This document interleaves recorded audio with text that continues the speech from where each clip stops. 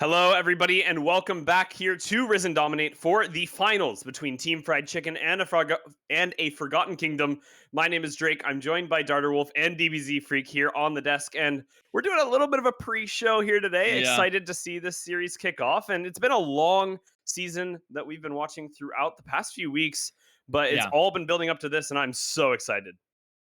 Yeah, it's a pretty cool finals. We have both one seeds, so top of the groups. The other AFK was tied for first, but they had the tiebreaker at 6-1, so they were the first seed. And Team Fried Chicken were the first seed from their groups. We have the two best teams, assumedly, from our Dominate regular season. And it doesn't feel like it's been as long as it has. It's been like 10 weeks or something at this point. Absolutely flown by, but yeah, I'm really excited to see what both of these teams bring to the table.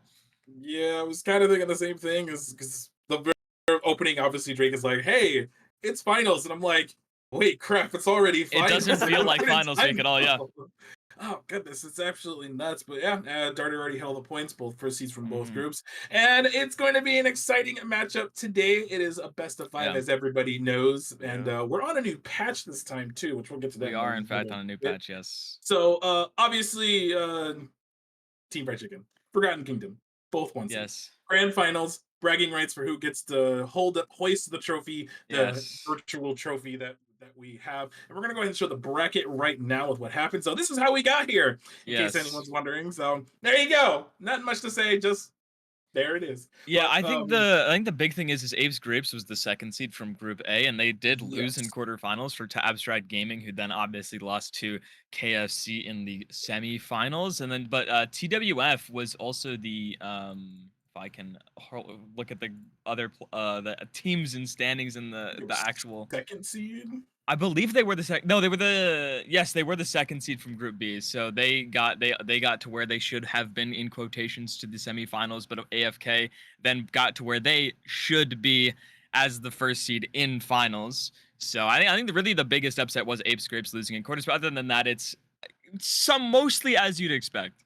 Yeah, not like anything too shocking, but the games were fun to watch. From what we saw, the games were a lot of fun to watch. Last week's games in particular were great. Absolute Yes. Gaming falling 3-1 to Team Fried Chicken, and then also AFK series also went to 4 games. They won Yeah. 3-1 as well. So both these teams, they know how to scrap. Both these teams, they will probably go to extra games most likely. Oh yeah.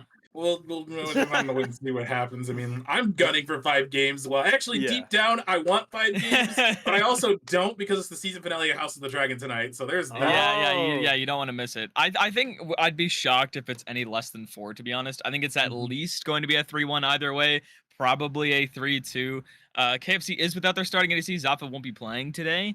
But other than that, I believe both teams have most of their players, if not all of their starting players, except for Zafa. Because of he had a bit of a whoopsie daisies with his solo queue game, so he won't be able to play. But Classic everyone solo queue else will ADC be moment. here. Yeah. But I mean, it is exciting, right? And we've seen these two teams go on throughout their journeys in dominate this entire season in the summer Yeah. of 2024, right? But I think the biggest thing to note is that for a lot of these matchups, even the ones that we saw in playoffs brackets, some of them were rematches, some of them were teams that had at least faced against each other in the past.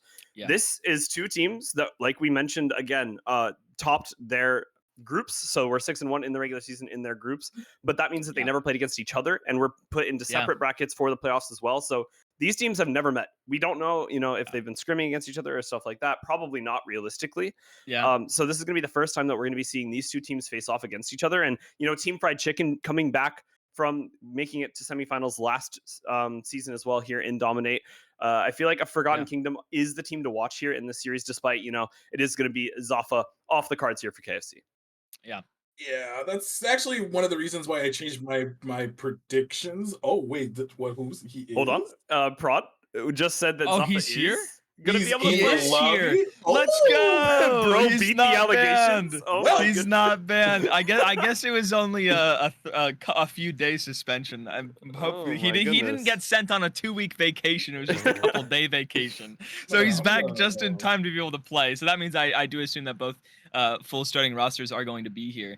And speaking Which is exciting, right? You were talking about Zafa being a powerhouse here for KFC. Oh yeah, he's Oh, really good, especially in lane. From what I remember, he's a really lane dominant player. I think his like CSD at 15 is one of the highest out of ADCs in Dominate. But I think the big matchup is definitely in jungle. Between these two guys, I think they're both pretty strong. 50 Cal and Zohair. Zohair obviously has been around for a while. We saw him last week, and we saw KFC last week. But I don't think we've seen AFK, at least us three, on stream at all. So, Don't think so. Curious I think to see they what played they on do. our off week. I think that's the week that they played. So it's definitely exciting, yeah. Yeah, no, it was definitely 100% exciting. Also, Nelson of the Zuff is here. That actually does change my prediction. I just want to point out loud. Okay, now he's backtracking. All right, Now we're look at him backtracking, already. yeah. Well, okay, Crawling back. No. Listen. Let me defend myself. My entire prediction was based off of whether or not he was playing, but now that I know that he is, that changes my prediction. Yeah. I was originally a 3-2, as you will see. Yeah, I still think AFK will win, but I mean, Sure. I don't know. See, I was gonna switch it to a 3-1 in favor of KFC now because of that. Yeah. Oh wow, that's a crazy flip. So you think that's a Zafa pretty is that big much? flip, yeah. You think he's I that do much of the think- linchpin here for KFC? I Yeah. actually think so. I'm not He's going really to lie. he does a lot. I mean, Yeah, we based saw on him He do a talked to lot Zohair last week. though, right? And I feel like Zohair, I mean, was the person kind of keeping things running. He said he was making a lot of the shot calls. No, for sure. I think I mean most teams, at least ones that get this far and do consistently well, have a very vocal jungle and or support as well. I think those are the two most important roles in terms of team macro and team synergy because they have the most agency over the map early. So being able to have vocal players in both roles, especially in jungle, makes it a lot easier And like I said, speaking of jungle, you can just see like the There it KP for is. both of these guys, they're everywhere. Yeah. And XP Diff, they also get ahead, and their KDAs are some of the best in the league. Like I was saying, this jungle matchup is crazy. Two of the best junglers in Dominate. So I mean, yeah, and I think the biggest difference between the two of them is the champions that they like to play. I think they do obviously have a lot of overlap because of how jungle meta is, but they also have a lot of unique picks in what they play. Mhm. So There it obviously is. for Zohair, the Lee Sin, the Gwen is a very interesting one. Obviously Silas, and then for 50 cal, he's got a lot of like bruisers in there with the Trundle, the Olaf, which something we don't see a lot of, and then Vi as well.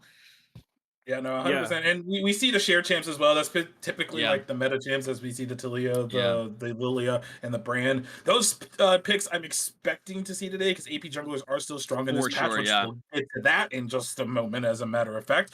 And it's going to be very interesting to see what these two junglers will play and how their style is together. We saw Zohair, obviously, how he played in the previous week, just pushing the tempo as much as he could as the games were going on. And here's the yeah. head-to-head once again, as we see it. Just look at those KDAs are kind of ridiculous. I'm Yeah, not it's gonna lie. insane. Like these guys are absolutely everywhere. You want a jungler to have high KP, but obviously they both have some of the lowest deaths as evident by their KDA. I Yeah. do think Zohair is more on the carry side than 50 cal just based off the champs that they're playing. But still, like a jungler that doesn't die is everywhere, gets leads.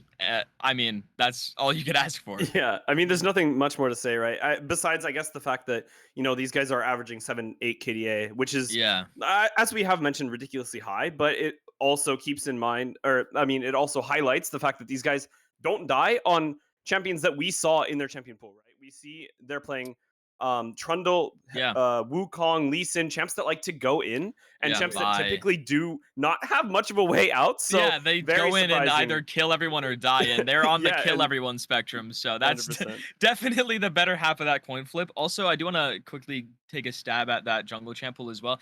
The Zyra, only one of them has played it in Dominate, and that is 50 cal. So that might be something we can see potentially getting banned by KFC if they don't both play it and can't contest the pick like that. Since it is still one of the best junglers on the patch. Yep, definitely. And as we're gonna briefly highlight also the patch as well, it's not like a really ginormous patch per se. It gutted Yeah, Static Shape and Kraken Slayer, which pretty much effectively took Shiv is Tristana out of the mid pretty lane. much the same. Yeah. The MS isn't really noticeable. The biggest thing is the gold change. It's now 100 gold more expensive. It's 2,900. Mhm. But the movement speed is you don't really notice. But yeah, the big thing is Tristana's out of the mid lane. She's not Finally. played anymore. That was last patch as well. I think the Ezreal nerf is fake, to be honest. I think that champ is still fine. I agree with you. But yeah, really the only thing is like Skarner is pickable now. Mhm. But I do think it's still pretty bad. Overall, the meta is about the same. Yeah, not like too terribly too much changes. So I'm not expecting anything like extraneous to see out of this patch. We might not see Tristana, which is the only one, but we will definitely be I seeing hope not. Yeah. Corki. Yes. Ugh, so excited for that, as you can Yep. clearly tell. And it's gonna also I don't think it's gonna change too much in the way these teams will draft against each other. It's just Yeah. it's mostly gonna be the same. And maybe when we come back in the fall, the meta will be different. By that point, it'll be the world's patch. So hopefully Yeah. something different will come on by And then. I also speaking of like the differences in draft, I think the two supports are very opposite Yeah. on the spectrum. I think we they play completely different champions, as evident by the two highlighted champions. One's Leona, one's an engaged player. The other one is very much an enchanter player. But both of them, much like the junglers, are absolutely everywhere. Really high KDAs from supports is a very good thing, especially for engaged players. They usually die quite a Yeah. lot. The vision score also very high for both of these two players, almost 3 per minute for both of them, 2.5 for Ichirat, and then obviously their KP. You want that to be high as well. Yeah, no, Yeah, and you would 100%. I mean, you would say that enchanters are going to have higher KP on average as well, Hmm. and higher KDAs. So Yeah, really even these two players, and like you mentioned, it's good that you can see that Ichirat picks a lot of these engaged champions and yeah, is having a relatively similar KDA. And I mean, yeah, like you could say, Namis tend to face check bushes and randomly die for no yeah, yeah, reason. So maybe they should be relatively equal, but it's definitely good to see from Ichirat that yeah. KDA is so high. I mean, DBZ Freak, what do you think is the most notable thing here from their champ pools? Is it just the fact that Ichirat plays everything? Yeah, pretty much. And it's not exactly everything. It's They only play the one single. shared champion. Yeah, Yeah, it's like that's their only shared champion. Like that's mostly enchanters for OSNAP, I will say. You have the yeah, Seraphine, you have the Lulu, the Nami, and the Milio, and then their only shared champ is the Nautilus, which is really funny because yeah, Nautilus is really strong in this meta right yeah. now. He's very strong. And Leona being obviously the peak of the pick right now, S even though plus tier. Yeah. Yeah. she was nerfed this patch, but I think that nerf was kind of fake. It didn't do too much. Yeah, it just lowered her damage, but she still is unkillable, and it's still Leona. And Mhm. also, Snap, their only shared champ being Nautilus, that is Snap's most played champion in solo queue as well. He has like 40 games on it, and the second most has like 18. So it's yeah. As much as it's a shared champ, it's very contested with the both of these two, and we are going to get into draft here now. And there's the Ezreal ban. I'm not surprised. Caitlyn ban, also not surprised. As we were talking about earlier, Zaffa is a lane dominant player, plays these lane dominant champs. I And like how there's the the jungle Leona thing ban as says well. Galio. Talia ban is also going to be really important in this series as well, since both of these junglers play a lot of it. Yeah, Yeah, I and mean, it would interesting to see that the target towards the Nefiri is there, and Yeah. like you mentioned, Yeah. DBZ, Galio's already been locked in for the jungle, so looking good. Galio has been But, locked in jungle, yes. but do we feel like maybe there's going to be a advantage towards one of these two teams for being able to start on either side? I mean, DBZ Freak, what's your opinion towards the blue and red side picks? Well, not wow. We instantly slapped the Two LeBlanc, AP which is very mid laners interesting. already, by Yeah. the way. So, okay, so that kind of changes what I was thinking Yep. was ended up happening. There's the Nautilus for Ichireta as well. So the mid lane, at least from what I've been seeing in pro play in particular, is a lot of it is mainly still heavily AD focused right now. Not Yeah. too much attention towards the AP mages. So actually seeing that already being changed a little bit coming into 14-15, which would be really funny if JoJo ends up locking in Aurora today in the LCS. That So that champ would is be so broken, by the way. interesting. Yeah, I speaking of the there's the Nami actually as well. There it is. Speaking of the advantages to both sides, I think AFK can make use of quite a lot of flex picks with what they have on blue side, and I think both of these teams actually like blue side quite a lot because they can flex a lot of things. And I like to see both of their mid laners playing these AP mages because their junglers like to play a lot of the AD champs. We saw it earlier. They do play the AP junglers, but most of the champs they play are these AD bruisers. So and LeBlanc, it's similar to what Damwon does with like Showmaker, who he plays Filmmaker, LeBlanc all yeah. the time, and he plays a bunch of these mages because of their jungler's champ pool, and very similar for both of these teams, the same thing. And there's MF, that champ is absolutely crazy. I think it's pretty much borderline Really? uncounterable, at least in lane. Yeah, it's so disgusting. I Obviously, feel it's like still MF in team fights and very easy to lock yeah, down it's in so CC. dependent, right? But her damage is so high, BT Rush makes it impossible to kill her in lane in 2v2. And it's just so unbelievably oppressive. But Sivir is something we haven't seen a lot of.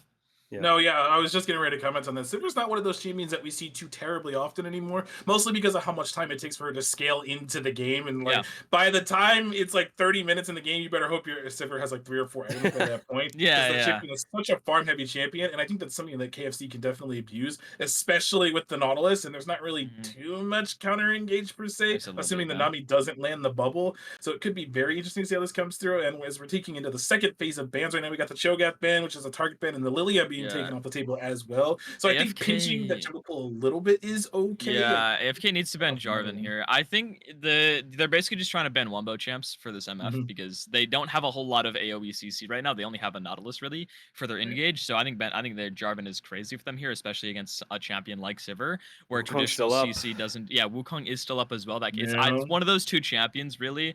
They are going to ban the Malphite instead, so they're Malphite. both Okay. open. I do like both of those options. I think Wukong and Wins is into probably J4 though, right? yeah. I think J4. I'm pretty sure Zohair's a J4 hater, but I think it's good Mhm. this game. He probably goes Wukong here. I think. I mean, realistically, it wins in the 1v1 jungle matchup. Yeah, So, yeah. like, that's Yeah. nice. And then on top of it, right, they kind of do the same thing. I mean, I Taking wouldn't their mind it here. time here. They're really taking their time with this. You're going out of the last, like the absolute wire. They're Wow. blocking the Nocturne. That's Nocturne. crazy, actually. Whoa. Okay. Interesting. So But they're gonna be as we saw, stopping. Zohair loves to like be in the jungle and farming a Oh lot, so this yeah. kind of makes sense. Yeah. And the one thing that we will always say when a Nocturne is drafted is where is that first ultimate going to go, and is it Yeah. going to be impactful? And the Trundle Yeah. being potentially locked in, I think, is a pretty good answer Interesting. into it. It's another one of those power farming junglers, and Yeah. they just want to both be on the map as much as they can. So it's going to be interesting to see where this jungle matchup goes. Yeah, okay, there's like go ahead and lock it in, and all that's left now is picking your top laner. So That's banning not the gonna, that's Malphite. not real. That's not makes real. a It's lot of not real. sense if they pick it. It is not real. I do agree. Yeah, they need more frontline. I think yeah, that's not real either. They need more frontline on AFK because right now they really only have Trundle and that's with a Nami behind it. I I think like that. Camille could work, especially since there is an immobile ADC and MF. You Yeah. can very easily negate what she's trying to do in these team fights, and they will There it lock is. that in. Pretty decent blend, although a lot of the counters are available. Jax being one of them. Renekton also very strong in general and decent into Camille in lane as well. They can pretty much do whatever they want in top lane here. Whether it be an AP top laner, I think Renekton's pretty easy lock in, but that not a lot of wombo potential for this MF, but they do have a lot of really annoying engage with Mhm. Nocturne, LeBlanc, Nautilus though. So I do think she'll have a lot of natural space in these team fights. Oh, Yeah, well, There you Jax. go. there There's it the is. I like Jax. that Jax. better. I So, like that better. Yeah. okay. So that pretty much kind of wraps it up for what we were kind of hoping for this draft in particular. I'm Yeah. surprised that Zohair is on this Nocturne. I will admit Yeah, the it. Nocturne's been interesting. Yeah, it is definitely a bit interesting. So we'll have to wait and see like what Zohair will do on this champion. As we know and have seen, the dude can power farm out of his mind. So Yeah. seeing that potentially come to fruition on this Nocturne, I'm not gonna say expect. I'm thinking we'll probably see that first ultimate either in the mid lane or in the bottom Yeah. lane in particular, because Yeah. Jax can typically handle himself just fine. Just Yeah. it's a little bit of a skill matchup into the Camille, as we are very all fully aware of, is that Yeah, champion is really dumb. it's a skill matchup early, but Mhm. Jax absolutely dumpsters Camille, especially later. Like the later the game goes, the harder it is for Camille to win, Right. even if she already has a lead. So honestly, if Jax gets ahead, it's very unplayable for Camille. So Mhm. I would assume AFK is going to try and at least neutralize that matchup early and do as much as they can to get that Camille a lead, so she can actually function in side lane like she wants to do. But the big thing for me is I think they really need to utilize this Nocturne LeBlanc combo to do something with these bot lane dives. They need to get mid push, take these two champions, go bot lane, and absolutely annihilate Sivir Nami. Because if Sivir gets behind, it'll take so long to get back into relevancy in the game. And MF with the lead is unbelievably oppressive. So I think KFC should probably look to get a lead around this bot lane. Using that mid jungle combo that's so obnoxious to deal with for anybody, let alone an immobile AD carry with not a very high peel support. I mean, both of them are one shottable by all three of those champions. Yeah, it's And I gonna mean, be. something to even contextualize KFC, right, is the fact that when we watch them in the semifinals, we've seen this team play quite often now, Yeah, especially on stream, but just in Mhm. general. And what they like to do is kind of, I would say give up pressure in the early game. yeah, Obviously, if they're able to do well in the early game, they'll take their chances. But Yeah. hmm what we've seen from them is that they might stumble a little bit in the early game, but they absolutely come back later on and towards those yeah, team fight levels, towards those levels of the game where they're able to just win through full skill expression. And like you yeah, mentioned, if that Jax gets there, then it's even better here for KFC. And I yeah, mean, I think what's really important for them here, at least, is they're going to be able to analyze after this game whether that identity is something they can stick to throughout the series or whether yeah. a Forgotten Kingdom is a team that's going to be able to stand up to them in those 5v5s. Yeah, and speaking of AFK as well, their comp is really strong in 4-1. Like Mm. Hui Sivir is a really annoying to deal with if you don't have like the ability to absolutely one-shot them. And the problem with Nautilus against Sivir is you kind of have to hit your whole combo because if she spell shields the first part of the CC and you ult her, she just ults and runs away, and then the ult doesn't do anything. So they kind of have to find an engage on someone other than Sivir. But if you let Sivir free hit, she's very obnoxious. So if AFK gets a really easy fight and they get to objectives first, I think it's pretty hard for KFC to walk into them unless they find a crazy LeBlanc flank or Nocturne ultimate, where because KFC has to get there before AFK, otherwise it's very hard for them to contest objectives without a lead.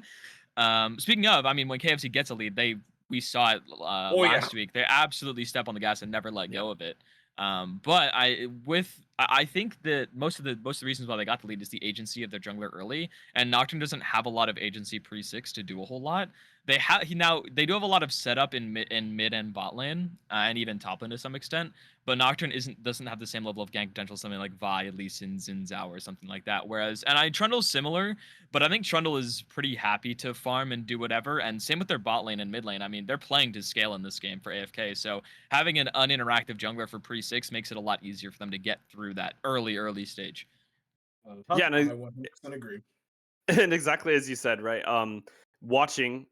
I hate that we keep bringing it back to watching KFC last week, right? But like It's AFK good for just the hasn't shown up on context. streams, so it is exciting to see what AFK has to bring and what Yeah. the leader of the opposite side of the bracket has to bring here into this series. But again, to recontextualize what we saw from KFC, I think another pressure point here for KFC is, like you mentioned, the fact that Zohair isn't as much on a playmaking early game Yeah. champion. But on top of that, I feel like it's an emphasis on the fact that the last week that they played, the Yeah. 3 games that they did win, Zohair walked away from 5 minutes into the game with 2+ kills. Yeah, he was 2 right? kills, 3. Mhm. Yeah, he's 2-0, 3-0. Like on And, the first crab, just got yeah, a bunch of kills off of a random skirmish that happened, and then we just hardcore snowballed. So if that does, now the thing is, Trundle can duel Nocturne pretty easily.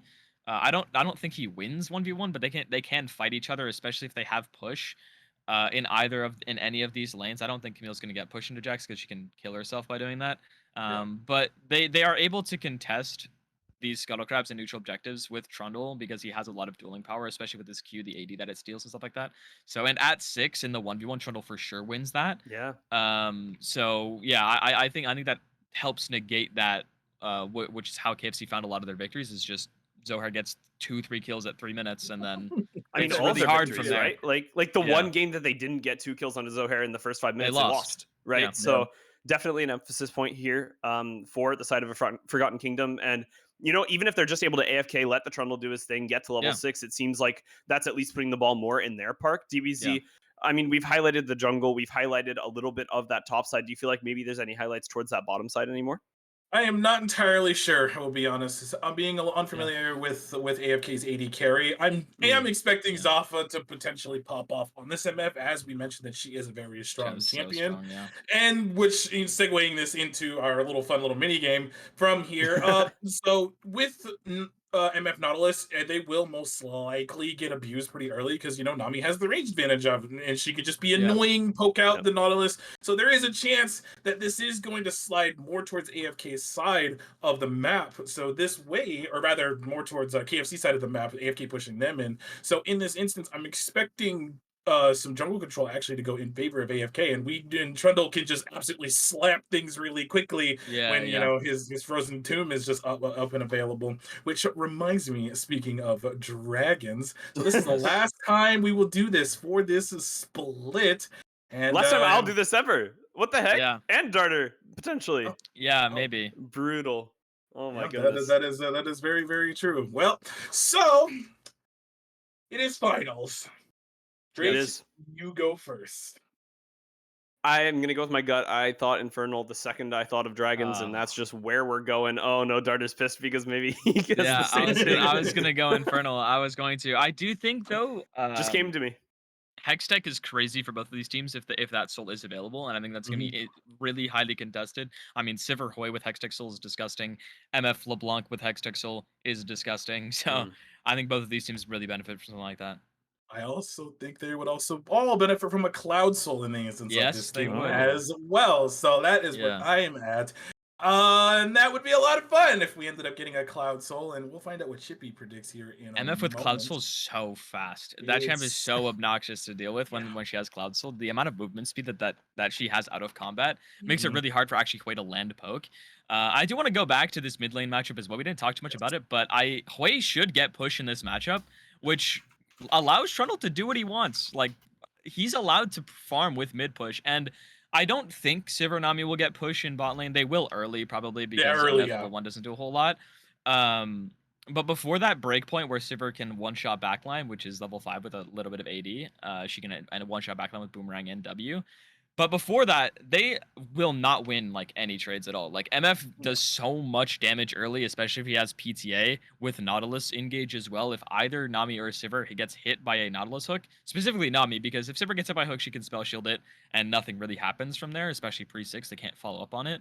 But if they bait the spell shield, potential like if she has to spell shield an MFQ because she's taken so much poke from the wave, then that gives them 20-second window to try to find a fight in bot lane, and they will win that 2v2 if they get a decent engage and they have that HP advantage from MF poke. That champ basically wins lane for free. But I don't expect them to get push like they normally would because it's double ranged and Sivir, and it's really Yeah. hard to push wave against that champ if you don't have a double range bot lane yourself. Yep. So this is gonna be very interesting. I think Spectre is almost over, if I'm thinking correctly. Yeah, I think it's Yeah, we're almost getting done. close. So we're getting We're close getting into this close. best of five. It's the best of five, the last best of five of the split, and it's the finals. Can you believe it only took what, like 10, 11 weeks to get to this point? Like, Only. Only, yeah. It 10, doesn't feel 11 like that weeks at is all. so long. It's a long so long. time. It's a long time. That's 2.5 months. But like, it doesn't feel like that at all. But it has been Yeah. that long. mhm. But yeah, I mean, I it's think crazy. yeah, it's absolutely nuts. I mean, it's been really long for these teams as well. Like, not Yeah. just the 2.5 months in season, but the time spent before that in scrims, making their team, getting everything together, and then during the season in scrims every week, you got to show up to the match, win every match. These guys have dropped one series each, all series, both 6-1, and they've obviously won every season to get every series since then to get here Yep. into finals. So I don't think either one of them is going to be going down easy. And yeah. But I mean, Well, at least. at least we'll get into game. That's Yeah. what it Yeah, is. at least I we'll was get gonna onto the say. rift. And I was gonna say, as we get on to Summoner's Rift, at least both of these teams will be walking away with a prize, regardless, right? Second place is Yes. going to be walking away with 240, and first place will be walking away with a hefty 560. Yes. So yeah, definitely both these teams want to be able to walk away with the win here, and it looks like it is going to be full rosters for both these teams. The Vodkill did sub in the last few games for KFC, but it looks like he's sticking Yep. around for the finals, and relatively just full strength rosters here on either side. Hopefully, we don't see a Florida Storm wipe out this series. Yeah, hope fingers crossed for that one. I do want to Oh, mention yeah. real quick the Alcove refugee on this server with no cleanse. Now you'd be like, server doesn't need cleanse. However, you can't spell shield both LeBlanc chains, and you can't. It's hard. The timing isn't difficult, but if you spell shield Nocturne ult too early, you can't spell shield the fear afterwards. If you spell shield the ultimate itself.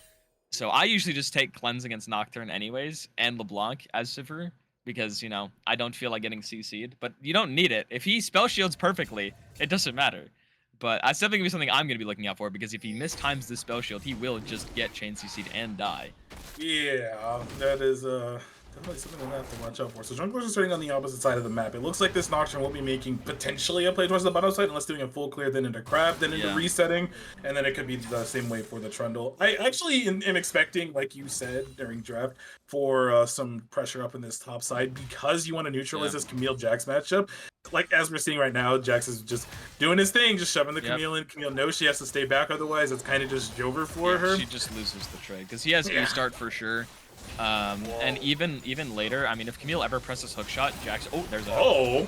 Yeah, lands here onto Alcove Refugee. He's gonna get low. The ignite gets popped, and as you mentioned, doesn't have cleanse, so gonna be burning down quite a bit and poked out of this lane for quite a while. Cleanse, and in no that mid lane as well, quite a trade going on. Yeah. Both these laners already very low, and you can see junglers both hovering on their raptors could move if they decided to. The Vodkill looks like he smells blood in the water.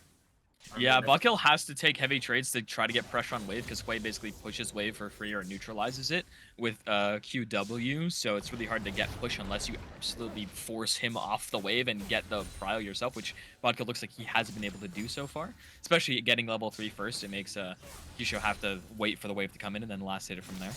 Yeah, the one thing you're aiming for, especially in the LeBlanc matchup, is you're aiming for electrocute procs, as many of them as you can, because if you can land the QW combo or QE combo, whichever one you're deciding to land, hitting that extra damage with the electrocute proc is so good and feels really nice and makes a trade go more in your advantage in this instance.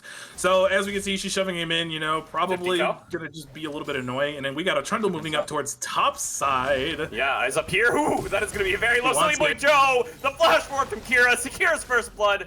The wave doesn't look like it's gonna crash though, so it's not gonna be the most massive win here for Kira, but it's gonna be a win nonetheless. Alcove Refugee in the bottom side trying to get away. Pop that spell shield a little bit late, and it will be them pushed off of this wave and pressure in this bottom side for KFC. Oh, and mid lane, no, Q-Show! One more auto is not going to be enough to clone. Doesn't do any damage, so he will be able to get away. And the bot kill can't look for anything further. Nocturne is going to hover, but I don't think they'll be able to get vision. But yeah, it doesn't look like they have it. The bot kill gets stopped in the mid lane. Another wave stopped here for the side of AFK, but it's going to be a 1-for-1 across the board. A good start here for KFC. Yeah, Take I that. do think the top lane kill is definitely favored for Kira because the wave's pushing into him now, which makes Mhm. Silly Boy's job much harder to contest, especially since Kira does have that Sheen online already. Neither of them have Flash either, so these trades for sure favoring this Jax already. And in this bot lane, it's going exactly how I expected. It's really hard for Sivir to survive if she gets hit by anything, because MF does so much damage early in lane. And yeah, this is exactly what happens, although he eat a little bit too early. Usually you eat on the second half of hook shot, but still, he's getting a pretty natural CS lead here because of how massive this stacking wave is. And same thing on the opposite side of that bot lane, up nearly double CS. Yeah, I was completely wrong. I was not familiar with Ichirat's game on the Nautilus, but yeah, I love that level 2. That immediate level 2 hook was kind of insane, and I'm like, oh, that just swung the matchup very heavily in their favor, and it's exactly what we've been seeing right now as we see by the gold, up 200 gold. Zafa walking up here in the bottom lane, gonna try to get some vision down, but not too much to come out of that. And Sivir's almost at that level 4, is on that level 5 win, I believe. Yeah, about a quarter of the way. Yeah, there. she has no extra AD, so she won't be able to one-shot backline yet, because she did buy a cull for space, because she's unfortunately a little poor at the moment. Whoa. Oh. Bot kill. Trying to get a damage here on the Q-Show, and the clone goes away. A good dodge coming out from Q-Show, though, and the chains haven't quite landed. The bot kill can't quite find the damage. Wait, one more auto. The minions doing the work! And it's going to be a 1-for-1 in this mid lane. Both teams walking away with 2 kills overall in this scoreboard. Yeah, Q-Show that's used the wave really well. Yeah, that's what to say. Like, that was some really good like minion walking there, which I imagine the chains were used but missed because of the minions, or they just not Budkill was not able to get that chance. Ends up being Yep. That did happen. Alcove Refugee becomes well, an alcove, non-alcove actually, just dead. Just a lane refugee, not there anymore. Yeah, I mean that's what happens when you get hit by a Nautilus like near tower with an MF. The 50 cal was looking for a lane gank there, but the play happened before it looks like he was able to do anything. And this will give them Drake for free. They have push in bot lane and in mid lane because of that trade of kills. And honestly, that trade of kills does favor bot kill a little bit because of the wave state. He will be up a little bit of farm because he can be very annoying. But Q-Show's still on Hui. Hui is always an annoying champion. I think the biggest leads in these side lanes being the 2 lanes that KFC definitely wanted to have get ahead and picked to get ahead. The fact that they're online will make this mid game pretty easy for them. Yeah, and KFC are the ones who want to get to late, right? We were talking about it a little bit earlier. I mean, Hui and Sivir do get strong late, and Camille, you know, becomes kind of a menace. Maybe not in the Jax matchup, but towards Zafa, right? Towards LeBlanc, absolutely one-shots people with Cho'Gath ult on or Q. So both these teams do get strong late, and I think it is going to be a matter of skill expression in this series overall, but especially in this game as it gets later, because, I mean, neither team really pulling too far ahead just yet.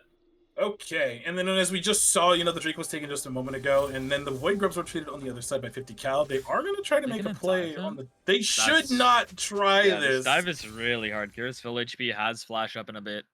Yeah, they're not going to commit for it. Oh, Zohair. I mean, that's massive for him, right? Like, he just got the red buff for free. Okay, looking for a kill here as well. Wei has no flash. He used it earlier, and it's looking like a kill here for the bot kill.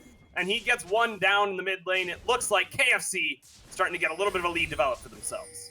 All right, pop quiz. What did I say? Where is the first Nocturne ult going to go? Either bot lane or mid lane. That's exactly what we saw, but abusing the fact of the no flash. Q-Show dying, but this is risky. Hit the wall? Oh, wow. Yeah, that flash didn't dodge the hook shot either, and it looks like the hexacle that made him will save Silly Boy Joe's life, and it looks like it will be a clean kill in this top side for AFK. They're not fully out yet as Zohair and the bot kill are on their way up here. That hook shot is illegal. That hit the wall. I was about to say, there's no way that hurts. Split.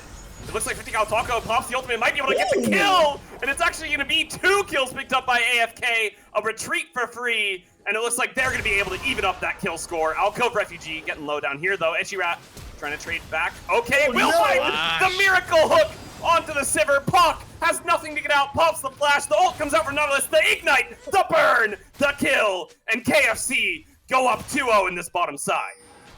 Okay, so we're getting violent everywhere on the map. So let's rewind a little bit. So we're all surprised that Silly Boy was able to hit the hookshot on that wall, because that was absolutely insane. That's limit testing to the extreme right there.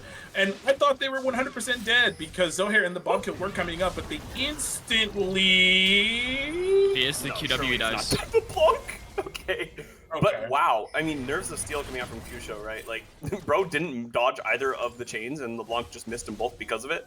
Yeah. Zohair looks like he really wants to pop that Nocturnal, but it's not The up, and I best, think the they seem best aware. sidestep is walking in a straight line. I swear. Apparently. There's like a break point in skill bracket where like you just have to stop trying to juke because they'll predict your juke every time. no. So you just start walking in a straight line, but he might die here. He has flash though this time. Yeah, Oh, flashes the auto immediately doesn't as go well. through. But Oh, the nice. Nautilus hook lands, and Kusho's just going to go down. Will 50 Cal Taco die as well? Looks like he's actually going to try and trade back onto Ichirat. This smite comes out. One more chomp, and it will be a kill here for Trundle. Getting actually very low, but it is just going to be mid laners doing mid lane things to the jungle, just poking out. Nocturne moving in that bottom side, going to try and get some pressure away from that MF. As it looks like Kirita Ipsum did pop ultimate up here. Silly Boy Joe is not under threat, though, and it will be AFK walking away with one member dead in that mid side. We're gaming. We are 100% gaming. The flash for flash there, Ichirat burning there. Flash to try to get the auto stun, so that way the hook could land after the fact. But it doesn't matter when Nautilus hook has the size of half the map, anyways. Yeah. So Kusho once again Nerfed, by the way. falling at the end of that play. Yeah, nerfed, right?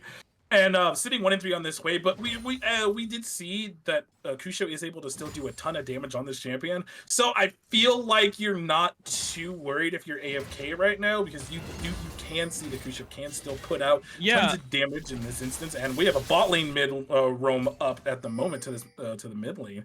And just aware of that, will go ahead and back off. It's also really funny because Silly Boy was about to go in onto Kira to top side, and Whoa. Uh-oh. oh, all right, we're paused. Have a bit of an internet issue. And while we're talking about this, I do want to mention also, like, as much as there is like a 1.2k gold lead in favor of KFC, a lot of that is on this Nautilus, which is not necessarily where you want it to be. Oh my goodness. Whereas like he's all of it is basically on one. Yeah, he's 1k up. Now Zafa is also 800 gold up, but the rest, like the jungle lead being 1k in favor of 50 cal because he's picked up all of these kills pretty much, or 3 of the 5, and he's gotten a mini shutdown on 2 of them. He got 400 gold from the Ichirat kill and 400 gold from the kill onto Cura as well in top lane, I think, or one of the kills, potentially on the one to Bob kill, I think. Yeah, it was that one. So he got 400 gold from 2 of those kills. So realistically, he's basically like 3-0 and 3 rather than 3-0-1 because he has effectively 2 more assists in gold, and he's not down any farm at all. He's been keeping up and been slightly more active on the map, aside from that one ultimate earlier from Zohair in the mid lane, which is where we expected it to be. But I think really, like, even the fact that Cura's up 22 CS, his lead is isn't as big as it would be just because of that initial gank in the top lane. Yeah, so it's been pretty hit or miss in terms of, like, I'm trying to figure out how I want to describe this. But it's kind of interesting when games in this state, because we're still in the early game, like games in this state where it's like the gold lead is kind of a lie per se, if that makes a lot of sense. And it's really interesting to see just how close a lot of these fights have been playing out and how aggressive both these teams have been playing. And I'm actually shocked that both these teams are actually playing as aggressively as they are, because I imagine since it's the first game, they're feeling each other out, kind of just going back and forth, like we could pick this fight here, let's go ahead and try this, as we saw that with that mid lane one. And then the top side, they're like, okay, we know their team's collapsing, so we can absolutely make a play here. It's exactly what happened when the bod kill had died. And it's like they're feeling each other out, and it's getting really scrappy. And these are the kind of plays that we like to see, especially out of these teams. They're knowing where their strengths are. They're finding out what kind of plays they can make on the map. The vision has been really good so far as of this point too, as we've been seeing. We haven't talked about it at all as of yet, but the vision's been really good, especially on the bottom side of the map. And it's just like we were saying, both these supports are really good at getting that vision where they need to, and it's paying off so far. And I mean, when you were talking about aggression, sorry, Darda. No, go ahead. I was just going to say, when you were talking about that aggression, I think it's really important to note for sure. When we were obviously contextualizing this series, contextualizing the fact that, you know, we made it through to finals, we're at the very last hurdle, and these teams have everything riding on this series and this game, even in particular, because any game can help decide the series. And both of these teams, super aggressive, super willing to make things happen on the map, super willing to pull that trigger. And I love to see it. I love to see that the nerves aren't getting to these players as of yet. And they're just willing to do whatever they naturally feel like they should be doing to be able to win this game. And I mean, it's really good to see that they're not holding anything back here in the series so far. Yeah, for sure. And I think like the other big thing is like the only real lead that we've seen come from like a straight up 1v1 or 2v2 is this bot lane. I mean, Hmm. Zafa and Ichirat have just been getting a lead by themselves with no jungle help whatsoever from either lane. Like this just been complete isolation in bot lane, which is very unusual. Usually top lane's on an island. But given the matchup, I think all three of us are expecting the junglers to be around there for the most part and mid lane as well, because you don't want 50 Cal doesn't want to let his Sway get absolutely abused by LeBlanc and Nocturne, so he's going to be around there. And same thing with Camille. He doesn't want to have his Camille get abused by this Jax because he's got two really rough matchups dealing. So he's always up there. And the one time he did look for a bot play, didn't get to do anything. And I mean, Alcove was just died before his jungler was even able to help him. He's sitting in the bush and just was, well, I guess I'm going back to clearing my camps. Yeah. But he has gotten 3 kills. And I mean, we were talking about Zohair getting 3 kills and 2 kills in the early game stages, but he hasn't been able to get any of them. He's 0-0-2. He's made good plays, but 50 Cal's been the one to pick up the early kills and has a lead in jungle, countered by that lead from Zappa. So as much as they are 1.2k down, realistically, since 1k of that lead is on that Nautilus, it's a dead even game state. And it doesn't Yes. bode well statistics-wise, right? Like we were Yeah, talking about it, Zohair has only won the games where he's 2-0 in the early games. So Yeah. just saying statistics-wise, it's looking a bit spooky. 50 Cal Taco, another very much a force to be reckoned with in the jungle. I Yeah. mean, a Forgotten Kingdom in a pretty good spot. I mean, we've talked about it a bit, and I mean, we can drone on about it as much as humanly possible, but Yeah. definitely a pretty good position here for Yeah. a Forgotten Kingdom, and Team Fried Chicken have a little bit of ground to make up. I mean, DBZ Freak, where do you want them to start focusing if they're going to start making up that ground? They already have a dragon, so it's not terrible for them.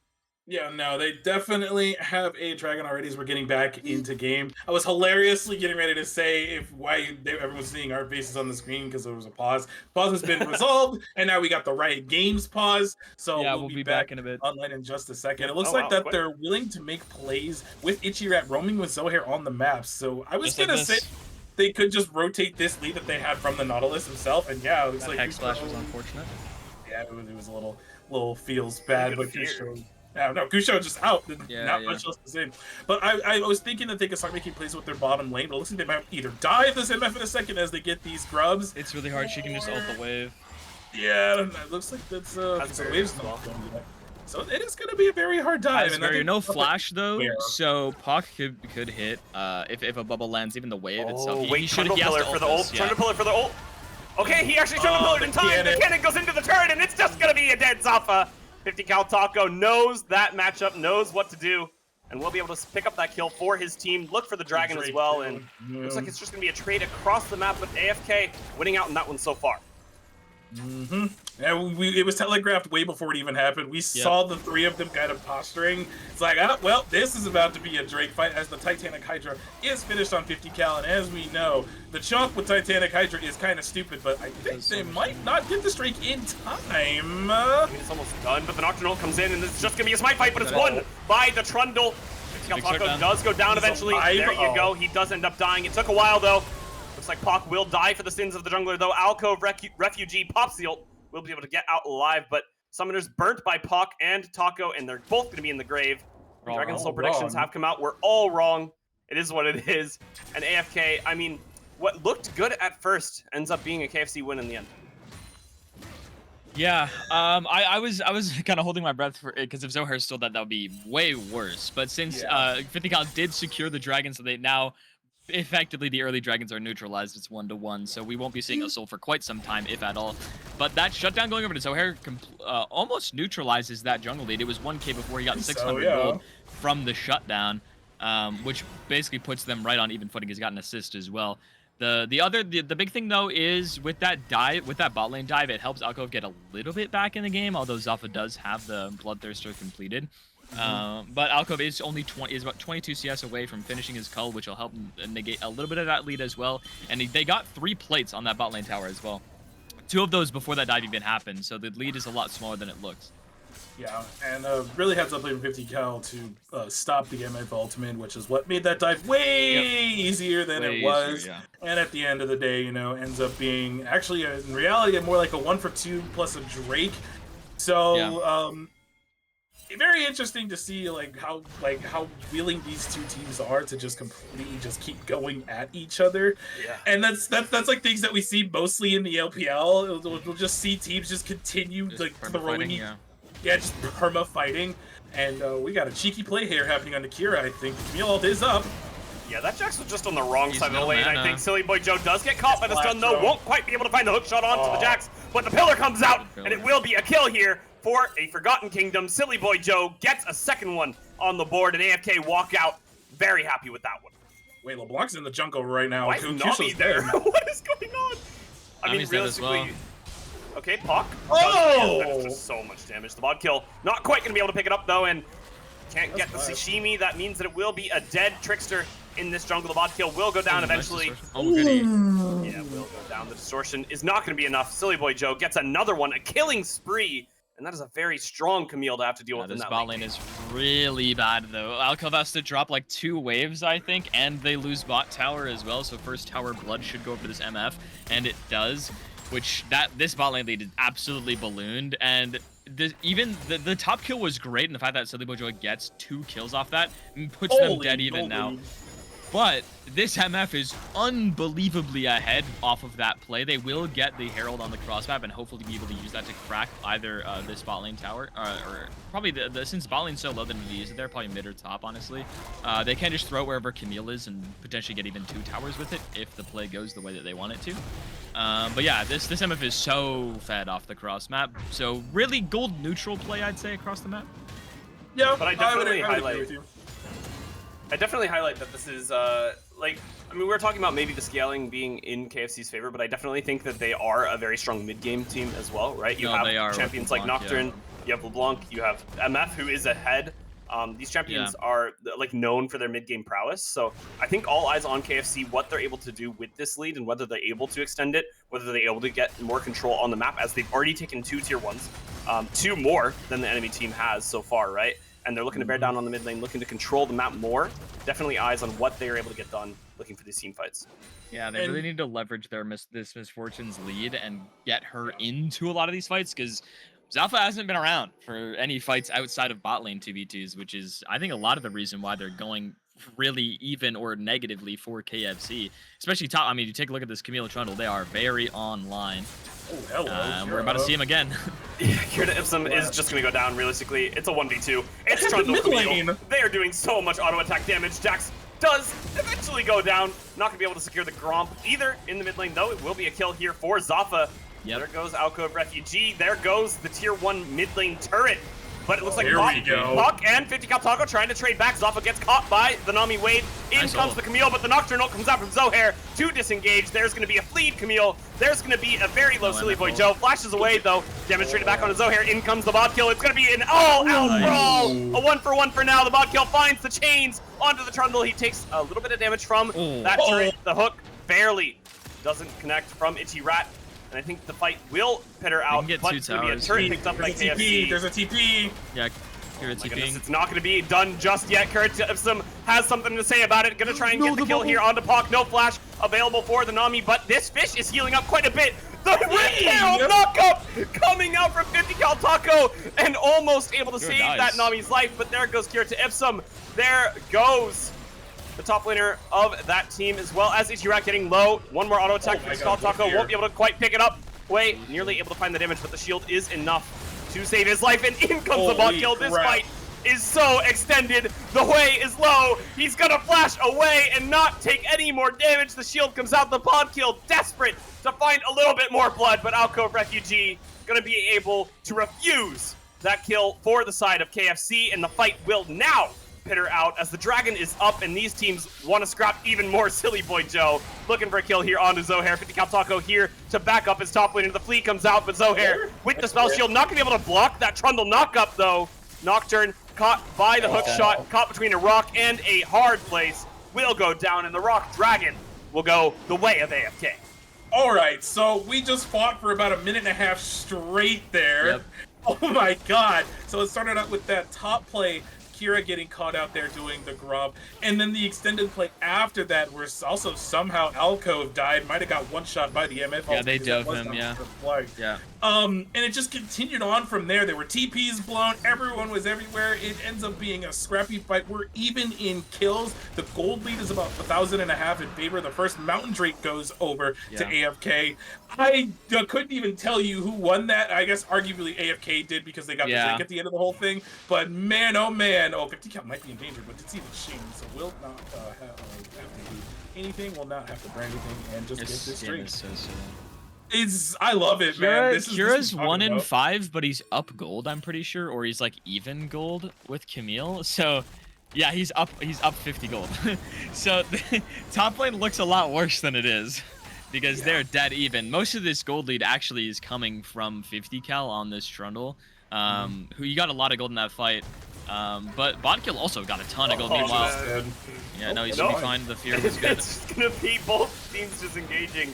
I mean, guys, I want to get out the popcorn for this game. I'm gonna be honest. Like, I'm smiling through my teeth. This is an enjoyable one. It's a crazy start to this 5-game series, right? It's showing that this is gonna go the distance. It's already a close game as we're talking about. Neither team really pulling ahead either. I mean, who wins the next Dragon fight? I think that's maybe where these teams are looking now. Oh, whichever AD carry doesn't have flash before then, I think is who wins this next fight. I'm not going to lie to you because if Safa's flash gets blown, you can't really get close because even if you try to ult, the Camille could just be like, oh, that's a flash of AD carry. Yeah, you get Trundle pillared, Camille ulted, Nami wave. Yeah, it's really hard. He's gonna have to be really careful about when he uses his ult and kind of actually hold it until like halfway through the fight when a lot of the cooldowns are actually blown. And yeah, 50 cal has Knight's Vow. I would expect him to put it on Silly Boy, to be honest, because it has a lot more value on bruisers, especially how often they are together. Because it doesn't really do a whole lot for Alcove. He probably just dies through the damage anyways. I think we see it on Alcove though. Yeah, he did put it on Alcove because, but he should put it on Camille. It's still on. Yeah, it gets more value on bruisers than it does on carries. Yeah, and the bot kill was almost one shot by the looks of what I'm seeing, but they're kind of... Wow, that guy does not take damage. No, he does not. No, holy, that's... Mill, steel caps, yeah, he's not even damaging enough. The turret does, though. It's going to go down. AFK get a tier 2 in the mid lane, and they've finally claimed 2 turrets, and started to even out the turret. They'll get bot tower as well. Okay, Kira might be caught here. Actually, we're going to go ahead and engage onto him. He said, I think. Yeah, but it is going to be a catch here onto Taco as well, and Kira finds a way out for now. Vanami ult comes out and actually denies the ult from Zafa. So much damage stopped. Kira goes down. Itchy Rat fleeing will go down as well, and in goes Zohair into the back line of the enemy team. Finds a double kill onto AFK. Oh my god. To show the last remaining survivor in that back line. Zohair, with that disengage, maybe even didn't need to look for it. Gonna try and find a re-engage here onto way. Q-Show gonna be able to find that blast gun. The bot kill might be able to go over the wall, but Q-Show so critically will be able to get out, but 4 members of AFK in that grave. How did they win that fight? Bot kill. No one has any MR. I mean, this LeBlanc is so fed. 50 cal got literally one shot by bot kill. I mean, he's 2 items, 7 and 3 LeBlanc. Bot kill has no MR, as you can see, is literally 0, other than the base MR that he has. So he got 1 shot by LeBlanc. MF got the other kill as well. And yeah, the wave was great to deny the MF ult, but Zohair like all the carries are gone because they're too busy fighting this Nocturne 1v3 in backline. So it's a 2v3 on the other side of the fight because Kira died before the Nocturne all went off. So it's a 2v3, and they do win that because Botkill is so unbelievably fed. 50 cal actually can't tank anything.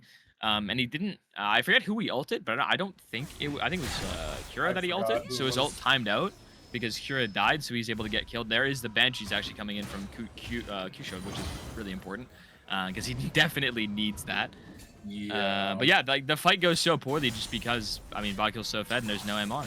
I mean, in the disconnection as well, right? Like 50 cal Taco and Silly Boy Joe into the entire team of KFC, despite Zohair, right? And if Zohair's in the backline, he wins against the Sivir 1v1. Q-Show is not doing damage yet, right? This way, it just finishes Banshees. Where's his damage item? He doesn't have one. It's vegan Hui right now. He has Seraph's Banshees and Merc Treads. He has absolutely no damage. And it's Tiamat, not Sterix, I don't know why I'm saying that. Stridebreaker, Tiamat Stridebreaker, Zohair into 3 squishy, immobile carries, right? Like it's such an easy pickup.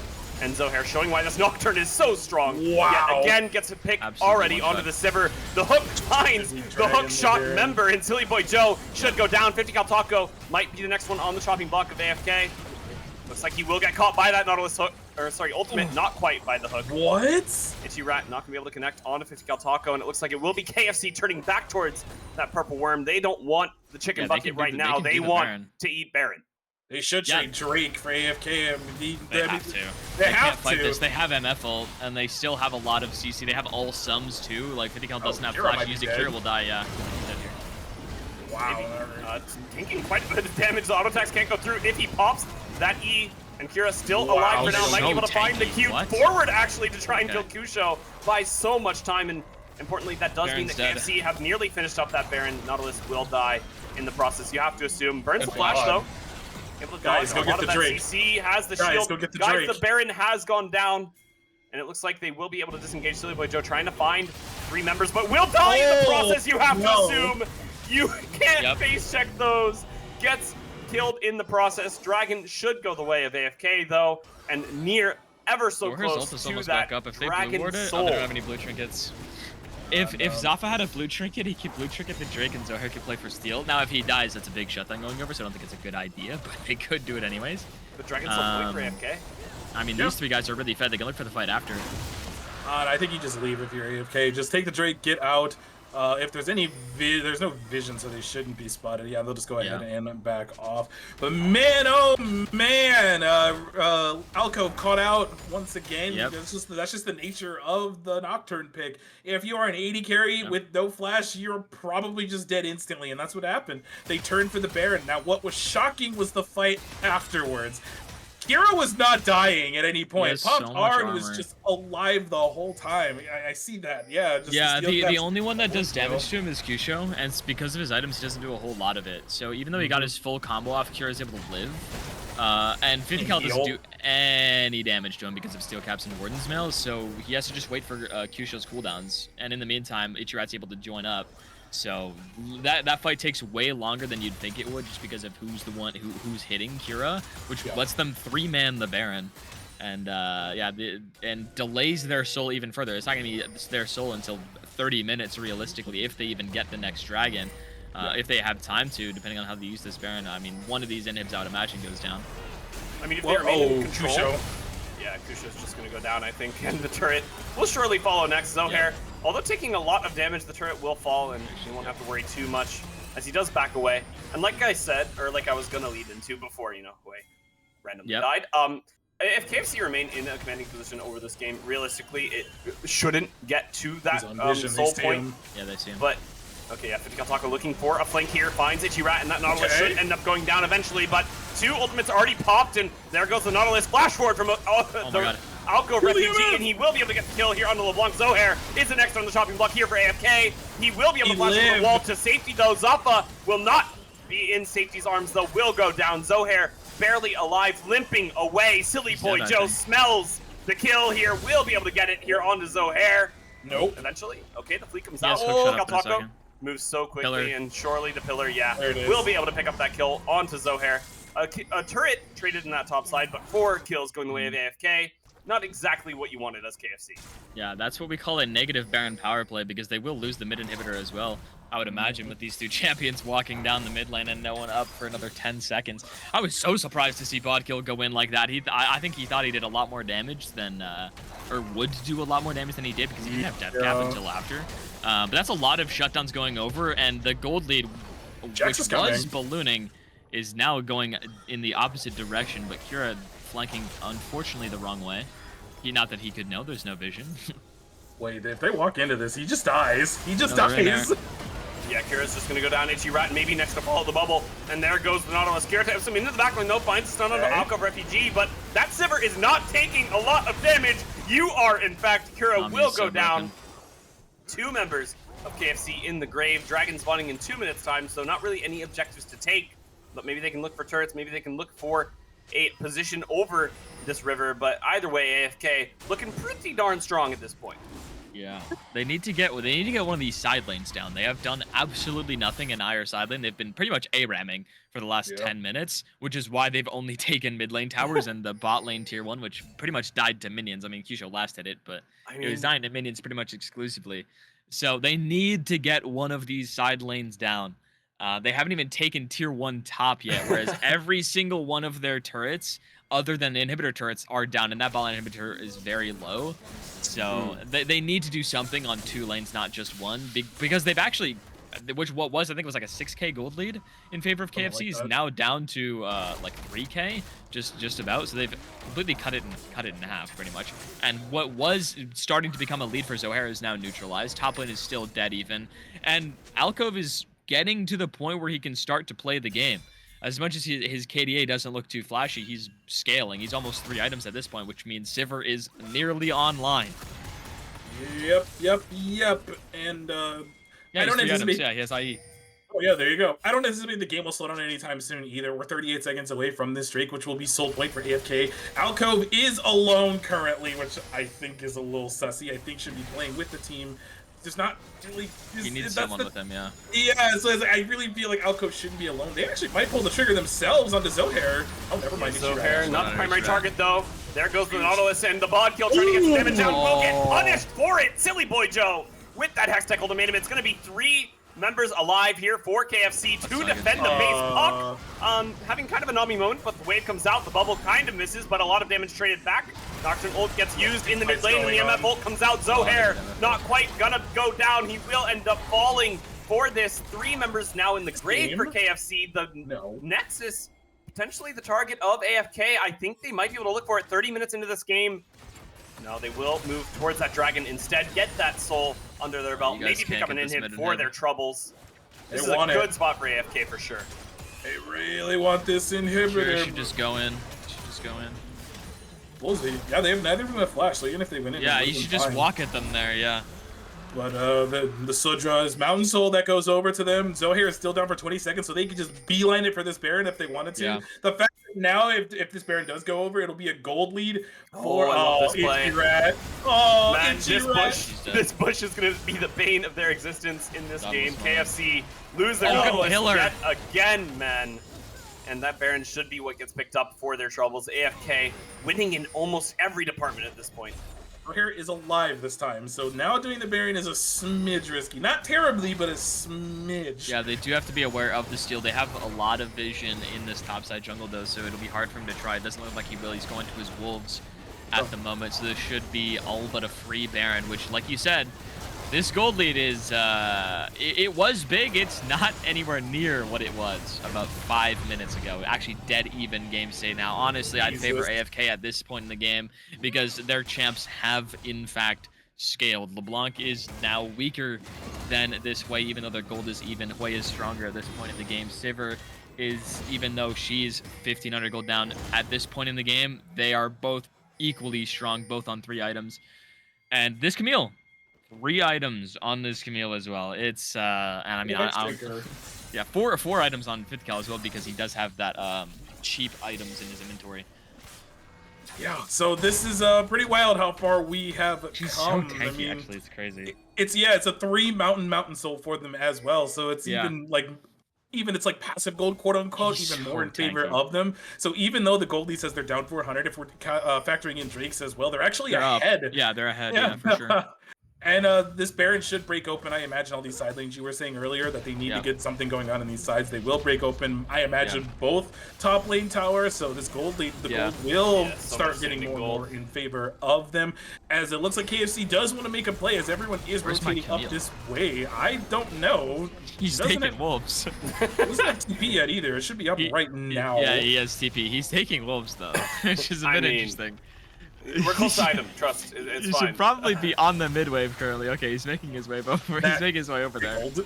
They had to sync him up. Trust. Yeah. True. Okay, the lock kill not spell quite. Shield.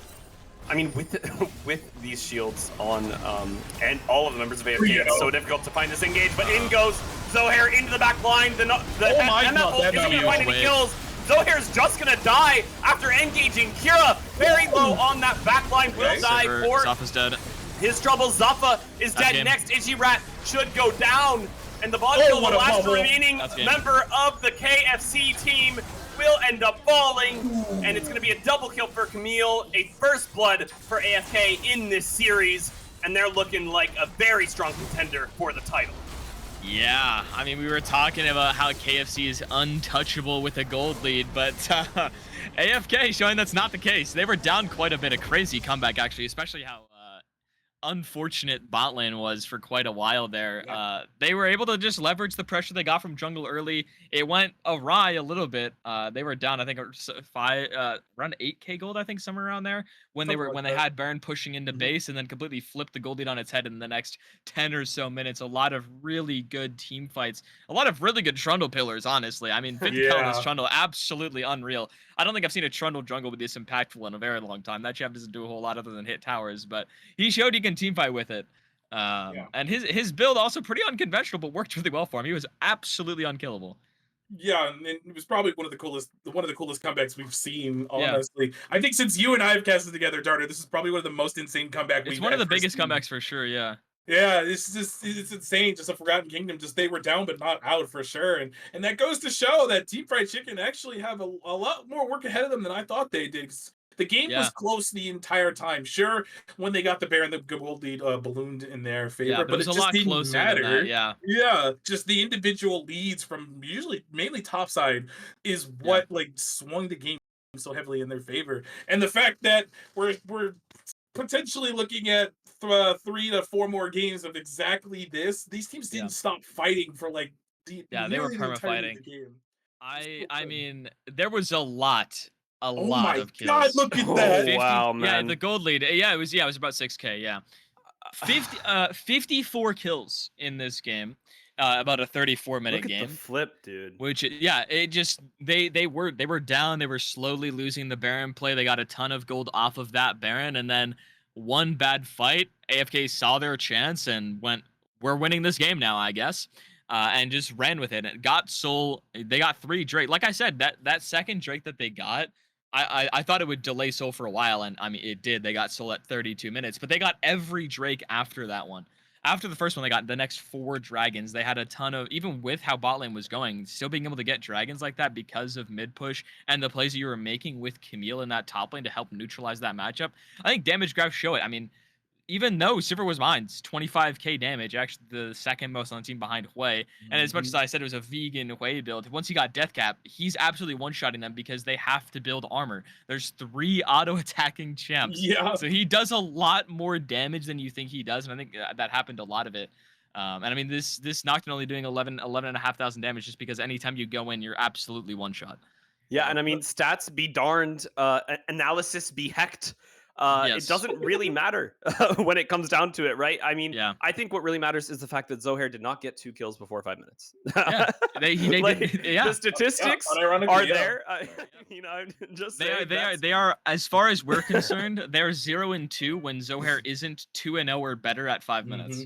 I mean, that's really all that matters to me. But yeah, I mean, definitely a really fun game. Like I said earlier on, I mean, I wanted the popcorn in that game. I wanted to stop watching and just enjoy it, eat up, and just enjoy the content on our screens. But that is going to be it for game 1, guys, in this best of 5 series of Forgotten Kingdom 1-0 over Team Fried Chicken. And we'll have to see how it goes in game 2 of this best of 5 series in just a few minutes. Go grab a snack. Go grab some popcorn if you didn't have one in that game, because you're going to need one for game 2. We'll be right back.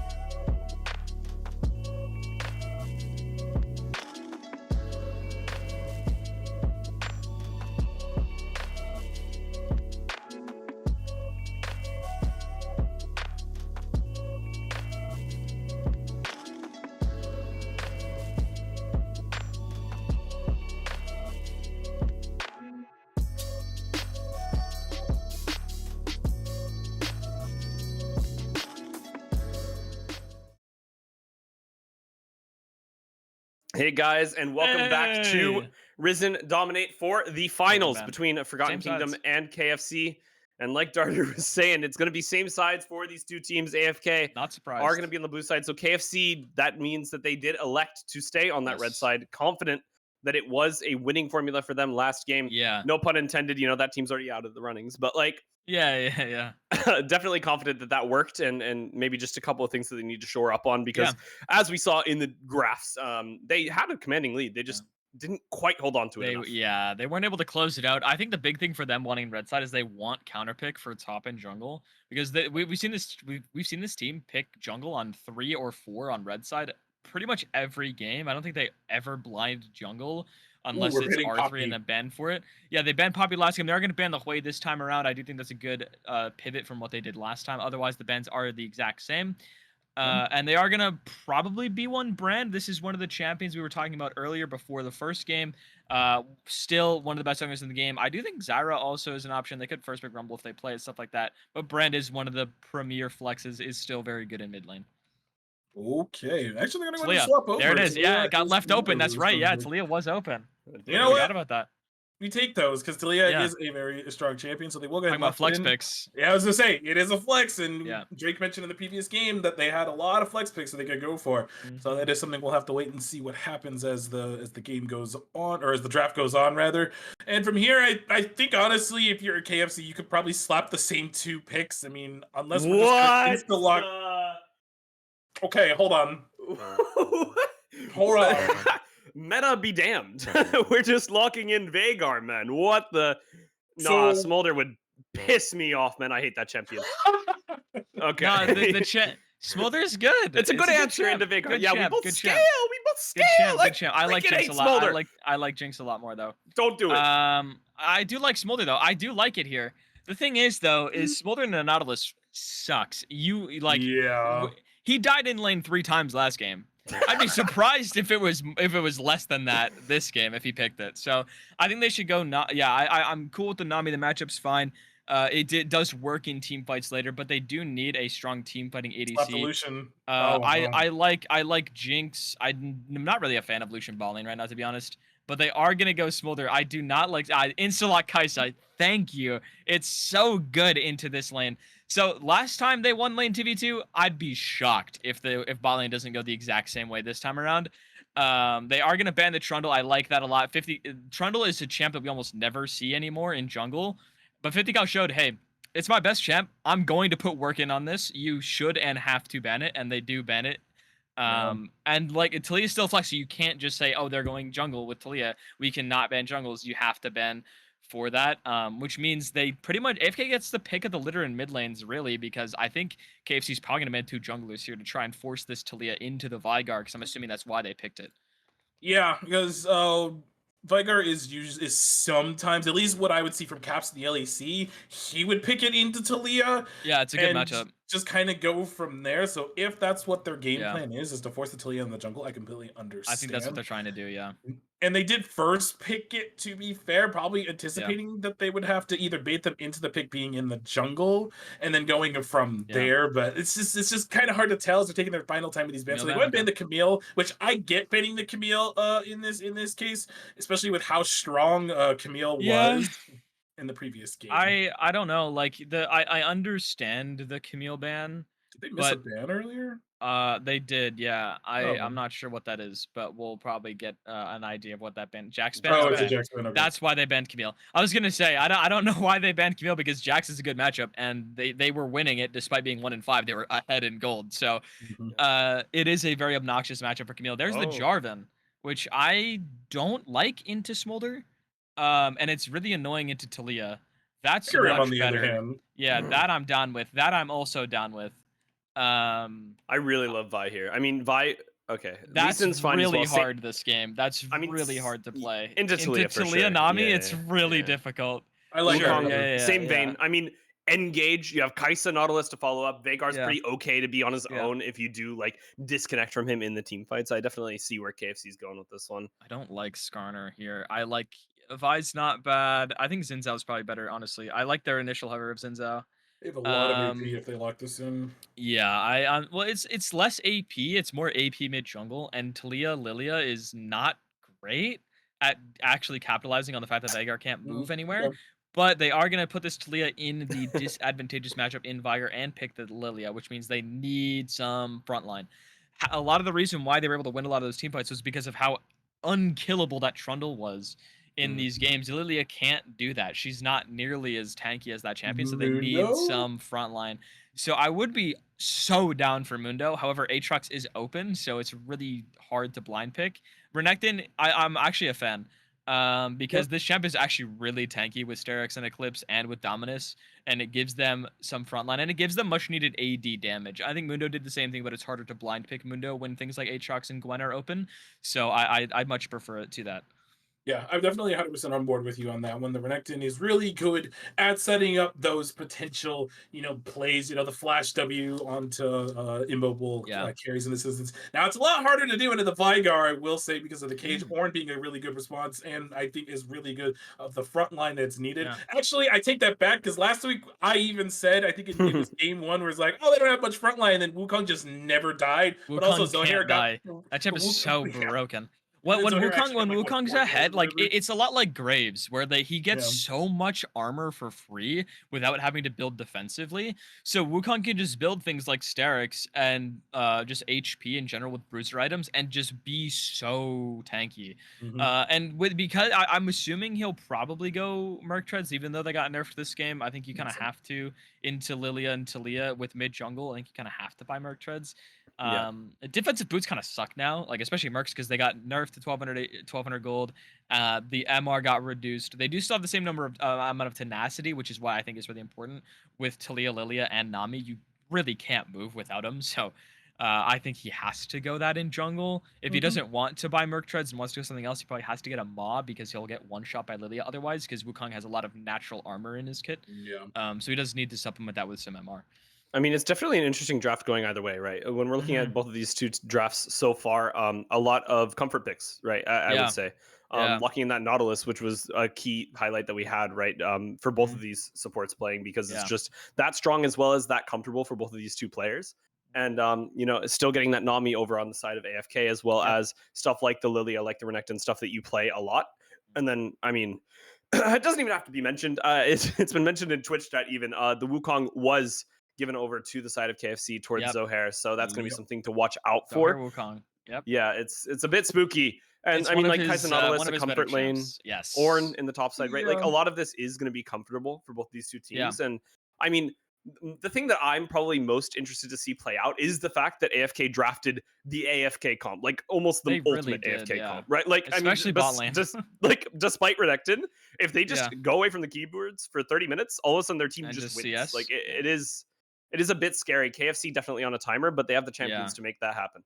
Now Yeah. that is where we get to play my favorite mini game, where we get to see how many stacks does Vygar have at certain X minutes over the Oh, course. Veigar Yeah, we get stacks. to We're not play talking about the Smolder stacks. not just Veigar stacks, but Smolder stacks. We got two I don't stacks to care keep about track of. Smolder. No, we're gonna The ignore that champion. the big thing though is as much as like KFC's on a timer, they do have really strong It's scaling. true. Like Yeah. Mhm. Veigar gets really powerful later in the game. They have Ornn items Ornaments. as Yeah. well, and Kaisa, as much as everyone's like this champ is a mid game champ, she does so much damage later, especially Yeah. when AFK doesn't have like a true tank.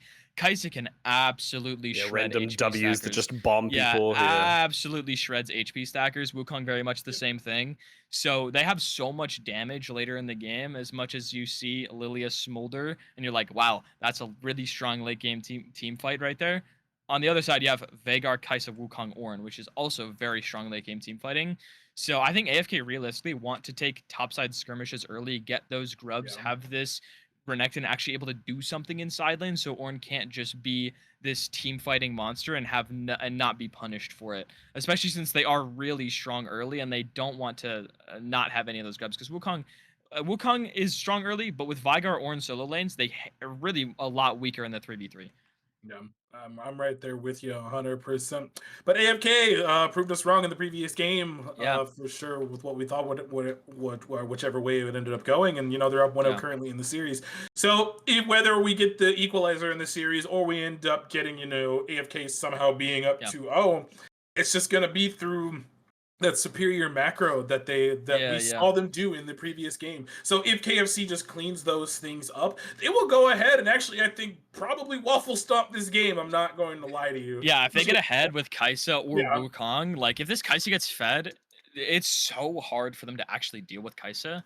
The only way that they have to deal with Kai'Sa is a Talia E if Kai'Sa just decides to ult through it, or a Lily Asleep if it hits, a Nami bubble if that hits Kai'Sa. She's so mobile. Really, the only reliable way you have is a Renekton W. Like that, like realistically, that's the best way you have to stop Kai'Sa.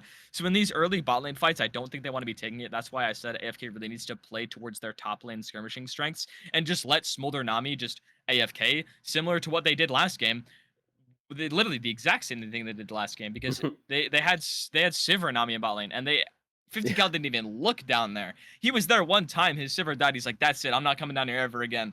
And they were getting put in the dirt as well. Yeah, right? it's like even that they have to. 50 cal has to do a lot of what he did last game. Make sure that this top lane matchup goes in the favor of Renekton for a different reason than last game. Because last game it was a really tough matchup, and you wanted to make sure that Jax didn't get ahead. You need this Renekton to get ahead, because it's Ornn. Even though Ornn gets behind, he'll always be useful. So you need Renekton to be useful. And same thing with mid lane. You want to put Veigar in the dirt so this Celia can actually make plays around the map and get pressure on that mid wave to use that roaming power. Yep, this is gonna be a nice little spicy game, I think, coming into game 2. So we were all wrong in the previous game of which we were. Yeah. You already know which Drake I'm picking, by the way. Yep. You already know which one I'm picking. I know which one you're picking. All right, we're going Drake, Mountain Soul, baby. All right, it's gonna be Mountain Soul for Darter for all of the people maybe only tuning in for finals. As we mentioned, AFK.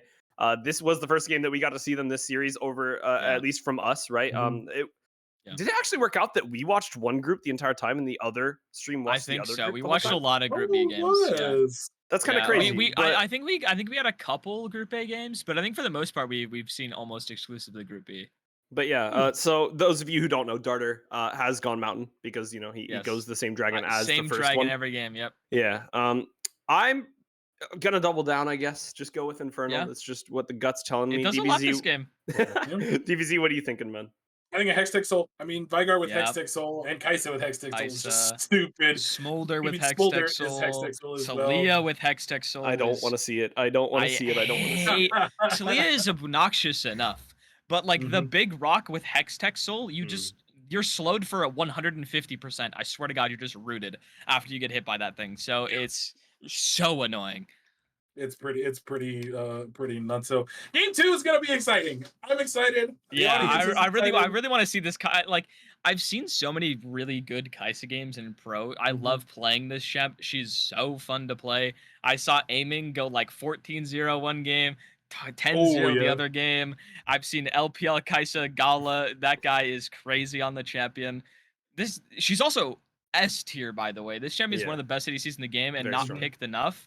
And when you get opportunities to play it, where like you see Smolder Nami locked and you have Nautilus, it's they insta lock that they're like, oh my God, I'm gonna get 65 kills before plates fall.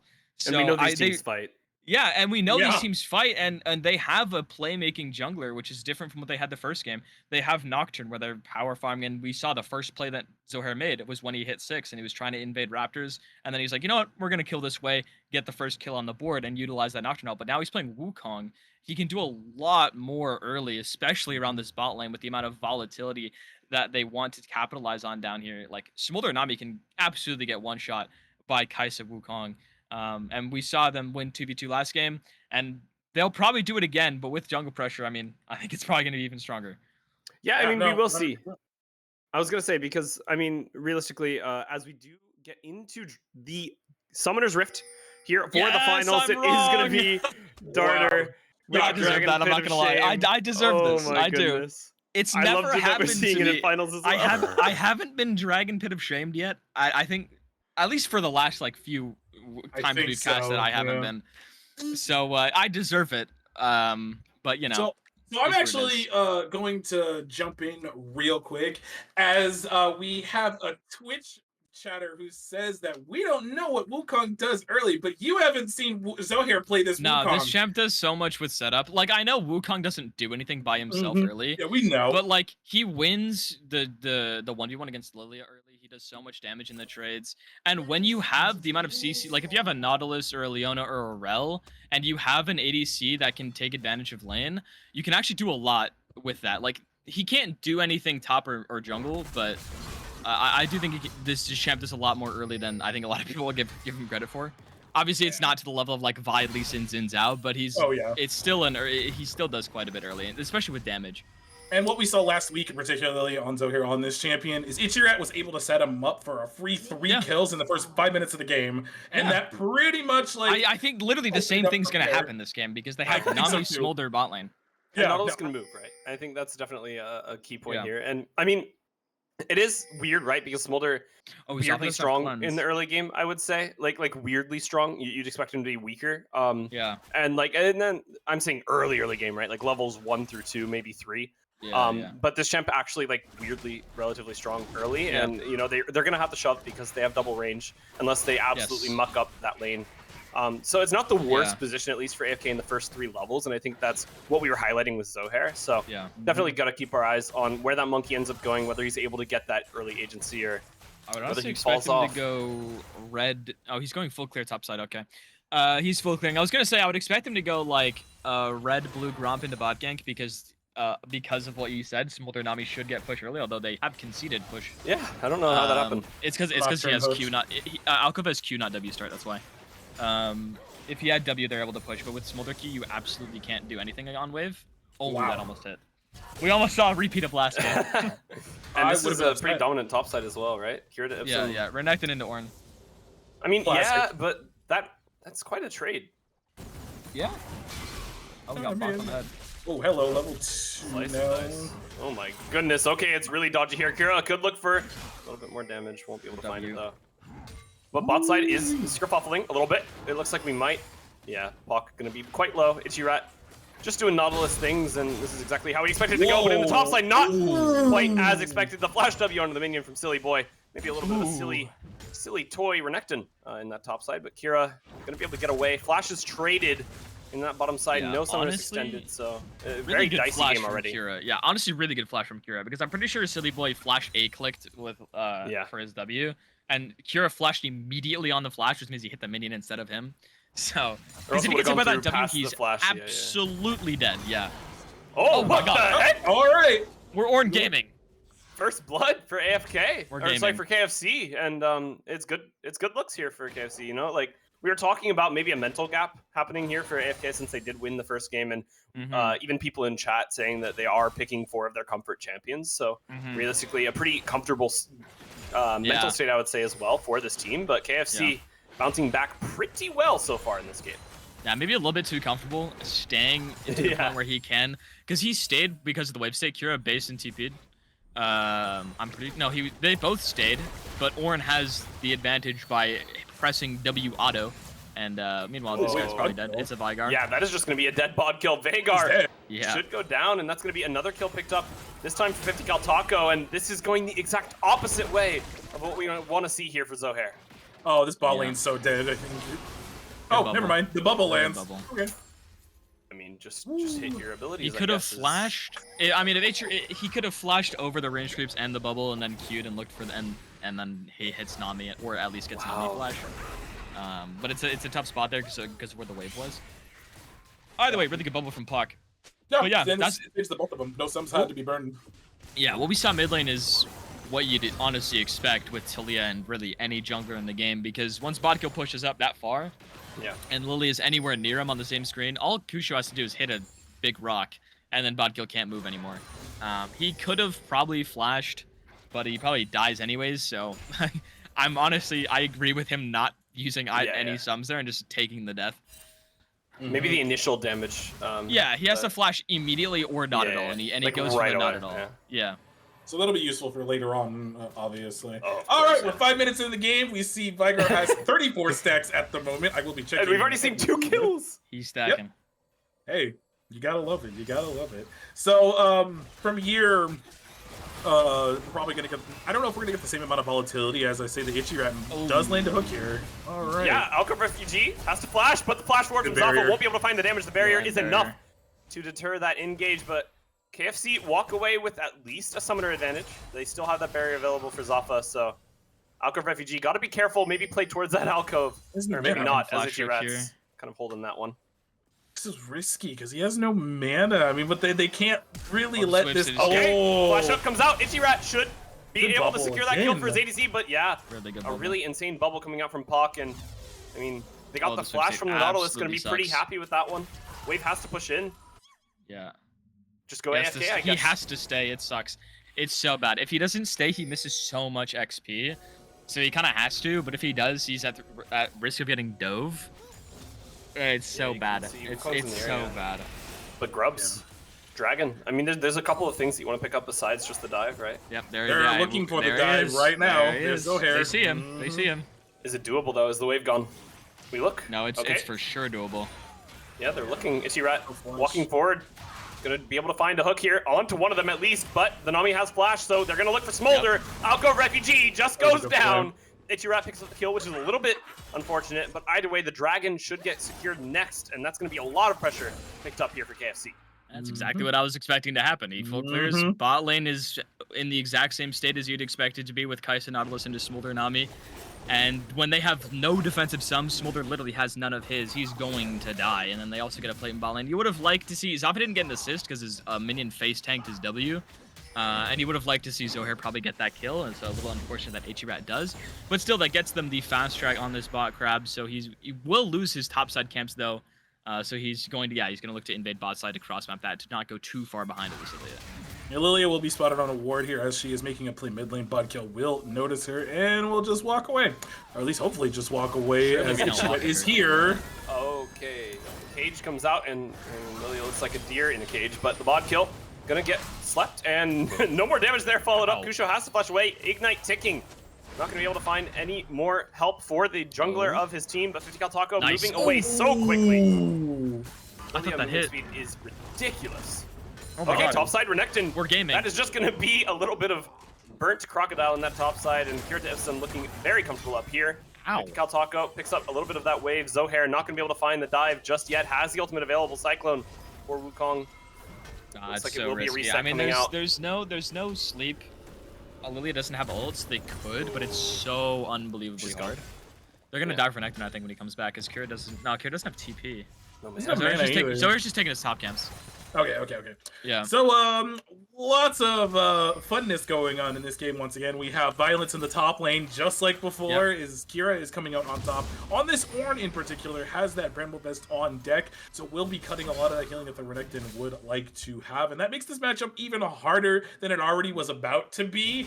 And we were saying during draft that this Renekton has to be ahead to be useful in the sides against this Ornn, and at the moment it is not going to be happening. So I would hope that 50 Cal starts to transition some of this tempo up towards the top side. He's been doing really well in the farm department, I will add. Does have that kill that they got in the mid lane earlier, almost on that Leandry's Torment at the moment.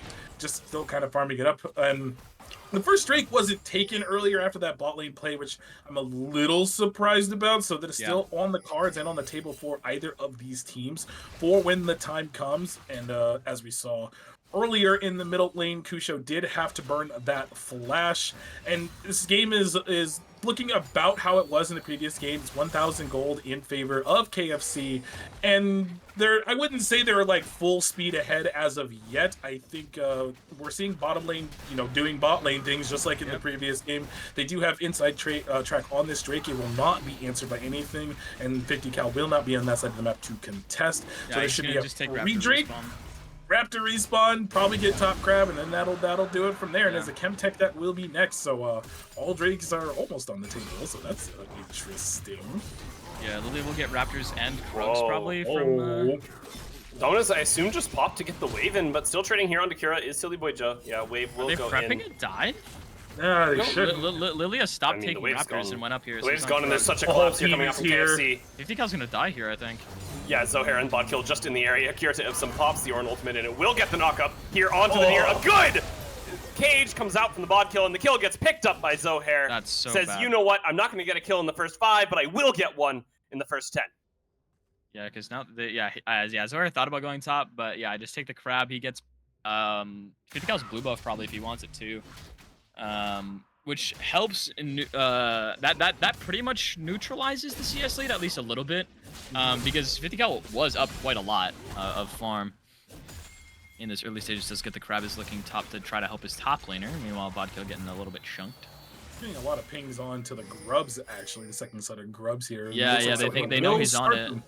Yeah, the whole team is pretty much... He can't take these. He cannot take these. Oh, yeah, Joe is collapsing. Puck is here. Q-Show is as well. And that is just going to be nice. A very dead Zohair. But he's not quite taken down. The Drowsy comes out. Nice. And it's a double man sleep here for the 50 cal Taco. The flash over the wall from the deer. It's going to be Kaisa and Ornn collapsing onto the Talia. And there goes Q-Show. Here to Ipsum backs the entire team away.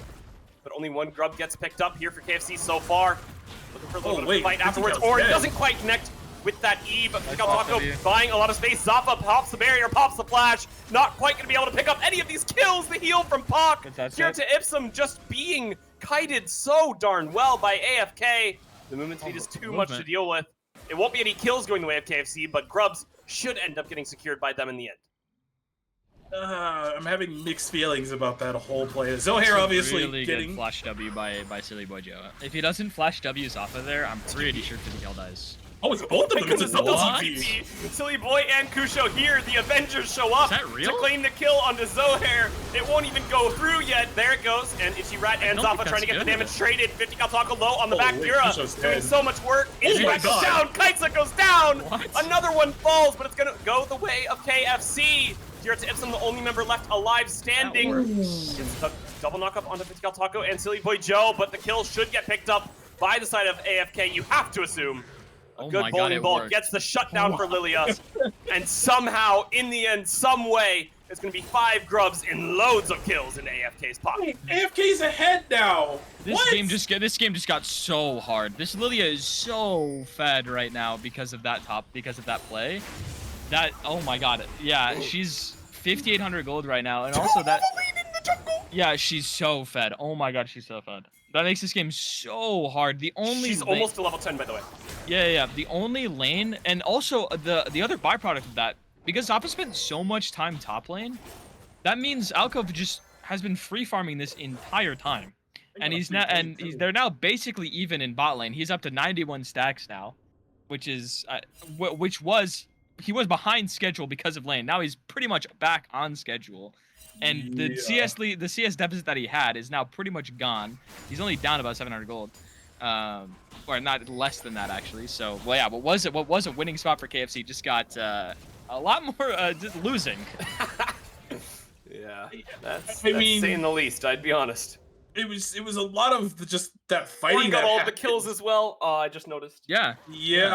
So none of it went to any of the carries because Zafa wasn't able to get any picks on anybody on any of the low health bars, and then Kira getting all 3 of those kills negated like what potentially could have been a really strong position for KFC. Now, not saying that Ornn having gold is a bad thing, but you would have very much preferred a lot of the gold to go on to this Vygar or this Kaisa and the Wukong as well. Which I say that we have a Shirelia's on the Vygar, which is very interesting. I like this build, it's good. So Shirelia's is unbelievably gold efficient, and because of how much AP he gets naturally from passive, you don't need to build like a super offensive item. Oh no.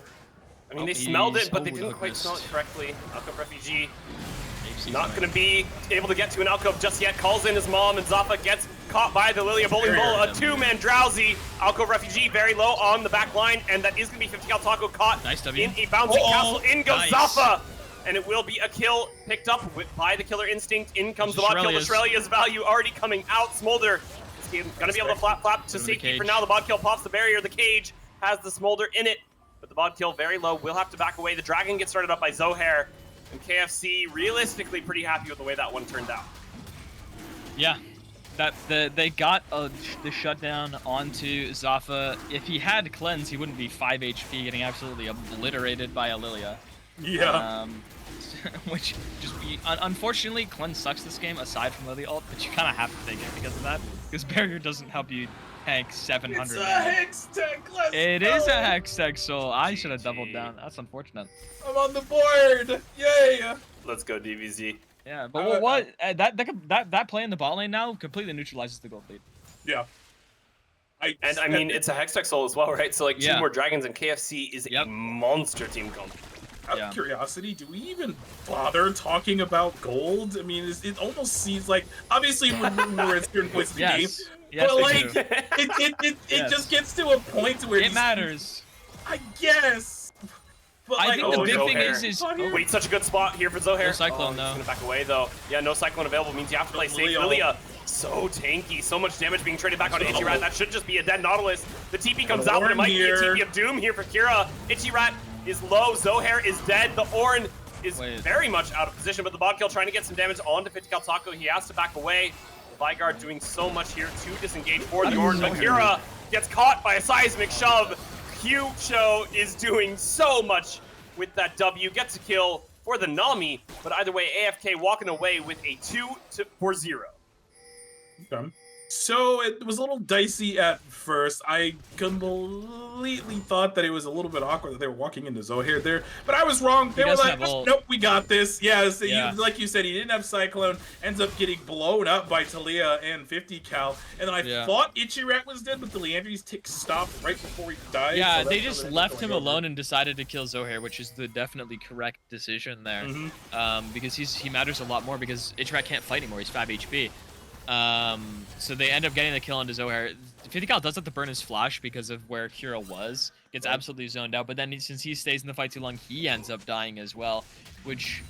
Now they're back in the driver's seat again, almost a 2k gold lead now. It was completely even. They just got 2k gold for basically free. Yeah. And yeah, this Lily is on 2 items already. Rylai's and Leandry's already done. Taking this Herald will be free. And they can use this to get down the mid lane tower. Bot lane tower should fall here as well. Smolder's just smacking it away. They did get 5 grubs. Yep. And I mean, this makes Ornn itemization really unfortunate as well, right? Like, what a gnarly bubble. Yeah. Pok is a god on this champion. He's been playing really well, yeah. Yeah, I mean, a comfort pick once again. But yeah, AFK, due to the champions that did get ahead so far, right? Tulia, Lilia, it becomes really sad, the Ornn itemization. Like, we saw how quickly this guy gets melted through. Thornmail and Sunfire Cape being the only items that this guy has so far. I mean, as the game moves further, I feel like it's definitely going to be an uphill battle, considering that you have to build for 4 carries, essentially. Yeah. I don't think too much. Kira might die here. He's getting a little baited, although he's actually running at them now that he sees both of them. Yeah. Damage, man. That's just a bowling ball. I honestly thought 50 Cal would just sleep him there and just try to kill him because he doesn't have flash. I just don't think he knows how much damage they do. Yeah, I think the big thing also is you don't have vision of anyone else either. Nobody else is on the map, and because of this bot lane vision, like they actually have 0 vision in this bot river. AFK at least. There's so many pinks. It's completely dark, pretty much everywhere. So yeah, I think that's why they didn't commit. Good ult there from Kusha. That's TP. Oh, did so well as well to stay away from Zaffa so that he couldn't get the killer instinct over the wall. And that should just be a dead ADC. Zaffa is dead. There goes Ichirat, put into the grave, and AFK looking so strong in this mid game. Still a minute to Drake, so they don't really get too much off that, but that does let them get control back of this bot lane river vision-wise, and at an important timer as well. Just a minute before this 3rd dragon. Alcove is a little in danger. I mean, we were talking about the itemization, and that definitely matters when it comes to fighting a Smolder, but the turret is just going to do too much damage. A second too early, he does go down, and Alcove Refugee, going to be a refugee of that top side, the bod kill. Not going to be able to do much against a charging Rift Herald. Looks like AFK trying to secure the turret, but no ranged champions, it does become difficult. Looks like they will be able to pick it up. Dragon spawning in 30 seconds time. Tower's not dead, okay. A lot of ultimates already popped by AFK. You have to be careful now, but they are going to be able to get the wave and get the turret back away. Dragon's still not up yet, so hopefully reset's coming out. I mean, it's a tough spot. You sit on the map for so long, and KFC look like they might be able to smell a fight. Look at stops over here. I really like what Alcove is doing.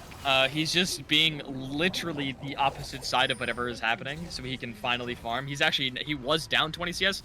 Now he's up 15 basically. Probably up gold at this point because of the towers he's gotten, both top lane and bot lane. So. Nearly done his Shojin, I think. Yeah, he's up gold now, 500 gold. Wow. I do Orn believe can it never is. catch him. I do think it is in second. I think you're right about that one. But oh nice my W. god, that W was kind Clear of damage. Now top lane Smolder's being ran down at the moment. At least he was. He's fine. And He had alright, to so flash.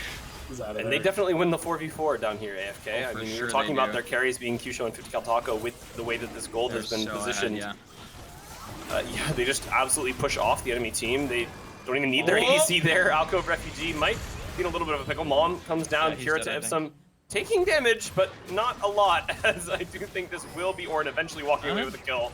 Playing it very long, though, is Alcove Refugee still kiting this Orn. He's in his so homeland. Well, but the Q comes out, and Kira able to predict his movements finally. Gonna be able to squash that bug in the top side. He was where he wanted to be in the alcove, just wasn't able to play it long enough. That Orn is built to kill him with a lot of armor. Just finally buying this first bit of MR. Yeah, and Vigar had 225 stacks already. 55, damn. Yeah, he's 25. stacking. Bro, it's Has choking. death cap as well. 211. Oh Yeah, my- yeah, 214 CS has the death cap online, so he has an unbelievable amount of AP at this point. Yeah. So if they can get a fight on their terms, which is very difficult from this game state, he will be doing a lot of damage. yeah, You have to fight a Fed Lilia and Fed Talia, so... Yeah. Yeah, it's really hard for Wukong to go in. It's really hard for this Nautilus to go in against these two champions, especially when they're that fed. On top of that, they do have a Nami as well for further peel. Silly Boy has been able to get back into the game to the point where he's also a threat to their back line. Stacks. He's almost at 225 already. Yeah, because he's just been farming side lanes. He's been, like I said, he's been away from whatever's been happening, so he's just been able to do whatever he wants. Elder buff already at 20 minutes. Yeah. Yep. That's insane. Yeah. He's on pace. He could have had it a little bit faster, honestly. But because of how early lane went, he's been behind schedule. But he's been able to That's just behind schedule. yeah, it is. Honestly, it is. You can get 300 stacks at like 20 minutes if you are ahead. Is this Kusho. Oh, I guess it is. Okay. Yeah, it's a Vigar. I mean, But, I mean, Baron is up. There's a lot of control for AFK in this top side. Looks like they aren't going to respond in time. No, they won't. I think they'll try just to go ahead and get some pressure here in the middle lane. There is potentially a fight they could take. Orn, yes, Orn TPing to the tower, and if he pops R right now as he goes, I think they could potentially fight this. Yeah, they know Smolder has no flash. Smolder doing a lot of damage, though. Surprisingly, Alcove Refugee respecting Nice hook. that Orn Horn flashes away. Pock gets a flash away as well. The ult comes out from God, the Rat, but that it's so much damage. he has He 225. back. 50 Kaltako with the flash Q, able to get one kill. Sleep Zohair. Zohair trying to find a trade back onto Pock, but that is going to be a very alive Nami. A double kill for Lilia. A kill, broken is her neck, by the perhaps way. traded back here onto Silly Joe. But Kira will go down in the process. This Smolder There's is Vigar. officially smoldering. The bod kill has to be careful, but we'll be able to clear the wave. The Baron is on the chopping block here for AFK. They're turning towards it, and I think it might just be free in their back pocket. So Renekton this so OP. this is different than what we saw in the previous games. So, Renekton is so OP. yeah, Renekton is a very strong champion. As He was just 1v2ing Ornn Kai'Sa, which means they had no damage to actually follow up on the engage. They ended up, it was a 2v5, 2v4 pretty much in the front line. And when you're trying to 2v5 against Lilia, Smolder, Nami, and Talia, it's not going to go very well.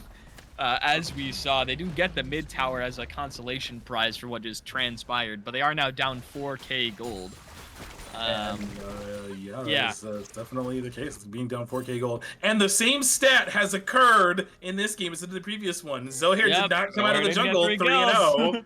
You didn't get 3 kills at 5 minutes, and they're gonna lose. Well, they could still win. We saw the team with the lead lose last game. So, Sure, but it wasn't the a team with Smolder, man. this time, the team with the lead has Lilia, Talia, and Smolder on it. So it's a bit, it'll be hard for them to lose. Although Smolder is still a one-shottable champion. Oh yeah, I think Zafa with getting one more item. I think Yeah, he's gonna go Nashers, gold. but he's officially down gold from what was a gold lead. It's been kind of insane, just like how this game has gone. It was super back and forth for the first, like, I think probably like 4 or 5 minutes of the game, and then AFK they were like, you know what? This Lily got so We're fed. stronger. And then I was gonna say 50 Cal's like, hey, I'm better, so let's just Yeah, run at them. like I said, they did exactly what I wanted them to do, which is just play around their strengths in the top side 3v3. That's how they got these 5 grubs and the lead on Talia and Lilia. They fought top side 3v3 where they're stronger in the early stages of the game. And that snowballed to the point where they can now take over these late game team fights because Alcove has been able to scale, and everyone got sucked into that topside 3v3. It became like a topside 5v3, 5v4, and Smolder's just AFK farming side waves. And now he can team fight. He's online, 257 stacks. Kira's caught. Yeah, caught on the wrong side of this wall, I think, Kira, Wait, but it's not on? taking any damage. Oh my god, ow. 50 Cal Taco very low. Gonna get caught by the Ornhorn. Not actually quite gonna be CC'd Nice. though. Will go down finally to Kira, but Kira very low as well. You can see that somehow Kusho found himself Nice in the middle of hook. 4 members. KFC just winning this fight out of nowhere. Smolder's dead. Talia and Lilia are dead. Silly Boy Joe on the run. Pac not able to peel when his teammates are already in the grave. And it looks like KFC gonna inch ever so close to that Hextech Soul. Gold lead be damned, we win fights. Now the big thing is, 50 Cal got Omega caught there. He had to Zonia's really early on before anything could go on, which means they don't have the damage to kill Kira with just a Renekton. And meanwhile, Kusho's way too far deep, absolutely by himself on the blue buff. He gets one shot. He gets one shot by Bodkill and Zafa, and then they're like, oh wait, their 2 Fed members are dead, and this Smolder is just running at us by himself. He's dead too, and that gives them Soul Point from what was a 4K gold deficit. Now they're somewhat back in the game, still behind, but that does a lot for them. This, oh my, Bodkill has so much AP. He has upgraded Death Cap, 3 items, Crypt Bloom online. I want to see how much AP this guy has. 832 AP, nearly 300 stacks. Please hover ult damage. Please hover ult 300 stacks on this Vigar. Would probably be 300 after this cannon. Yep. Yeah, there it is. Oh, 1,900 damage. Oh my goodness. It's at minimum, if he ults someone from full HP, that's 960 damage. If they're anywhere below half, it's like 1,500 damage. Which means if Smolder bro. Yeah, that's like max execute if they're like 20% HP. 20% So like, if Smolder gets hit by a Q, he's dead. because Veigar ult will just do 1,500 damage to him, like from half, and he's just absolutely dead. Yeah, honestly, but just I mean, and at the end of the day, that ends up being a negative Baron power play. Just so many shutdowns went over. That's 2 negative Baron power plays we've had in 2 games. I was literally about to say, is Baron cursed? It's first Baron cursed, rather. It might be. First Baron is cursed. Don't take it. In this series, don't take first Baron. It's cursed. It means you start losing the game, apparently. Or at least on the road to becoming the losing team when you take first Baron. I think AFK are still in a really good position this game, unless Silly Boy Joe walks in and dies here. Yep. Okay. Ooh, that hook almost hit. We lived. We got TP from Kira as well, so like realistically, yeah, AFK. that's a big TP. Not gonna be super upset about it, right? And Renekton ult is gonna be one of the lower cooldown ultimates on their team. They do still need to be careful to not do that again. And it Alcove almost eat forwards. I was like, please don't commit to that. He's not by himself. Really good Talia W. Oh my goodness. I think he's fine. Yeah. That's a lot of damage, so he has to base. They could potentially look for something off of that, maybe this mid lane tower or this top lane because of the wave state, but it looks like they're just gonna sit here and wait things out. Careful with this wall. The bot kill could find a cage. Oh, finds a double stun! The damage from the W and the hook from the Nautilus means that one is dead. 50 Cal Taco in stasis is essentially a root. Is gonna flash away afterwards, but the root lands from the Nautilus auto in a double kill for the bod kill, looking for a third. Shouldn't be able to pick it up though, and Baron soon to be on the cards. Still a minute's time, so KFC can't quite pick it up, but 2 kills is enough to push down the mid lane. I'm so disappointed. They knew they were there. I know there's a pink ward in that bush, but they just chunked out Zohair in Raptor Pit. And they saw them there because they have vision in Raptor Pit and by Raptor Pit. Oh, is she right? Oh, take a lot of damage. It's gonna be a 1-for-1 so far. But that is only a Nami to defend your inhibitor turret. Ornn is winning 1v1. Yeah. It's a bit silly down here in this bottom side between the 2 top laners, as it looks like the Baron is where they're going to turn for the side of KFC as Kira wins this 1v1 down here. Ultimate still not available. Oh, actually Dominus is available for Silly Boy, but I'm not sure it turns anything. Ornn he might just kind of running him down. He doesn't want to use it. Yeah, he won't have to. Nope. Baron not going to get started by KFC. Call of the Forge God. Yeah, they weren't able to start it because Zohair was not anywhere near them, and also Red dies. It's kind of rough. They could have started it there, but without Ornn there, it makes it hard to like get rid of it because of Hextech gates. They can be there immediately. Yeah. So as much as they don't know they're on it, it's still a pretty risky thing to do, despite death timers, just because of Hextech gates. Speaking of Hextech, their soul for KFC is in a minute, so this Baron could get traded by AFK for that soul. Obviously, they do not want to give that soul up at all. Oh no. So this Drake fight determines quite a bit. I definitely agree with you on that one. And just real quick on that note, Vigar has almost 1100 Yeah, I was EP, gonna just say in stacks, case. This guy and I is don't wanna so know. yeah. He got his Banshees. That makes him a lot harder to kill actually. With Banshees. Orn Randuin's as well. Oh. Yep, Orin Randuin's has the Abyssal Mask actually, which makes this Vigar even more threatening. So 1,100. first Yeah, this Baron guy is is- cursed. First Yeah, Baron is he's- cursed. Vigar is, doing Vigar things. Like I said, Smolder might scale, but they have a Vigar Orin. And Vigar Orin are doing the scaling themselves. Definitely. And if they Also, walk into this Seekers- choke, they all just die. Okay. Ooh, that was Oh, the bot risky. kill Nice actually might be the W. one getting caught here. He thought he could find something that's on the cage, but huge. it's going to be a kill for the Smolder. Itchy Rat low. Baron, Elder buff coming out from Alcove Refuge. Or Refuge, sorry. Refugee. And Kira to Ipsum going to dash away. Not quite going to live. That's a huge Okay, fight. They're just trying get to do past the Baron. flash. And there goes This Itchy Rat. is- I don't know how quickly they do it. Guys, Not- guys, Yeah, it's not quick guys. enough. I'm going to be honest. Speak Taco with a good flank angle They as they well. thought they might Zappa go Drake there. And Zohair gonna get spotted get on the this play. ward. Okay, I mean, realistically, they just go down. It's just how quickly Oh, Zappa gets Zappa's clipped dead. by the bowling ball. 50 cal Taco, an absolute monster in this series so far, gets that kill picked up for his team. Smolder kills the Wukong. It looks like Baron and Hextech Dragon on the cards for AFK. Yeah, Smolder An can go solo, which absolute makes it swing nice. in their favor. Yeah, I understand the call there. The reason why they went to Baron, I assume, is because they thought they would go immediately to Drake because it's Soul. So they thought they might have been able to sneak the Baron, but because AFK are like they're probably being rats and trying to do Baron here, because we saw them walk towards top side. So they went over, checked it. They're there. They get 2 kills, which gives them the Baron and probably this solo. Though silly Joe taking a bit of damage there. He should be okay. But yeah, that'll deny the soul, but only with the second Drake for AFK, so it doesn't put themselves quite nearly at the soul point, but does make this game stall out for quite some time. They could potentially do a lot with this Baron as well. Yeah, definitely, absolutely could. So the second Baron of the game did go over to AFK, and that fight was, I thought, at least before it started, that the bod kill would actually like put the cage in the choke, because I think if it was there instead of where it was, that fight is 100%. He's just walking up too far, because the thing is, even though you have Banshees, your Banshees gets popped by Talia E, so if you get hit by the W, you're still stunned. You don't get the Banshees the stun, because it'll get procced by the E if it hits you. So the only way to not have that happen is if you're not in range of Talia E. So you're just walking up a bit too far there, gets caught out. Really good catch and play by AFK there to look for that team fight and say, hey, once Vigar's dead, we for sure win this. Go for the full play, full fight, kill all 5 members. We're a doing little this bit again. delayed. Yeah, we're gonna do it again. They do have Baron this time though, but they need to get these side waves going. They need to stop A-ramming. They did the same thing last game.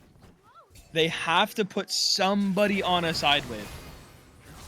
At least Smolder looking in for the scatter damage. Not going to be able to pop 50 that Banshees just yet. There Nice it goes. W. Bot kill has to be careful. Good seismic shove comes out from Talia, and in Ow. goes Mom. So much damage. There goes the Itchy Rat. should be And game. he's going to be scratching that itch in the grave, as it looks like AFK are trying to bear down on this mid turret. They have Baron empowered minions. The tier 2 should end up falling, and they might even look towards this inhibitor as they are so strong in a 4v5. So much scatter damage coming out from Smolder as well. Only the cannon alive. No Guys, wave. go on a side wave. No, they can't be us, bro. Just push mid, bro. Renekton needs to go inside. He Fast has track to for go Nexus, inside. bro. Trust. Go bot wave. Nah, fast track for Nexus. We're looking for Yen. Honestly, I think so. I mean, Nice just- W. Playing safe, and there my goes the bot kill lord. very low.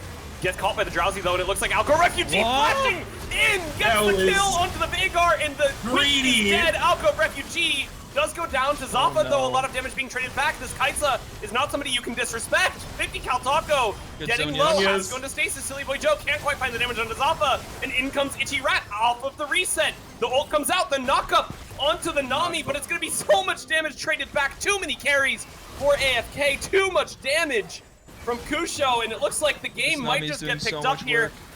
Zohair and Zappa, not much HP to work with, have to try and get a kill here. 50 cal Taco is low, but the inside track to the Nexus is available for AFK. Zappa trying to get some damage.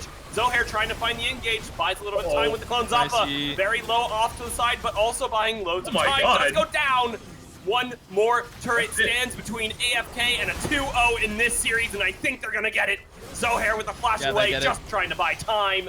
But the second Nexus of this series goes to AFK. They get the Wukong in the end, and they're going to walk away with a 2-0 in this series. Oh, that was way closer than it needed to be. It's insane to me how that one fight in the mid lane of Bodkill getting caught completely flipped the game loses on the its game head. entirely. Yeah. Yeah, I mean, like, the game's on a complete knife's edge at that point. So because they were still down gold lead despite the fact that they were winning team fights because of the Vigar. So as soon as he dies, it opens the game completely the other direction. So because he's the only thing holding it together at that point. So once he gets caught out like that, they get so much in way of tempo. Like they get everyone dead. They get Baron. They deny the soul. Then they have push on mid lane. They did end the game. However, that doesn't deny the fact that they need to play. They need to play on side waves. They almost lost the game for themselves there at the end there because they decided to force on mid. They could have very easily just had Renekton go bot lane, play 4-man mid because Nautilus was dead. So it's a 4v4 mid lane. Renekton gets to push side for free, and they can get 2 inhibs and make this play a lot easier. Obviously, Alcove got a little bit too hypey there and nearly threw the game with what they did, but they had the gold. They were up enough gold to where that didn't end up mattering because of how fed this Talia and the Lilia were. Yeah, absolutely, and just an absolutely nutty way to end that second game. And that's kind of like what League of Legends is all about. It comes down to the team play, and we saw AFK just have the better team play. Once the moment they saw that the bot kill was out of position, they immediately turned the entire game on their head, took Baron, took a Drake off the back of that as well, and then they just put their foot on the gas and never let up. Yep. Now, I'm 100% on with you on this one. It would be kind of cool. Gotta play side waves, man. It would be kind of cool if they start going to side. They're just A-ramming. Now, it's working because they have a really strong team fighting comp. Yeah. But and Renekton is losing to Ornn in side lane. But after that initial pick, if you drag Ornn inside with Renekton, it's so much easier to do what they did. Now, I don't entirely I'm not. It's not a bad play. I mean, it won the game. Yeah, it's not a bad play to force down mid and just throw your gold at them. I mean, how much flashier is it that Smolder just flashes over the wall, gets a kill, and instantly gets blown up? Flashes up, gets a kill, dies, gets one shot. They almost lose a team fight, barely win, and then end the game. Like, hey, go for it. The safer play is having Renekton go bot lane and then play 4-1 in a numbers advantage, and then drag somebody bot lane so then you can take a 3v4 mid lane. Hopefully you drag either Vigar or Ornn bot, and that makes that mid lane fight so much easier. But I think what works. I mean, they A-ran both games and they've won both games. And I think something that like that play and also just the game state highlights even more is the fact that this game, like despite the gold graph being 10,000 in favor of AFK, right? It was so close. It was on a knife's edge, and KFC was not giving them an inch. And it's definitely like potentially a position in their brains at the end of that game, right? Where they were very well aware that if they back off, don't capitalize on that kill on the Nautilus. If they don't capitalize on it, there's another chance to lose, right? And that's just how close KFC was at keeping this game in their favor, despite this gold lead. Insane gameplay from both these teams, and it already feels like it's going to be a 5-game series, but 2-0 is such a dominant start for AFK. I mean, hey, they're 1 game away from winning. They're on match point already. Despite how close this series has been, like, I mean, we saw it on the gold graph. They were at a 6K, 4 or 5K gold lead, goes down to about 500 gold, and then that mid lane fight happens. And then there's just a 5-minute sequence, which is the entirety of their Baron buff, realistically, off of that mid lane kill that they end the game with that Baron immediately after. So it's that one team fight that was in a dead even game state that just completely snowballs the game and makes the gold graph look like it wasn't nearly as close as it was. And yeah, I totally agree. The reason that they ran down mid lane is because the game was so close and they felt like they had to end there. And honestly, they really did have to end with that Baron because they do not want to lose a team fight at the Elder Dragon and put the game back in an even state. Yep, 100% on that one. So, I mean, being on the back foot in a best of 5 series can also be mentally taxing because Yeah. you have to win these next 3 You games. they have to reverse sweep to win the series. They absolutely have to reverse sweep to win this series. Now, it's something that I don't think I've personally seen before, but we've seen Yeah. some pretty nutty series in our day.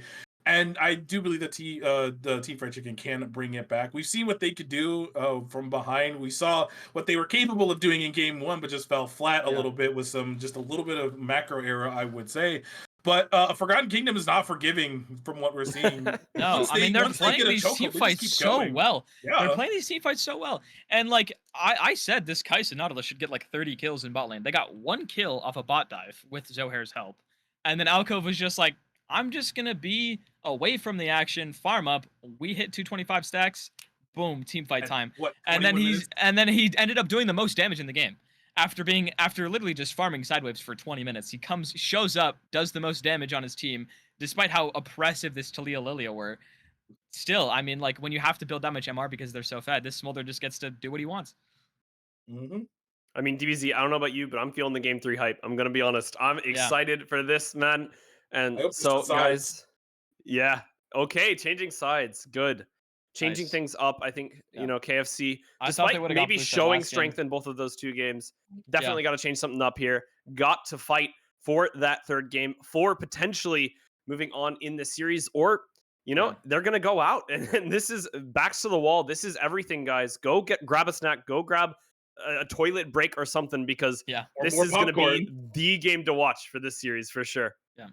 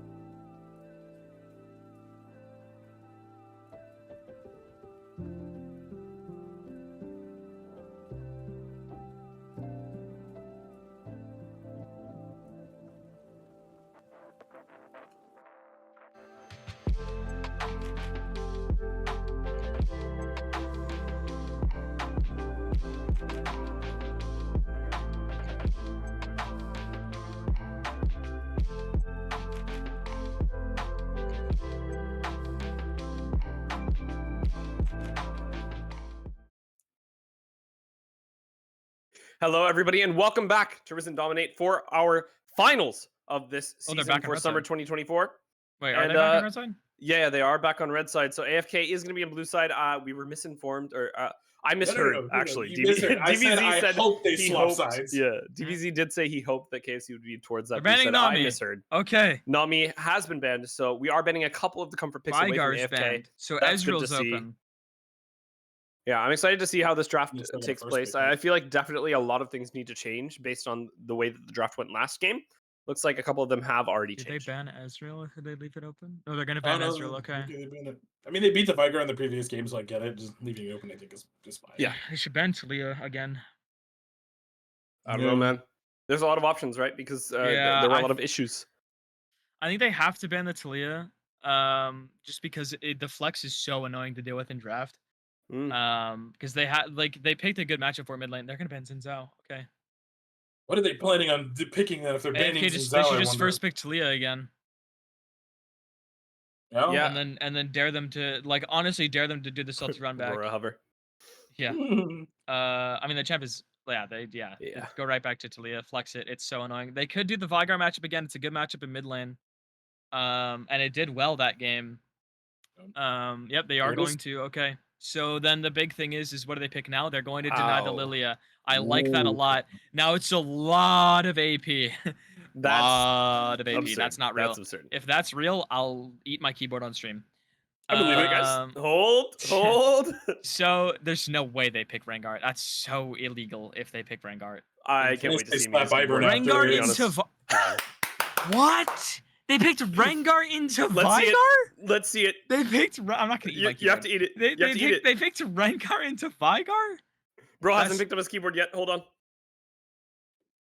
They're cooking something here and we don't see it, I think. They're definitely cooking something. I don't know what we're seeing here. Next is Ivern. No. I'm Milio. so confused actually. Okay, so I understand it into Lilia, but with Vygar in the game, it makes it so hard to play this play this champ in team fights. Because of the cage. Like if he ever jumps in and gets stuck in a cage, he's just dead. Like he can't do anything.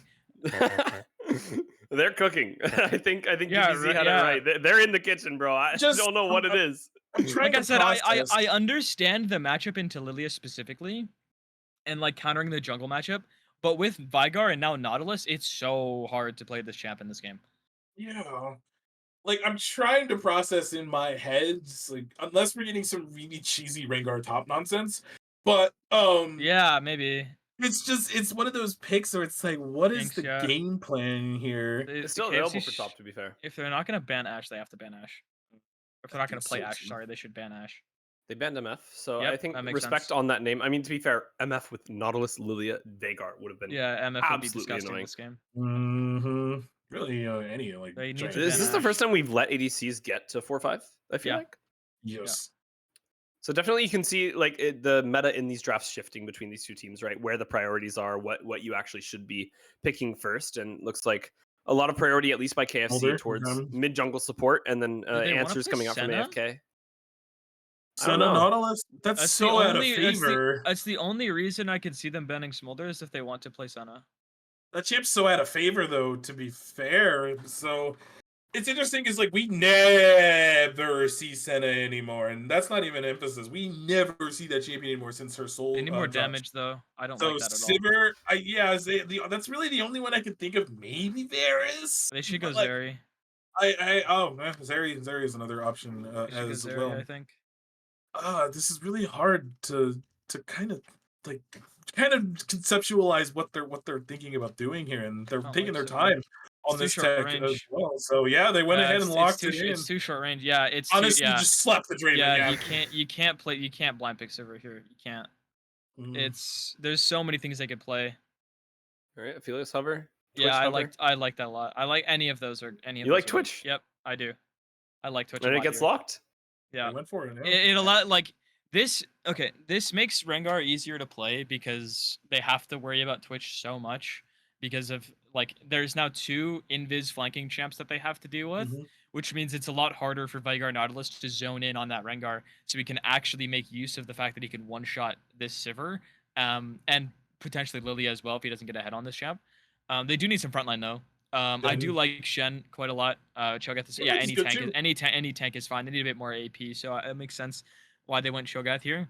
They banned it in the previous game. So Yeah. I think KFC should go set. I think that helps a lot for what they're looking to do. Good Mhm. into Cho'Gath as well. Good matchup for top. And I'm not sure if he plays set though, but I think they should pick it. But that makes them that makes them so short range. Fiora? Yeah, that's why I didn't like Sivir because their range is so short. They And locked against it. Twitch Melio, they have absolutely no range. It's gonna Yeah. be so hard. Yeah. I mean, something I'm worried about is that we really haven't seen KFC play like 4-1. You know, we haven't seen them absolutely decimate the side lane in this series, at least. Mhm. I believe we did see the bod kill split pushing on Tristana or something in the last Yeah, series. I think I so. believe Something like that's what I that. remember. Mhm. So like they are able to play around it, around just a perma side lane annoyance Yeah, I think player. set's We better. did see it out of their mid lane last time, but you know if KFC is Yeah. able to do it, I feel like it could kind of flip the script here because AFK, like you mentioned, were throwing their ADCs towards the side lanes and stuff similar to that effect. But I feel like they have kind of just been dominating these 5v5s, and that's Yeah. kind of where their strength has come, and Yep. that's kind of what KFC have struggled, I think, dealing with so much in the series, right? Yeah. Because they are or at least they have been, and up until this point, we don't really do anything but slap people the frick around in these 5v5s, and that's all Oh we have to yeah. do. So, I Yeah, I mean, think I like the iteration at least. Yeah, I think aside from just 5v5s, it's really the skirmishes that have flipped these teams around. Like, and the reason why AFK are winning is the 3v3s, the 4v3s, the 2v2s, 2v3s, like all these skirmishes they're finding specifically around topside. Mhm. And also, like a lot of the bot plays they're making with Talia Wall and all the roams that they were doing, shutting down this Kai'Sa after getting a bot lane lead. Like the skirmishes that they're finding are allowing them to keep themselves in a game in the first game and keep themselves ahead in the second game. And as much as they were starting to trail off, they found one pick and they just ended the game with that next Baron play. They took that pick and said, okay, we're ending. They found a couple other numbers advantaged fights in that mid lane and just kept playing for numbers advantages. Like I don't think there was ever a proper 5v5 in that second game the whole time. It was always someone was split, someone was getting caught one way or the other. And I feel like that's probably why they picked Rengar into this Lilia, because they're not expecting to straight up 5v5. You cannot 5v5 with Rengar. It's next to impossible to do that. You can, but you basically have to just flank and one-shot somebody, and the only person I see him one-shotting is Sivir, realistically. I mean, he can one-shot Veigar, I guess, but Yeah. Veigar can just stand on the cage, and then it makes it impossible for Rengar to one-shot him. So the only target that he has is Sivir, unless they find these skirmishes. But the big difference, though, this time, they don't have the same advantage in the top side 3v3 that they did to be able to try to get grubs or anything like that. So they probably have to play towards bot side this game, I would imagine. I will have to look and see if Rengar has been played by 50 cal before this. I don't think I don't think he's played I it don't yet. think it has either. So two Yeah. things. Not in the tournament, at least. Yeah. Yeah, not in no. Dominate at least. It's No. so Surely yeah. he's played the champion before. Yeah, I imagine. hope. Yeah, I imagine he's Yeah. played it before. There's no way he's first timing Rengar. Like he instantly hovered into Lilia, which makes me think it's his Lilia answer, which is interesting. I think there's a lot of because it really doesn't. You're playing full pick with Rengar into Lilia. I don't even know how good the matchup is for Rengar, to be honest. I think it's a skill matchup dependent on early game and if Rengar gets ahead. If Rengar gets ahead of Lilia, I can see it being very oppressive for her to deal with because she doesn't really have an option to deal with Rengar in a 1v1 because Lilia excels in these extended fights and Rengar does not allow that to happen. So it's if they get a lead, I can imagine it being very oppressive, similar to something like Kha'Zix would be. But early game, I'm curious to see how this goes. Well, I I will mean, definitely something see. I know that something that can make Rengar oppressive is Ocean Soul. So I think that Yeah. segues nicely into what our dragon predictions are going to be for this game. And DBZ Freak, I'll let you take it away for your first prediction, as you've predicted the last 3 times. I feel like that's maybe why you got Hex Tank last game. And now Yeah. you can't let the cards play out and unfold in front of you. You have to choose. Yeah. So two things. First off, I am a little depressed. Cloud9 just lost to TL2-1. So Of course they did. They suck. what? Bro was repping the Where's Cloud9 your team? Hey, my team's third place. Actually tied for second now that you guys lost, but Oh yeah, actually, yeah. uh Anyways, but in terms of like Drake, I spent a lot of time. I didn't talk that much during draft because I was spending so much yeah, time yeah. thinking over what we Being were depressed. Yeah, well that yeah, yeah. Yeah. and I actually don't know what Drake I would want for this game. I feel like in this instance, honestly, a Chemtech I think would be okay, but it It's seems not like bad, yeah. it's screaming Chemtech to me for this game for some reason. Watch Yeah. it be the first Drake, but Yeah. it's Yeah. just it's so weird with this Rengar pick because it obviously it threw us all for a loop. Like, Yeah. I'm not familiar with the Lilia Rengar matchup either, and I think early it's fine for Rengar if he Yeah, tries to I invade her. think I it's a lot think. like Kha'Zix where you have to get a Yeah. lead early. The invade's really strong. Rengar has pretty solid base damage. He has a lot of strong mobility if he goes like blue plant or blue smite. So And bushes to play around if he looks for yeah, that invade, which is the exactly. most So like annoying part of this champion. yeah, we'll see what goes or what goes on there. I imagine he's going to try to play for early invades and try to get utilize the absolute rat behavior of this Twitch to try to potentially look for something like Yeah. some invis catch out plays in bot lane. But yeah, I mean, you guys already know what solo I'm gonna go for with Mountain because it was I got swindled. I went Mountain first game, and then it was Mountain the second game. So surely it's Mountain this game as well. Yeah, surely. So I think Speculate has started a little bit ago. So we're almost into game. And I'm really gonna be watching this top lane match in particular because Fiora is an Yeah, yeah, absolute monster in side lanes all the time. So gonna be looking forward to seeing what Kira is gonna do on this champion. yeah, We've seen it all three games. KFC has not swapped sides, so they are very confident yep, on the red side pick. And yeah. They want top lane counter.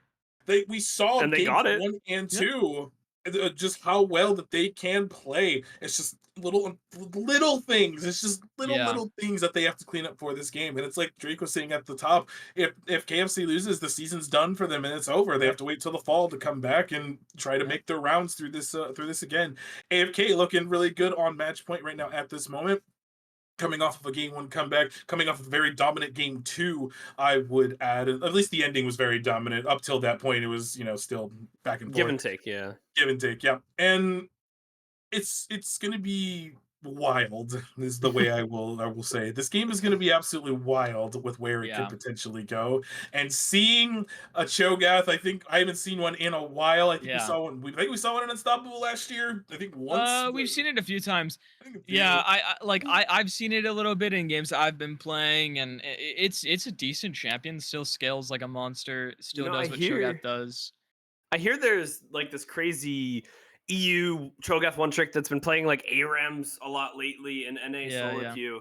And Cho'Gath looks yeah, really yeah, good over there. yeah, That's at least yeah, my first-hand yeah. experience. But at Okay. least bringing it back to my dragon predictions, I'm gonna go Infernal. That's what I'm gonna go for because you Yeah, said spicy, and that's what I think of. And I yeah. would be really sad if I didn't triple down here, and Infernal Soul did go Triple out. down. So Surely one of these yeah, games. surely one of these games is Surely one of Infernal these Soul. games will be Surely. Infernal Soul. Yeah. So that's gonna be my vote.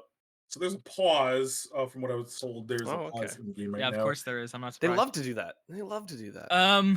Yeah, I think I'm really curious to see Hopefully, what it's not a this Rengar Flirty and does. Storm. That's my. Yeah, That's yeah. my. I'm really curious to see what this Rengar does because like it has to. I feel like it has to get ahead early to do anything because Mhm. against Vigar Nautilus, you really have to be so fed to do anything because you have to one shot somebody before you get chain CC'd for 30 years. So in order to do that, he has to get a lead early. Which, to be fair, 50 Cal's gotten a lead every game. So if he does something similar and they find these skirmishes and he's able to capitalize on that with a champion like Rengar, that does a lot with those kills. So if this game goes similar to the last few, which we're gonna see here getting onto the Rift now, finally, because I think they're out of pause. Um, yeah, I mean, we'll see if he's actually able to continue to capitalize on these skirmishes and get a lead. And here we are, back on Summoner's Rift for our third game between AFK and KFC.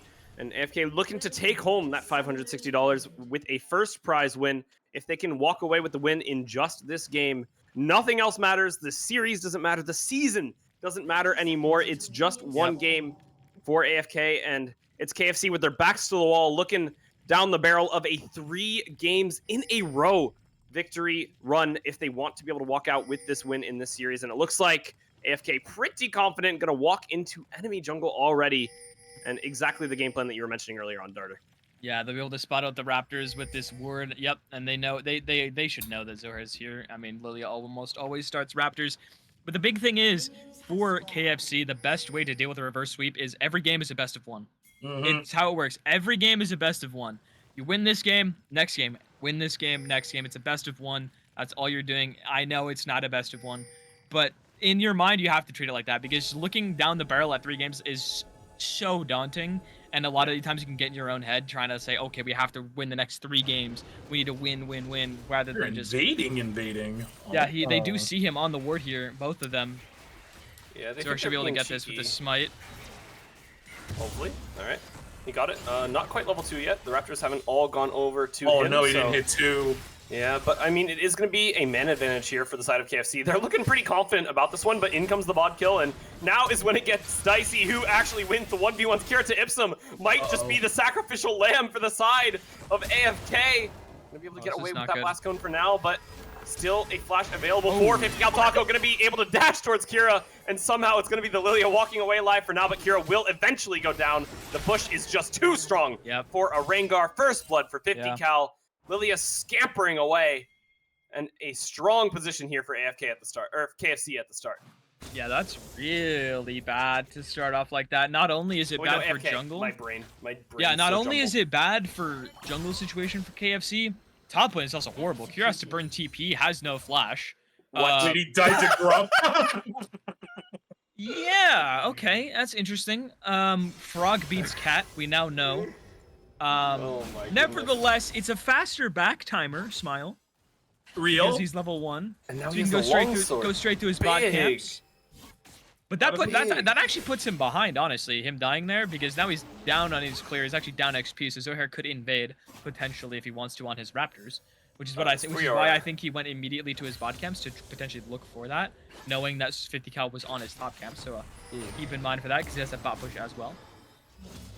Lots of trading here in the top side. It is a little annoying for the Fiora matchup, but if you do that, for instance, but I do think Cho'Gath just wins this. Doesn't have any mana, though. But if that parry did hit, that Kira 100% wins that. I'm not going to lie. You just kind of slap the vitals, and you're like, all right, and you're dead.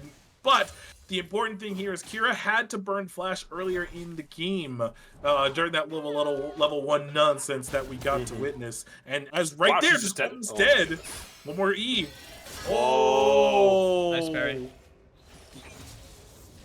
Okay.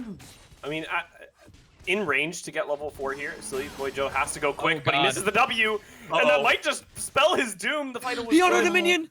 But yeah, Kira autos a minion, a slight micro misplay, and that means that it won't be a kill here for Fiora. Lilia looking towards the bottom side, maybe going to try and get something to happen. No vision available for the Alcove Refugee, and the hook lands! Itchy Rat is itching for that rat kill. It will be a flash away by Alcove Refugee, but the bowling ball goes slightly wide. Zohair just slightly out of sorts, you know? He lost earlier on in this game, put his team behind. He lost the first 2 games due to a jungle differential, I'd have to say. And this is that bowling ball that's crucial here for KFC. It's brutal. They've got to calm down. They have to chill out. I can see the nerves. Zappa flashes forward he needs to get the kill in his run. He's like, I have to kill this guy. Ends up canceling his auto because of the invis from Twitch, rather than just taking the some advantage. 50 Cal knows he ganked bot lane, so he's like, oh, free topside camp, so we have top push as well.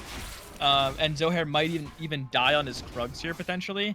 Yeah, and misses a bowling ball that he usually wouldn't miss, right? And you even look topside, and Kira's autoing minions. It's rough, man. Like you said, 3-game barrel to look down. It is an uphill battle.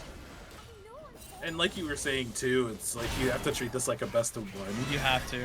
And it's not that instance where it's like you can't treat it like you. It's hard to do that, by the way. Yeah, I completely agree. You even see it in pro play as well. We'll see teams still stumble and make crucial mistakes over the course of games because they just don't kind of bring it back a little level. And it's not their fault. I mean, it's these high wins, these high pressure situations rather. With this being a grand final, I mean, any mistake can cost you your series, and I understand. Kira might be dead here. Yeah, he has no vision, no flash. No bushes. If Silly Boy hits a Q, I'm pretty sure he's dead. Okay, well there's the Q, and in goes 50 Cal Taco. A Q away does mean that, you know, he's put himself in an even rougher position walking towards the bush originally, but 50 Cal Taco not quite going to be able to find enough movement speed to make up this ground. The minion wave walks in front, and it will be Fiora somehow living out in this exchange. Yeah, it was a good Q. That's good for KFC, right? Because we were talking about their mental gap. This definitely restores a little bit in that top side. Yeah, it also slows down the lead that 50 Cal was building because of the camps he was getting. So now their tempo is much more evened up. You see they're even in camps now. Obviously a little bit down in gold because of that early first blood that 50 Cal got. But Zohair once again down in the spot lane. If they get this gank off this time around, they will be able to get the Drake. Also, Kira apparently just one-shot the Cho'Gath. Oh, wow. Yeah, Zohair surely just gets his kill, though. It's going to be an Alcove refugee with no flash and no way out. Zohair able to get himself on the board. 7 minutes, which is a lot better of a look here for the Lilia. Like we mentioned, it is going to be Kira winning out on this top side in the 1v1 as well. And it is going to be KFC bouncing back here in game 3. He executed. I think that was necessary because you saw the Grubs thing go off, so you didn't want. I mean, he has no TP. He wants to he executes, so Rengar doesn't get the kill. He's gonna recall anyways. Executes slightly faster because he'd have to walk back in base. Sure. But yeah, I mean, you'll take that. I mean, it doesn't give any gold loader. The Drake is also secured. The 3 Grubs, however, did go over to 50 Cal, so that is something to watch out for. It is gonna be a Mountain Drake next, so unlucky. But unlucky. I think actually really solid heads up play from Kira too, because like while we were watching bot lane, I saw in the mini map, I saw Kira go back over, and I'm like, there's no way he still goes for this kill, right? And yeah, that's a crazy play. Wrong. It was really impressive. And then the trade kill or not the trade kill, but the kill on the other side of the map in the bottom lane, because Alcove has no flash. That's just kind of what you expected. Now, is this gonna be the same kind of answer? As 50 Cal should be close to level 6, I think. Yeah. Pretty ready to hit there, I think. On this, he'll get it at some point on his next clear. Oh yeah, yeah, he gets it off one camp. Yeah. Okay, and just like that, you're gonna have an invisible kitty cat running around the map, and that's something that Zafa, with no flash, currently has to watch out for. Bodkill himself also, currently does have flash up, but if pushes up too far, could get punished like we saw in the previous game, and that's something that... Did I just see a Clarity get popped? Oh my lordy, okay, I did. Clarity? Yeah, he has Spellbook, yeah. Oh! Wait, Clarity is in Spellbook? I don't think so. It should maybe be, cleanse? right? Maybe you're thinking cleanse. I think he cleansed to get TP back. Yeah, I think he cleansed so he can get TP I was like, bro just bought mana? He got all of his mana back. Maybe it was mana flip ban. Okay, bot kill. Has to be careful here. Rengar has the ultimate, like we were talking about. The cage is not available apparently for the Veigar. 50 Cal Taco not quite going to die until the flash is burned by that Veigar. No, but a good W, cleanse available for Taco. Will be able to get him out of that situation. And I mean, what I was gonna mention is the fact that these mid lanes have been so quiet this game. I mean, the past 2 games, there was so much mid lane focus. Okay, what? Speaking of quiet, somehow, some way, wait, what Knives, was he doing Alcove there? refugee, whatever you want to call this guy, has died twice. Once again, just caught in no man's land. Okay, well, I know what he's doing. But as soon as he sees, no, like unironically, I know what he's doing. Like he's trying. I thought you were alluding to. No, he's trying to secure the kill on a bot kill because he has no flash, no mana. He's low HP. He's trying to like go up there, invis, ultimate or tower, and get the kill. But because of that pink, as soon as he sees the pink, he should just immediately leave. I don't know if he was going to leave, if he didn't walk in the bush or what. But either way, he does die, which makes this lane a little bit harder for him because he goes down a little bit further now in XP. I think it was the outplay button too. Funny enough. No, yeah, he got Veigar. He got Veigar ulted. I just I know what he's trying to do, but as soon as he didn't back out as soon as he saw the pink. So I mean, I didn't even see him die. I just heard.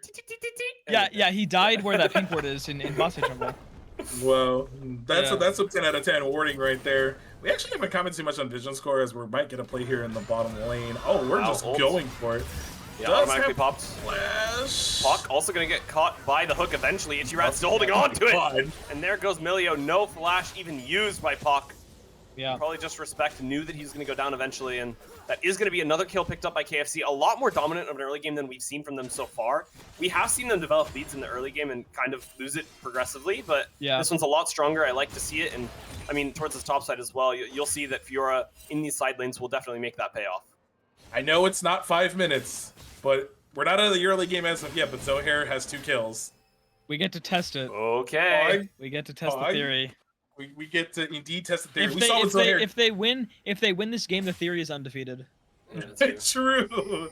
Looks like we might get a ringer ult here on the top side in a second. Nice Wow. parry, actually. A He's good still parry, down. but it didn't Still find dead. anybody. Yeah. Just ult from Cho'Gath to get him low, and an auto attack from 50 cal Taco means that it's a kill picked up by him and Silly Joe. Looks like Zohair going to be in this top side trying to clear this wave, though. More Nautilus grubs in the are area. coming. Yep, they're just getting ready for this next set of grubs now. Yeah. 6 Yeah. grubs, which I think this will be That's the rough. first time. Yeah, that's in really the rough, season. especially when you wanted to get them on Fiora as well. So getting none of them is really annoying. Now, it doesn't do a whole lot for AFK. They don't have very many Whoa, where's split Kira pushes or going? anything like that.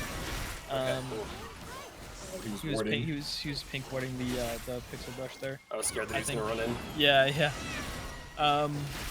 But yeah, it's 6 grubs doesn't do a lot for them. Now, it does help Siege, obviously, in general. 6 grubs is never a Yeah. bad thing to have. But they don't have a split pusher that really leverages those grubs, but it still helps them Siege. Never a bad thing to have. The second Drake hasn't spawned yet either, so they can't get cross-mapped. No threat there. So they can still look to do something down there. Yeah, I definitely agree with you on that one. The next Drake is coming up, as you mentioned, in the next 11 seconds. It looks like we're trying to get some bot lane push going on at Azafa and Ichirat. Well, Ichirat was getting some vision, but it looks like we're trying to get some bot lane vision. The TPs are not available for the top laner, so they will not be able to join it for this fight. The mid laners, on the other hand, will, as it looks like I think Vigar should be done with the Shirelias. Yep, right on time for this Drake that is on the map, and it looks like they will go ahead and I thought they were going to get it started. Oh, we're doing the crab first, just kidding. But Oh, wow. They just don't want to do it. I think they want to bait them in, but they didn't ping the ward, so they know they're not on it right now, so they're not really feeling like they have to walk up. I mean, yeah, they know. They just know. Like, the ward is on the dragon. They know it's not getting started up. They think they reset. Yeah. It's going to be kind of wasted momentum here for KSC, I'd say. Mm-hmm. But they will go ahead and start it now. It That was actually risky. isn't. It isn't because Alcove's not basing, so he's just sitting in there ratting in the bush.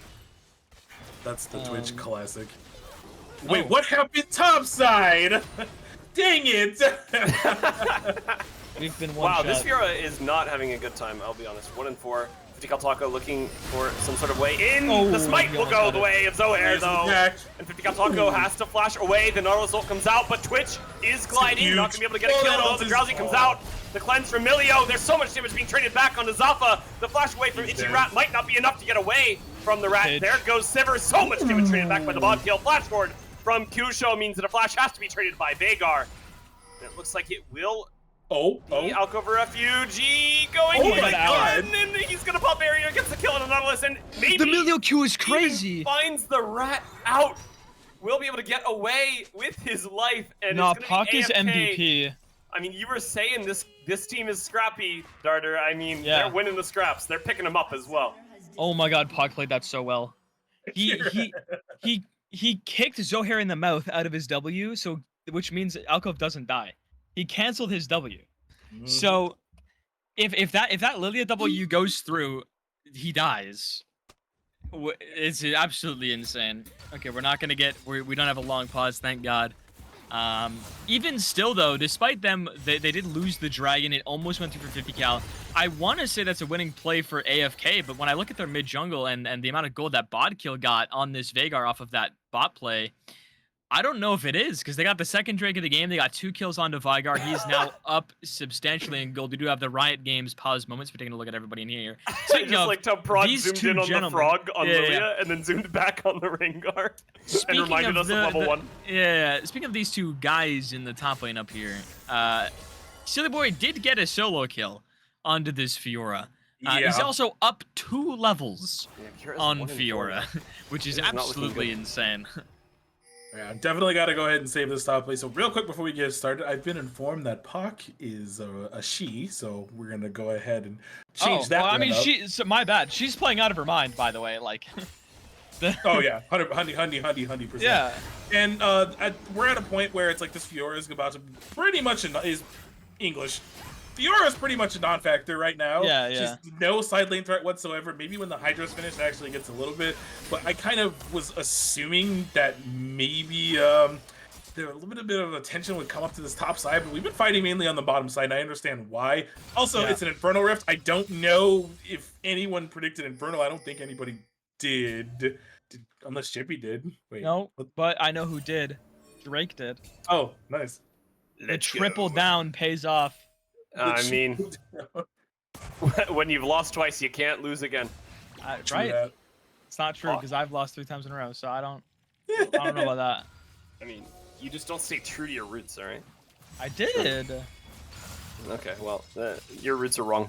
I'm sorry, man. I can't argue. Can't argue with that, can I? No, you definitely can. Vigar stat check real that- quick. We're at 15 minutes. How many stacks does he have? Oh my God. 164. We're stacking. That is still a lot. The Rift Herald also being started on the other side, but 1v1 here on the top Okay. side. Okay. Kira needs one more Yo, vital. W. Won't be able to find it, though. Silly Joe going to get backed up by 50 Cal Taco. In comes the TP, but will it be in time? Holy Kira damage. taking so much damage. Nice. The Talia is here as well. The mod kill is going to get caught by Talia. Seismic shove for now. Fiora is dead on the opposite side. We Dead somehow have killed the rat yet again. Double ghost But yet. it looks like Aqua's the dead. Rift Herald and all Void neutral objectives will be picked up by AFK so far this game. Doesn't Yeah, bode no, well no. for KFC as the game gets later on. Yeah, he had to have got hit by a hook because all ults are burned except for Pox ultimate. She did not use her ult or heal or flash. She just left the AD carry to die as they deserve to. Get hit by hook, that's your problem. So we have a problem on the Rift right now, as there are 6 Void Grubs currently inside of AFK. They're also about to get the Rift Herald as well. Now, I do believe in the minute and a half they will be at a stronger point for this next Drake, so they'll probably get their first Drake as well, as Kusho might be dead. Kusho is all Goodness. Ooh. You know, That's just a, too much that's death. a Sork Shoes gap right there. Oh, you're right. That's a Sork Shoes difference. Or a Merc Treads gap. to be fair. That's what, well, yeah, I mean, either way, it's the boots gap. I mean, Yeah. he has CDR boots. Kusho has MR boots. Doesn't It have is the what it pen. is. What can you I mean, do? Shirelius as well, if we're being, like, honest, you know? I mean, he still has like 400 AP with Shirelius. I mean, like, I don't think that's the problem. Just saying, anything could have helped there, but it's just not quite going to be enough. And Silly Boy Joe, once again, taking quite a bit of damage. I don't know what happened. I guess Ravenous completed for Kira. The matchup seems a little bit more playable. Only one Yeah. level differential between these two now as things start to even out across the board, I'd say. I mean, only 400 gold difference between these two teams. 6 kills to 6. And, you know, realistically, trading 2 Void Grubs spawns for 2 Dragons is not going to be the worst at the end of the day. Overall, I'd say these teams evening things out a lot as we move towards this mid-game. Oh, yeah, totally. We're getting into Yeah. that mid-game now, as third Drake will be spawning on the map. Now, for KFC, this does mean soul point if they end up getting it, which means they can be potentially on track for a 23-24-minute soul, which I think we saw Infernal as well. 22 They have to get this something next last dragon. week. And Yeah, we did see 22 minutes, so yeah, they have to get this dragon. I agree. If they don't get this dragon, it makes this game very difficult for them. Because this Rengar is ahead, like I said earlier, he has to win early to really make use of this champion, and he is. However, the rest of the map is losing, so except for top lane. Wait, what is this? Rengar popped ult and has to get something for it. If not, it's Yeah, he quite a won't. big cooldown. Looks like he won't, yeah. You could And, run at Vigar, I suppose, but I mean, positioning in River, I guess, and looks like they will be able to start up the Dragon. But movement coming in from KFC. No TP for TP's, Fiora. yeah, TP's not available for Kira, but Silly Boy Joe does have it, so it could be a man advantage here for the side of AFK if they choose to find it. 50 Cal Taco still positioning in these bushes, trying to find a way in. The bot kill kind of Nice cut ball. off, Nice and it ball. actually turns into a 4v4 for now, soon to be a 4v5, as Really you can nice really see. well. In comes the TP, 2 members already dead for the side of KFC. The bot kill has to back away and deal with that Rift Herald, and somehow AFK get a turret, they get a dragon, and they get 2 kills. This is exactly what they wanted from this play. Might be 3, unless Alpha Alpha's Flash is dead, here. Oh, we popped the Oh. barrier. Barrier. We didn't even get to see it because it was exactly the amount of E damage that Alcove had. yeah. That was But I mean, the actually turret traded topside. Yeah, but Darter was literally saying like 40 seconds before that they needed that Drake or the They game gets had much to get the harder. Drake, yeah. And there was a TP disadvantage for them because Fiora didn't have TP and Cho'Gath did. So Silly Boy being able to come in and assist the team in that play, it was like also like a weird collapse that happened around the Drake because Really nice once Talia ult. once they funneled in, it's it was just pretty much over. That was actually a nice parry. Damn. Yeah. Once they went into the Drake, it was like, okay, we just corralled them into this, and they all Yeah. die. And, that's And exactly Zohair what found a happened. really good angle. He got a 3-man sleep, but Lilia Mhm. into Milio. If Milio can get the 3-man ult, which Puck did find the 3-man ult, the Lilia has no value anymore. And then Lilia's just in the middle of 4 people, dies, and then bot kill's zoned off because he has to answer the bot wave and the Herald, so he can't join And in the 50 Talia. cal, like just perusing that tribe rush. Yeah, he can't walk into that tribe rush at all. He completely zoned out. The Talia wall is like keeps them in that fight, and makes that play makes them so much easier since they got that Drake. They can now start trying to stacking Drakes for themselves. Although I don't think this game will go on that long. Although it might. Both games have been around 35 minutes, so they could get the Infernal Soul for themselves. And if they get 4 Infernal Drakes, this Rengar is going to be, yeah, one-shotting literally everybody. Yeah, this absolutely. Is Profane Hydra Collector Rengar who's looking to blow everybody up and can just about do so, I would add at this point in the game. What are stacks at? Can we look? The next 204. Oh, I was thinking Rengar stacks. Rengar bone tooth, I think he has all 5. Oh, it doesn't say. You have to hover over the icon, I think it'll tell you. I think he has all 5 at this point. We'll have to get picked up though. Yeah, okay. Oh, Infernal Cinders. We're almost there. What? Just right below it. Okay. Free. Oh, okay. Is it 4 now? Yeah, that's 4. Yeah, you can see the amount of teeth on the icon tells you he has 4 now, yeah. Oh my goodness. So when we're talking about bonus damage with Infernal Dragons, you know, bonus damage on that necklace as well, almost fully completed. He did one-shot that Nautilus, by the way. Yeah, that was through disgusting. Locket. Absolutely one-shot. Yeah, this was pretty strong, I will say. So that answers the question of what we were wondering what this Rengar would do. Did play in the invade in the early game, which you said yourself is like that's what he needs to do. Just abuse this Lilia. Ended up abusing the Lilia and then getting advantages across the map hold on a second. Wow, okay, 50 cal maybe getting ahead of himself. Does not get caught by any CC because Millia is the champion, but will go down. The bot kill outplay button onto him, and there goes the Twitch as well. A lot of shielding, but will eventually go down. 2 kills picked up here for the bot kill. A shutdown to boot. That is going to be a very strong Veigar once he finally gets back to base. And a brutal performance here coming out from AFK. A little bit of an overextension, and I mean, comfortability, like you would expect them to be pretty darn comfortable at 2 game wins and you know, moving into a very dominant position in this game, but you have to be careful with Veigar scaling. Yeah. That is 2.5 items now. The death cap was done before that play happened, by the way. Yeah. So that was the outplay button and just I'm Veigar and have a lot of stacks at 22 minutes into the game, and ends up being 2 free kills over to them. Really good shutdowns. Alcove is definitely gaming, having a little too much fun, as we've seen him walking. I see the angle he's looking for there. Classic ADC moment. I see the angle. I see it. Trust. I see the vision. There's 4 people. They're all stacked. You have ult up. It's the perfect angle. I must glide. However, you have nobody in front of you or with you, so you're just 1v4, and then you get collapsed on. But it would have been crazy though. Like I mean, I see the vision. I see the vision. You see the everything black playing in his ears? I do. Like, that's what's happening. He's got it, like, set at the timestamp, paused on his second monitor, tabs in, plays it, tabs back Max into volume. league. Yep. Max volume so you can't hear your inner thoughts. If you're playing Twitch, you have to. You have to do that. Like, it is what it is, but...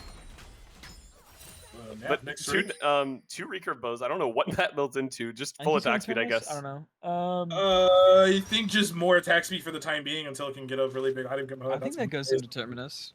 Does it really? That's such a silly build. I think it's like so. the overload item where you go like 2 pile drivers. It's all right. Yeah. We have 10 seconds till Drake. No, they reworked Terminus build path. It only has 1. Oh. Is she right? Rengar already burnt ult. Yeah, already burnt ult as well onto Rengar. It's off a low. Oh, it's a Wit's End. Might end up ticking down, but it's an engage here onto the Alcove refugee who's able to get to the safety of his team. Oh, Fiora into the backline though, and Kira to Ipsum being absolutely massive here for the team. The bowling ball lands onto 2, but this might just be a dead Fiora. It's going to be a 1 for 2 traded across the board. AFK happy to take that trade any day of the week. Move towards that dragon if they decide to do so. Yeah, it looks like they will end up moving down. Yusho needs to be careful though. If he dies, it could get dicey. The bot kill still has ult available, so it is up to KFC whether they want to look for this fight, but they can't walk into a Rengar. Yeah, Dragon should go over. It's Wit's End, like I said in the middle of that fight. It's Wit's End. Which he does need for Lilia Veigar. Whoa! What a crazy angle out of AFK. They once again find another pick. That's secured Dragon. Whoa, this TP from bot kill might be a little bit presumptuous Yeah, to no. think that he could get anything here. Brazar? Okay, dodges a couple of the CC abilities, but does go down to the Cho'Gath. The shutdown traded back by Silly Boy Joe, and it's all gone to the wayside here for the side of KFC as AFK maybe get a little bit too confident, but still not taking any damage. Puck on this champion. She is too good on enchanters. Get him away. So gross. Itchy Rat goes down, and AFK just have to go AFK at this point to win this one. Move towards the Baron, maybe pick up the mid turret. They have too many options, getting dizzy. Looks like they'll move towards top jungle. Enemy team not alive to contest anything. Oh my goodness. Should give AFK complete control of the game as Pocket is forced to flash here. They won't, shouldn't, maybe will start the Baron. They Okay. should. I mean, we know Veigar has no TP. We know Nautilus isn't there. Okay. Yeah, that's completely fair. I mean, right off. They should look to turn though. They shouldn't finish. You do not want to flip the steal. You do not want to flip the steal, guys. Guys. Oh no! The Baron goes the way of KFC! But I'm not sure the kills will. Zaffa trying to do the best he can, but the gliding will be won by the Alcove refugee. Zohair running away at Mach 30, and in comes the mod kill with the outplay button, but doesn't quite land anything else yet. Finds the Q to be able to get that kill picked up.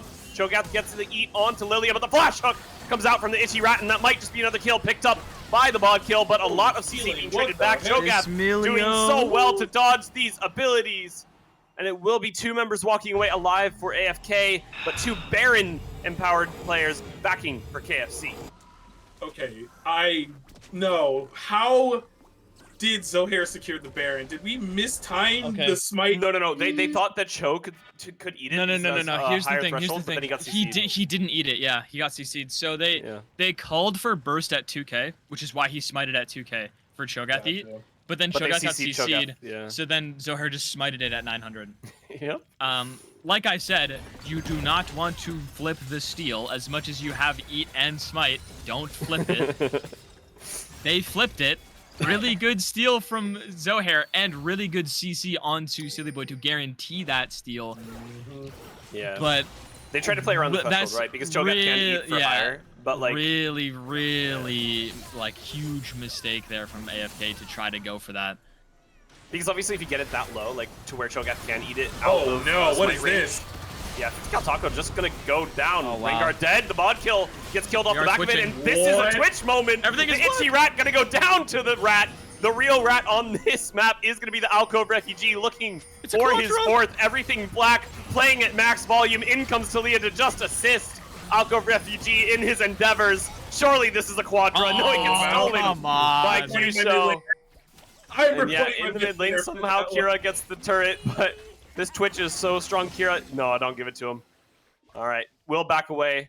And this is a very, very strong Twitch. Oh. Yeah, he just got a lot more fed. I think he just full buys Terminus here. I think that's what he's going for with the Hearthbind Axe. Yeah, this guy's very fed at this point. I mean, we saw how much damage he just did in that team fight. I think they kind of forgot that Twitch was doing things in this game until that fight right there when they all got nearly one-shot by him. One-shot, yeah. Nobody look Milio KDA? Yeah, I mean, Puck is absolutely carrying this game in my opinion. I mean, this Milio is doing so much work. There's finally some anti-heals coming through, but I really want to see how much healing is on the Moonstone. Like, it's... We hover over it? Yeah, let's see it. Let's see that Moonstone healing. Oh, it's not that much, but still quite a lot. Still quite a lot. Shield damage blocked as well. Like that. Yeah, shield damage, 2k shielding, 1700 healing. Yeah. Yeah, looking like a good item on Milio. I will go ahead and go on one of my old rants. So I guess not really more of a statement is that there is not enough good anti-heal in this video game for especially since they took Shield Reave off of Shadow Flame. I don't know why they did that, but there's no good shield break items at all because Serpent's Fang has like negative effectiveness on ranged champs. Yeah. It's only good on melee champs. It has like 30% effectiveness on ranged. So okay, looks like KFC want to pull the trigger. Dragon Nuts running for another 27 seconds. TP comes out from Kira. It's so hard. Where can you look? So here might die. All members of AFK over here, and in goes the Alcove refugee. The Twitch gets caught by Nautilus Hope, but there's no damage to follow up because 50 cal Taco's in the back line. Sivir gets the kill traded back, but the Veigar is dead, and what can you get done? Zaffa looking for something here to Ipsum, trying to find a way in, but gonna get blocked so Milio ult is so good. So dominantly. and Sivir is dead. Kira has some half HP. Zohair, no way in. They have the inside track for an inhibitor. Looks like they're going to move towards the turrets, but it is going to be Alcove Refugee pulling a rat moment. Gets the kill onto the Lilia. Not even going to die. Milio healing and shielding is so much. Kira will go down, but gets the rat in the process. 3 members alive for AFK. They're bearing down on enemy base. Look like they want to be able to pick up this inhibitor turret, maybe even move towards the dragon afterwards.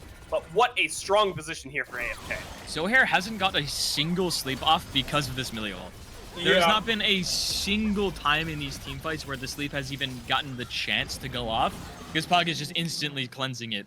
And the healing from the ultimate as well negates that early kill. I think Kira could have killed Silly Boy Joe there with the Vital proc before that ultimate went off, so no kills comes out there, so he has to go back and regroup. And then it takes so long to kill Alcove because of the shielding and healing that he has, and they have no way to really punch through that shielding. And there's about to be more kills here now. It has to flash in the cage though. Yeah, good flash away from Ichirat, is able to buy a little bit of time. Silly Boy Joe trying to find some more CC. It's a choke, and I mean, AFK playing it well, waiting for their carries to get in, and Rengar has taken the dragon in the meantime. 3 Infernal Dragons for AFK. We were talking about 4. I mean, 3 is pretty good too. This is going to be such a large damage buff for the side of AFK. 60,000 gold lead, it's realistically a little bit more than that. Is he going Titanic last? I honestly, yes, I think so, because that's like he's doing the technology. He's doing the Twitch technology where they go Titanic Hydra last item. I swear that was like a Vayne build at one point. Yeah. Like lawnmower Vayne. Yep, lawnmower Vayne. That is exactly what it was. Yeah. Oh my God, this Rengar. I mean, I guess it's 1 for 1. Was that the last bone necklace? Is that why? He already has it by now. No, he should have all 5 stacks at this point. I mean, I think he's just being a little goofy. Whoa, oh my God, we're dead. Speaking of goofy, that is going to be a very dead Twitch on my screen. You know what?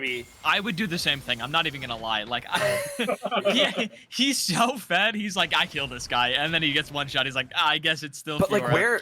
Okay, Baron. Okay, I was going to say, where's Fiora going? I really want to see Fiora in these side lanes. I haven't seen Fiora doing it enough.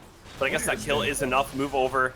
Try and get the mana advantage for this Baron. Nice. But there goes the Sivir, and now all of a sudden it becomes a 3v3. Silly Boy Joe not taking any damage. Kiro into the backline, finding a lot of damage here onto Kusho. And Pok doing everything she can to keep that mid laner alive. The knockups come out, but the Talia is in the grave. Kira won't be able to follow up any further. The Baron has been stopped, and it will be stopped for at least the time being, as KFC need to back away, get those resets out, as Rengar's now on the map.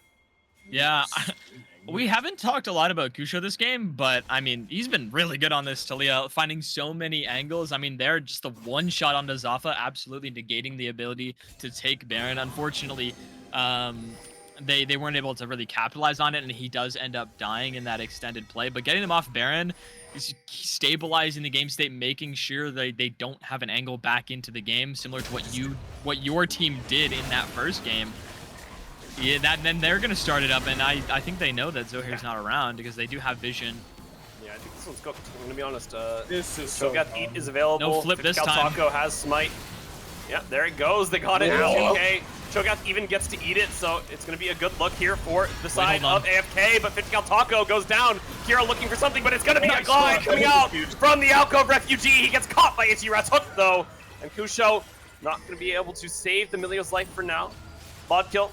Going to try and find a way in. The cage doesn't quite catch Pox, but over the wall goes Zohair, but it won't be enough to find that kill. Kusho critically able to keep this Milio alive. 2 members left up for AFK, and KFC finally win a team fight after what seems like an eternity. I'm not gonna lie, I think Baron was kind of the main character of that play because they had the Baron debuff on. It made that fight a little easier for them, but still, I mean, we're seeing what a late game, we haven't checked Vigar stacks in a while, we're seeing what a late game Vigar is doing at this point in the game, sitting at 4 items, I think getting the tier, actually just sold the tier. Yeah, he sold the tier. He buys tier for lane and then sells it. I swear it's less stacks than last game, though. He has less AP than last game. Because his build is different. He doesn't have loot in Shadow Flame this time around. Oh, okay, I see. Or sorry, he doesn't have. I think he bought Zonia's earlier last time. I think so. Not entirely sure. Either way, though, yeah, we're seeing what a late game Vigar is currently doing. It's still a strong champion. Sivir has also fully scaled into the game with 3 items, working on the Yeah, no IE though. as of Yeah. next. So we'll be really obnoxious in the next couple of minutes. Grantedly, assuming Pac might be walking in danger. Twitch trying to drop a triple double. Oh, Pac hasn't quite shown vision. A good no. ward on the wall, but the cage comes out. The flash burnt. That's a really important cooldown though. I was gonna say that's really big. Milio really needs that for this next fight, as Dragon spawns in a minute's time. No, yeah, The waves. The inhibitor Oh should yeah, be Kura's coming on the up top as side. Yes, well. Fiora's splitting. Fiora doing Fiora things. Classic. For I swear the first time this game, it's looking like Fiora Yeah, might be able to threaten a an lot end. of the time. I mean, technically he was inside them when he. Oh my God, we're twitching. There's the Titanic Hydra. Good flash. Okay, he's just gliding. The bot kill has to burn the stasis, but Alcove Refugee is gonna be low, but still frontlining, still doing so much damage. Just free hitting. The Nautilus goes down. Taco did have to burn the flash in the process. The TP comes out from Silly Boy Joe. And this Twitch is so strong, but Fiora's in the back line, and it looks like Kira trying to get some work done. But the Alcove Refugee is still alive. Silly Boy Joe able to pick up that kill for himself. 2 members of KFC dead, AFK with all 5 strong, looking to absolutely burn the enemy team's base. Maybe caught in no man's land, but no abilities landing just yet. Inhibitor is open. The rat is invisible. Zohair trying to do what he can to peel. Oh no, Kusho trying to get so much damage traded back. Does manage to get a pick here onto Kusho. Gets a second one onto the Milio. The Drowsy comes out here onto the Cho'Gath. Silly Boy Joe is not the one you want to target though. The one you want to look for is Twitch. Cho'Gath is dead. Twitch is dead. The rat has died. The bug has been squashed. The cat will be killed. And it's a triple kill for the bod kill. It's infernal for KFC, and somehow, some way, they stay alive in this best of 5 series. Oh my God, what is happening? 50 cal mistimed his empowered W on the Vigar cage at the end there, and I think if he doesn't, he used it too early, like before he got stunned, so he didn't cleanse himself. If he cleanses himself there, I'm pretty sure he kills Bodkill, or at the very least gets his flash and dies after. But Bodkill's able to save his flash, still actually has his ultimate available. Twitch just dropped the triple double after that team fight. And that is also the mid lane tower as well as this. But next, Drake will be a soul either way, regardless of who wins the team fight. And but next objective is the Baron in 2 minutes, and the third one of this game. Yeah, we're getting into the uncharted territory to where it's about who executes better at this point. I'm actually shocked AFK didn't go for the soul after they killed 3 or 2. I would have assumed they would have backed off from that and then went for the soul. And yeah, 50 cal taking the Blasco makes it super dicey. He did dodge everything, so he didn't take any damage, but it forced a fight that I don't think they wanted to have happen there. And it made things a little bit risky. That fight can win this. Sure, could be fine here though. Yeah, there's no punish coming out from the opposite side either. Oh my God! Killed the Rengar though, and is in a 1v1 for now. In comes Pac, maybe able to save Silly Boy Joe's life, but Kira threatening so much. In comes the Alcove Refugee, but Silly Boy Joe will just die in the process. Fiora, an absolute monster in the side lane. Kira to Ipsum, being the hero here for KFC, got 2 kills. Twitch and Milio still have yet to back. KFC bear down on the enemy base. A good seismic shove onto Zohair. Burns 2/3 of his HP, so do have to be careful here, but the turret should fall. Twitch on the angle, looking for... I don't think they can go more than for a glide. Has the ultimate available. Yeah, they have to back off, right? We're okay. So this game is very close and very tense, as I will say. KFC on the back foot, as we mentioned at the beginning of this game. They're knowing that whatever mistakes they make are the end of the game, and Kira being this absolute side lane menace, which 100% should be the game plan, because that's what Fiora does. We saw literally 4v2'd just a little bit ago. Ooh, that was to cancel that. It followed him. Ewing. Runs back to base. There's no way. Yeah. Oh boy. So Rengar was 6-1. I would like to point out way earlier in the game. This 50 cal is now 9 and 10. He didn't get the home guard. Yeah. It's just Rengar's not able to do as much at this state of the game, I would argue, because he's trying to full. Oh my God. Lordy. We got hit by hook. He's dead. Full CT, right? But he's shredding the enemy team. He's doing so much damage. Into the death realm goes Lilia, and soon to follow Itchy Rat. Now it's going to be 3v4 in the mid lane. 50 cal Taco Doesn't have ultimate to work with, but Silly Joe is still strong. Kusho doing so much damage on this front line. Zaffa has no way in. Kira is the man to watch here for KFC. I like what they're doing. He's able to find an angle, but they're in a bush, and he has to be careful. Oh, Kira! I like what has been caught. Gonna get low, gonna get CC'd, gonna get knocked into the grave. What are you doing? And it's gonna be 50 cal Taco looking for a second. The bod kill is low and might just be the next kill, but gets the kill, traded back onto Rengar. The blast cone is there. Silly Boy Joe not able to find the way towards that kill, but Sivir might be ending the game. The bod kill just has to keep stalling for time. Zaffa might just be able to do enough damage to the turret. It's not gonna be enough. It's taking too long. Okay, the bod kill did get out alive. Zaffa not going to be able to get the game, but is going to be able to save his mid laner's life. Might be able to trade a kill here onto Kusho. So well played. Gets one. Nearly picks up a kill onto Pak, but Milio retreats to the safety of the base. Cho'Gath gets the kill. And what a long and drawn out fight. KFC in the jaws of defeat looking for that win, but not quite able to pick it up. If Kira doesn't do what he just did, I think they can end. Because Zaffa and Bodkill were running it down mid, which is why I said I like what they're doing. And then Kira, I think he's obviously trying to stall them to make sure they don't base and like stop the end from happening. Yeah, a couple of things. But he went in too fast. I think if he's a little bit more patient than what he was, I think they're able to do a lot more with that play because Bodkill and Zaffa are so strong at this stage in the game. I mean, we just saw both of them make Houdini levels of escapes, although Zaffa dies, but he's able to get a kill, almost 2 out of that. Got Milio ult. Turret, like Bodkill one-shot 50 cal, literally. And then they were able to get the Nexus Tower and half of the HP of the second one. Now Drake is spawning in 40 seconds, which they have to fight over. This Baron will not be the next objective, because this is, like you said, Infernal Soul for both of these teams. Wait, they're doing it? He can solo it, because he is a Rengar at this stage in the game, but... They don't know! Yeah, I think it's just going to get picked up, I'm going to be honest. No, they know, they see. Silly Boy showed on Vision, but like 10,000 HP, it's already this low. I think it's just dead. Cho'Gath has It's gone, yeah. It's just gone. It's gone. That's Baron for AFK, but like you said, I mean, I don't know how well it persists into this dragon, right? You're not going to be able to really push waves if you're getting They're not Soul. here first now. It's very hard. Oh, Rengar lordy. is popped. Yeah, they have to face check. It's so hard. Taco around the side. Might be able to find Zaffa, but there's so many members to work through for AFK. They do have the inside track for mid lane, but it doesn't look like they're going to be able to push that wave. Yeah, that's Infernal Soul It's gone. This is gone. Yeah, it was not good. But now, I mean, realistically, KFC do need to get back to their wave. They need to get back to their base. Alco Refugee trying to find an angle off to the side. He's absolutely gliding. Zohair finds the sleep, though, and there's no Milio here this time. That's going to be a dead rat, but 50 cal Taco dies in the process as well. A double kill for Zaffa, and it looks like somehow, someway, KFC might have found a way to win here in Game 3. They still have a ways to go. They don't have mid-wave, and Talia and Milio, for whatever it's worth, are still alive. Although the death times are really long, I think they should be able to end. But we can see some hero plays, potentially. We've seen so much go on in this game. Unless, Kira's going to flash go for the kill here. I think that's the right call, if I'm being Kusho honest. is backed away. Doesn't have the wave available to him. There he goes. Milio not going to be able to do anything in this 1v4.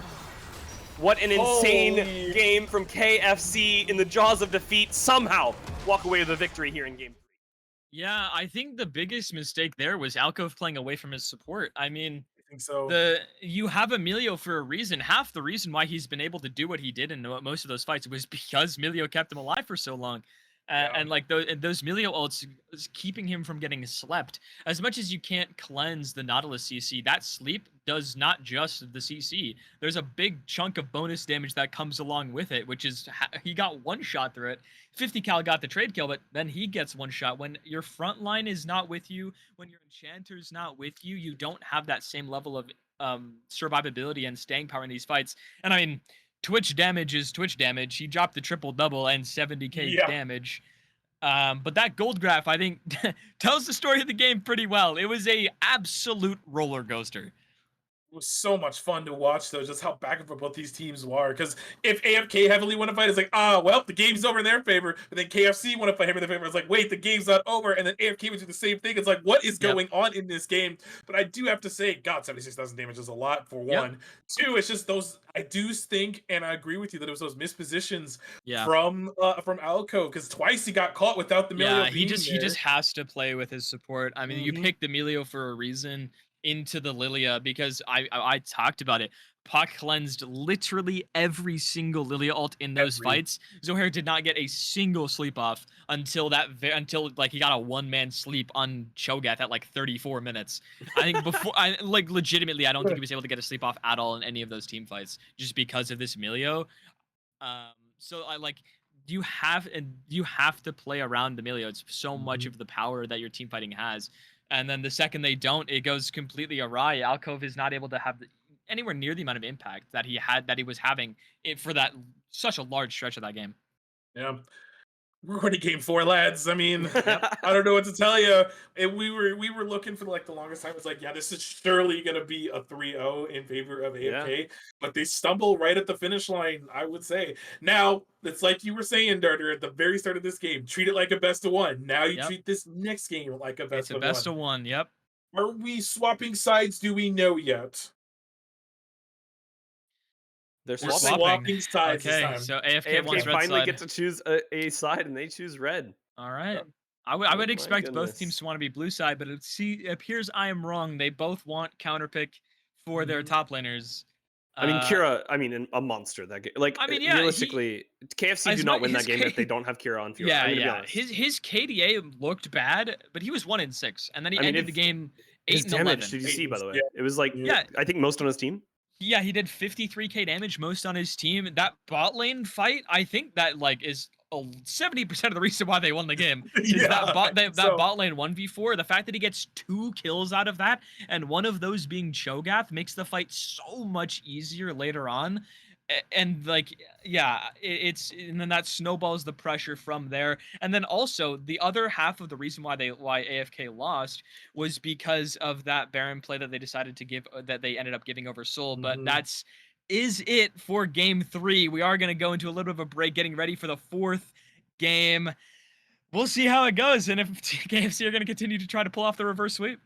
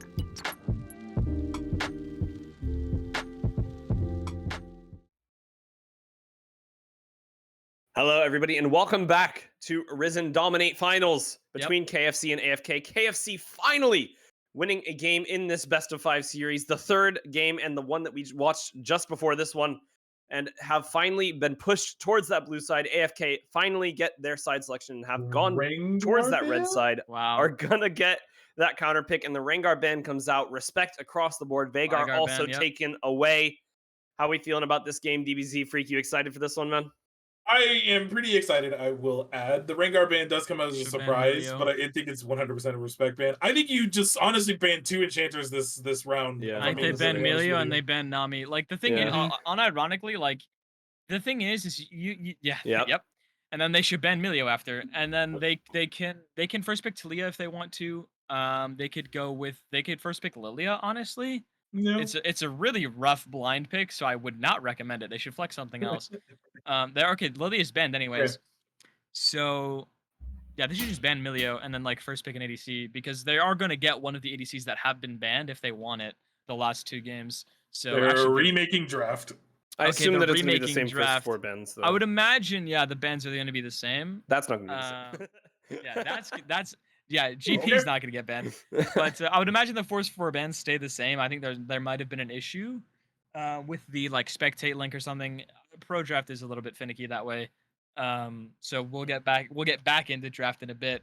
But going off those first 4 bans, one of the 2 ADCs that have been banned on the side of AFK will be open. So either Caitlyn or Ezreal will be available. If they want to first pick either one of those 2, they can.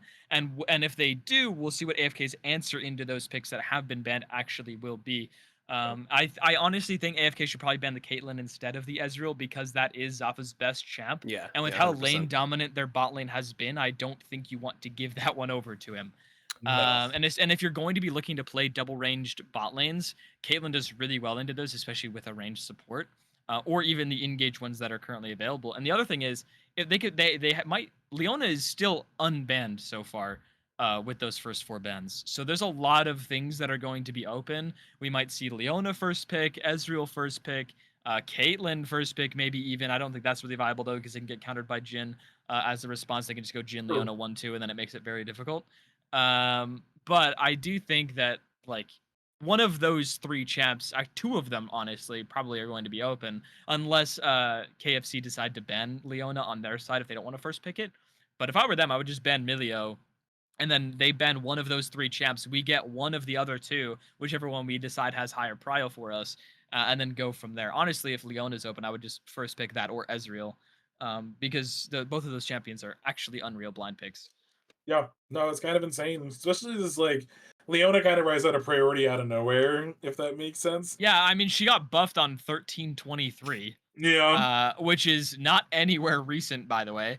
And then she just decided to come in. I mean, She Warmogs, came in. right, was Yeah, massive. Warmogs yeah, is half the reason It why, was like but a also, reminder. Yeah. yeah, it kind of was like, oh, this champ's good, and then she just became a 52% win rate, and it's like, well, with how the with the ADCs that are meta, because they're playing AP jungles, and you need engage in bot lane, and Leona wins most engage matchups. It just became so strong because enchanters fell out of meta, and that's a lot of the lanes that she struggles into, especially things like Milio, Soraka, things like that. Leona has a very tough time into, and also like double ADC bot lane she doesn't do very well into. So when they're playing like Varus Ashe, Ezreal Ashe, stuff like that, Leona has a kind of a tough time dealing with that just because the amount of damage in that bot lane, you can't get push to get prio on level 2. But when you're playing double in melee supports, when you're playing like Braum, Nautilus, Rakan, Leona does really well into all of those champions. So that's why she's kind of became so strong. Guys, I have a note from game one. Yeah. I wrote it down. This is a note that we haven't touched on at all. Yeah, like ever. The Zohair stat remains true. I'm just does. saying. He did get 2 kills early. They He did win got that 2 game. kills early, and they won. Like Although pre 10 minutes. I will say, no, although there are no caveats. There is no other True. moving parts. All that True. matters is that he got 2 kills early, the and they won the stat game. is undefeated. He True. got 2 kills pre-10. They won. There's no underlying not 2 factors. kills pre-10. They didn't win. That's all I'm No saying, other bro. factors whatsoever went into them winning that None. game or None losing the whatsoever. previous 2. Not a 1300 AP Vigar. So I Definitely guess not. yeah, and the 10 and 3 Vigar had nothing to do with it. The fact that yeah, but other than that, we are back in the draft. We will see if the same 4 bans remain. I imagine they will. Maybe the Lilia ban changes. That could have been the reason why they remade. Is that was an accidental ban. But yeah, at least the first 3 are the same. We'll see if Lilia stays banned. It is. So the first 4 bans are still. So like I was saying, 2 of those 3 champs are going to be up. At least one of them, depending on what KFC bans here, and we'll see what they decide that they want to first pick, depending on what this ban is. I think they should just ban Milio, to be honest. But I mean, something else to note about like the result of the last 2 games. The last game in comparison to the first 2. I would say that another important thing, as we see a Poppy ban come out, which is interesting. Yeah, I thought so. Slap the Ezreal. Yeah, there goes the Ezreal. But something else to note about these 2 teams is the fact that we have seen KFC lose every game that they've won the early game, and win every game that they've lost the early game. So I think that's another weirdly important point, is that for some reason these teams are really good at coming back from an early deficit, and I think that's something to watch out for as AFK potentially pick a winning lane. Looks like Hwei will get locked in, and just another note as we see these drafts this draft play out. I was going to say I don't like the Jinx in Ezreal. Ezreal is a classic Jinx counter, especially with the supports that are played with it classically.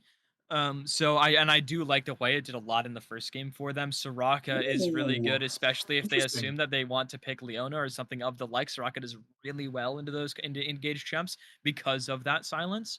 Now we'll see what KFC decides to pick in support if they want to match Enchanter. They could just go Karma here, and kind of say, hey, we're just also going to play pushing lanes. But we know that that is one of the only Enchanters that we've seen them play. That and Ashe are the 2 non-engaged champs that they've played in Dominate so far.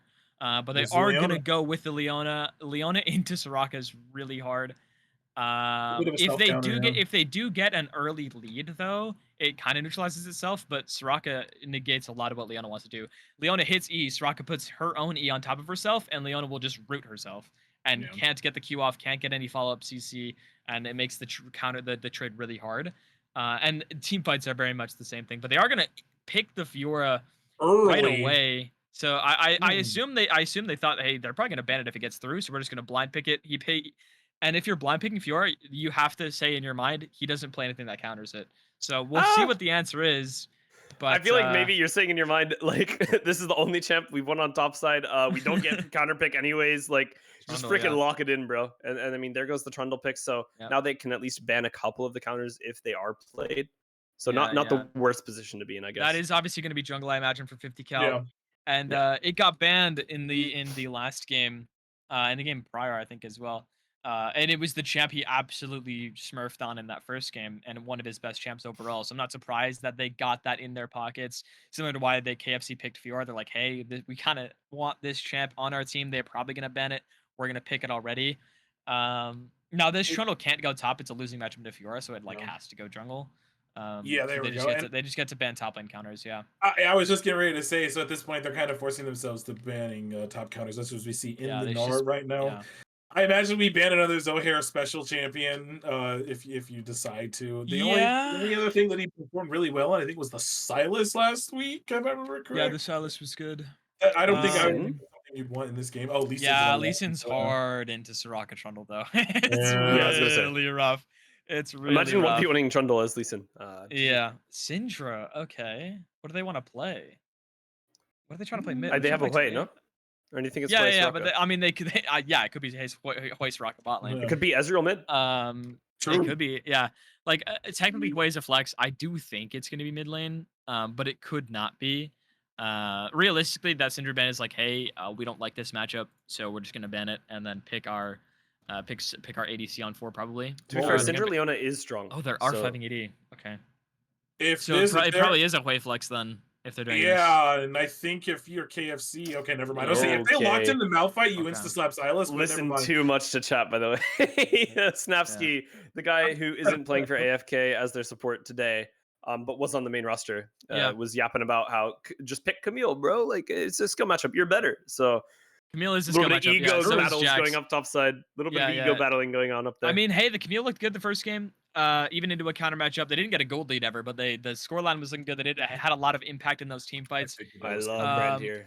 Yeah, Brand is so good here. I I figured that was coming. all they need to do is pick something with a little bit of CC. They don't need an AD mid, so they can afford to play an AP mage. Aurelion Uh-huh. Soul. Yep, Wow.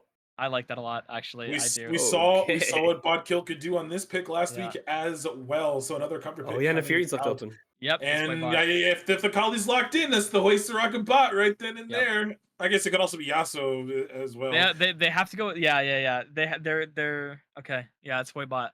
It's for sure way bot lane. They're baiting it. Hold on. They're baiting it. It is The Fury's Nefiri mid. open. That's Nefiri right. I is mean, good. yeah, Nefiri it is has good, been yeah. left open. It's good this game. Ooh, this is very good if they decide to lock Wow. in. There's a lot of AD assassins. What a that are good banger here. game 4. Oh Yeah. my goodness, this draft. I'm down. I'm down actually. I'm really down for both these drafts. cool with Actually, it. I like them a lot. I love this Soraka pick. It's so good. I love Trundle Camille interaction Yep. as well, by the way. Yep. Mhm. Trundle Camille's good. Soraka's really good. I love the way bot lane into Ezreal Leona, especially with Soraka support. You can actually counteract that early really, really well. You can get Yeah. push and prio in this lane, which makes it harder for Brand to do what he wants to do, which is full clear and get the stat and get online with those items. Yep. And the Fury counteracts that Acel, and with Trundle as well, you can pillar Acel out of his flight, and the Fury can very easily follow up on that as well with her W. So, yeah, really strong jungle mid 2v2. They're again much like the second game. They have a really strong topside skirmish for AFK. Yeah, this is going to be an exciting game 4. I definitely have to say both these teams kind of throwing it all out on the table. Obviously, like we said in the previous game, KFC are on the reverse sweep angle at this moment. You know, they treat this game like you said, like a best of one. Yep. Make sure and don't put any pressure on yourself. That there's no score line right now. Yeah, You just it's treat it like a normal best of 0-0. one It's a game. best of one. Yeah. Mhm. Just reset the mental, and we saw that Yeah. KFC did that really well in the previous game. Yeah. I do agree that AFK, I think their draft is a lot better, but there's still a lot of Yeah. damage that can be done on the side of KFC. They just have to come out of this early game swinging, and they have to come out of it winning. Because if they don't, it'll be harder, I would say, this game, because you don't have that infinitely stacking Vigar this time. You have the Acel, which does scale really well, but Scales doesn't get to really well. absolutely blow people up like Vigar does. in the Yeah, previous yeah. I game. mean, it does, but not the same way. Obviously, you're not going to face tank 2k damage with a point and click button when you're playing against Acel. So there's that. Right. But their team fighting strength is way higher than it was last game.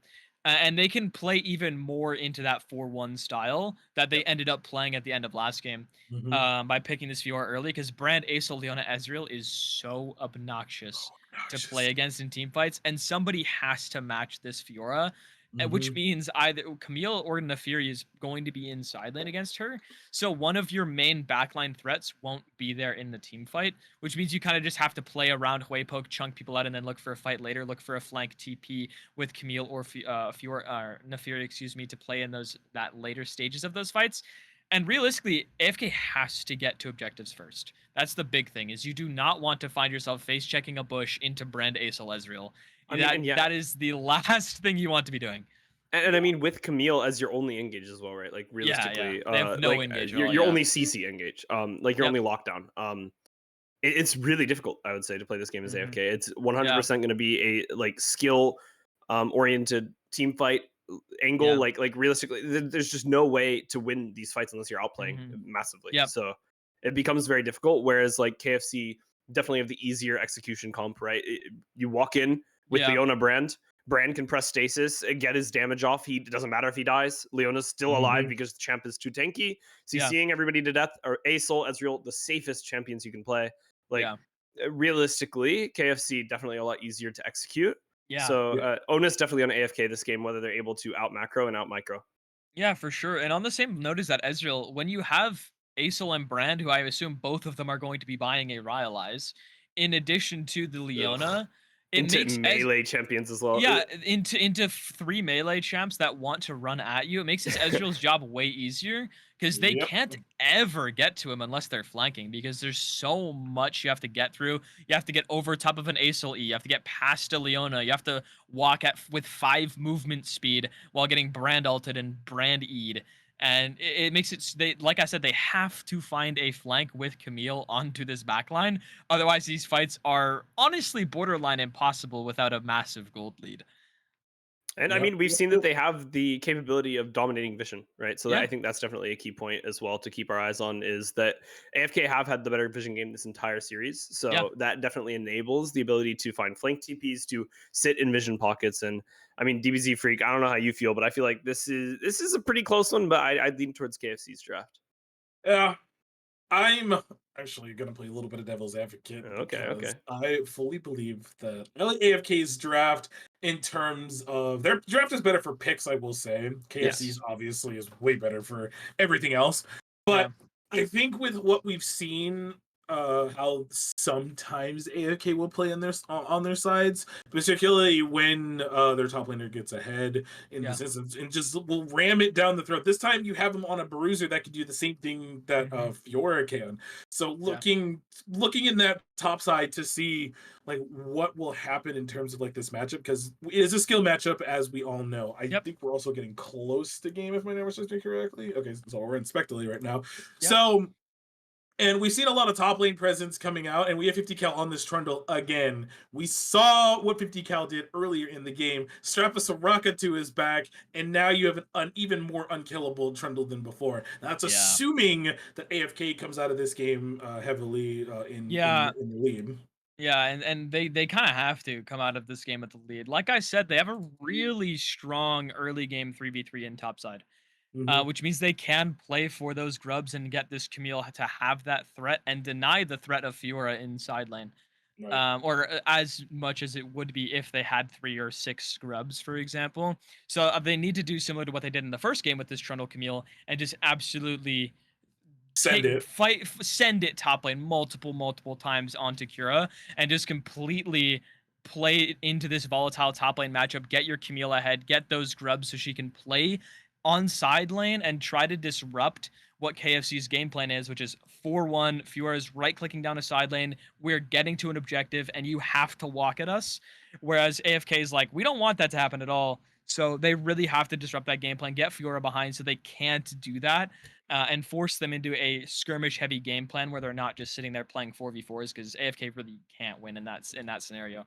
Yep. And now, speaking of objectives, let's do Drake's real quick as we're getting Yeah. ready to go into game. So, Drake, you won last time. Are you going to quadruple down and stay on the Infernal? I think that's a bit taking the piss, isn't it? I'll Yeah. go. I'll go with Boring. I'll go Chemtech. Let's go Chemtech. Oh, okay. Well, Alright. I'm going to quadruple down for you and go Infernal Soul. And I'm gonna regret it. Oh my goodness, am I gonna regret it? I'm gonna pick Ocean Soul personally. Okay. Okay. Absolutely nutty soul for either of these teams to have. In reality, a Soraka with Ocean Soul is just stupid. Yeah. The And only thing dumber would be a Hextech Soul, I think. yeah, If KFC got a Hextech Soul, I actually would just leave the game if I were on the enemy team because brand A Soul Ezreal with Hextech Soul is Mhm. one of the most annoying things Unplayable. you could actually ever play against. Absolutely. I Get out of honestly- Leona E. Get Leona E again. Like You're rhyolized, slowed by Brand, and then you get zapped. So now you're slowed, even though you're not face tanking a Brand ult, and then you're now have a Soul E on your head, and you can't move even more. And then Ezreal's Mhm. firing cues, even if you're out of range, you're also still slowed. It's so obnoxious. It is definitely obnoxious. We're going ahead and getting into a game. It is now game 4 between these two teams, AFK versus KFC, as AFK is in the lead and on match point in this series. KFC still on the back foot, but feeling pretty good after about their Yeah. game 3 win. 3 TPs for AFK. This I love round. it. Alkov grabbing TP on Huibot. Pretty common for mage bot laners to take TP. But the big change on that as Hawk has some internet issues. classic. The man. big Every difference. game this series. Yeah, the big thing about taking TP, especially into champions like Acel and Leona, is you don't have cleanse to deal with that engage, especially on an Mhm. immobile mage. It's really you have to be really mindful of where you're standing because you can absolutely get collapsed on in one shot. Soraka does help with that and help deny that engage because so much healing the E on top of a Leona, like I mentioned in draft, does so much work, and denying that initial engage, which does mean that like in this bot lane 2v2, it's kind of going to be pretty AFK for both of them, honestly, because like Ichirat can never go in unless Pac just presses E for fun. If Pac never presses E, Ichirat can never press their own E, trying to look for an engage. So it's kind of this Mexican standoff between these supports of just waiting for Soraka E to get pushed. And then once that happens, they can just do something. Meanwhile, Zafa and Alkov, I assume, are just going to be throwing Qs at each other. And whoever gets low enough first is going to get engaged on.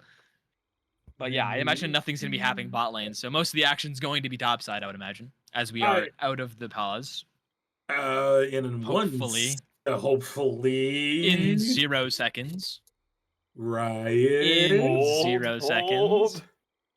Hold. Pause, champ. In 0, literally. In 0 seconds. Oh, man, In 0 there we go. There you go.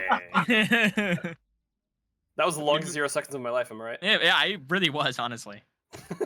That is the Riot Games classic right there. And What we should Drake is probably get our first? 15-second pause here in a second. Oh, wait. So we won't have to deal with any of that disgusting shenanigans I was talking about earlier. Goodness. Honestly, you'll take that. And Yeah, here, AFK will definitely take that. They don't have to deal with the Hextech Soul.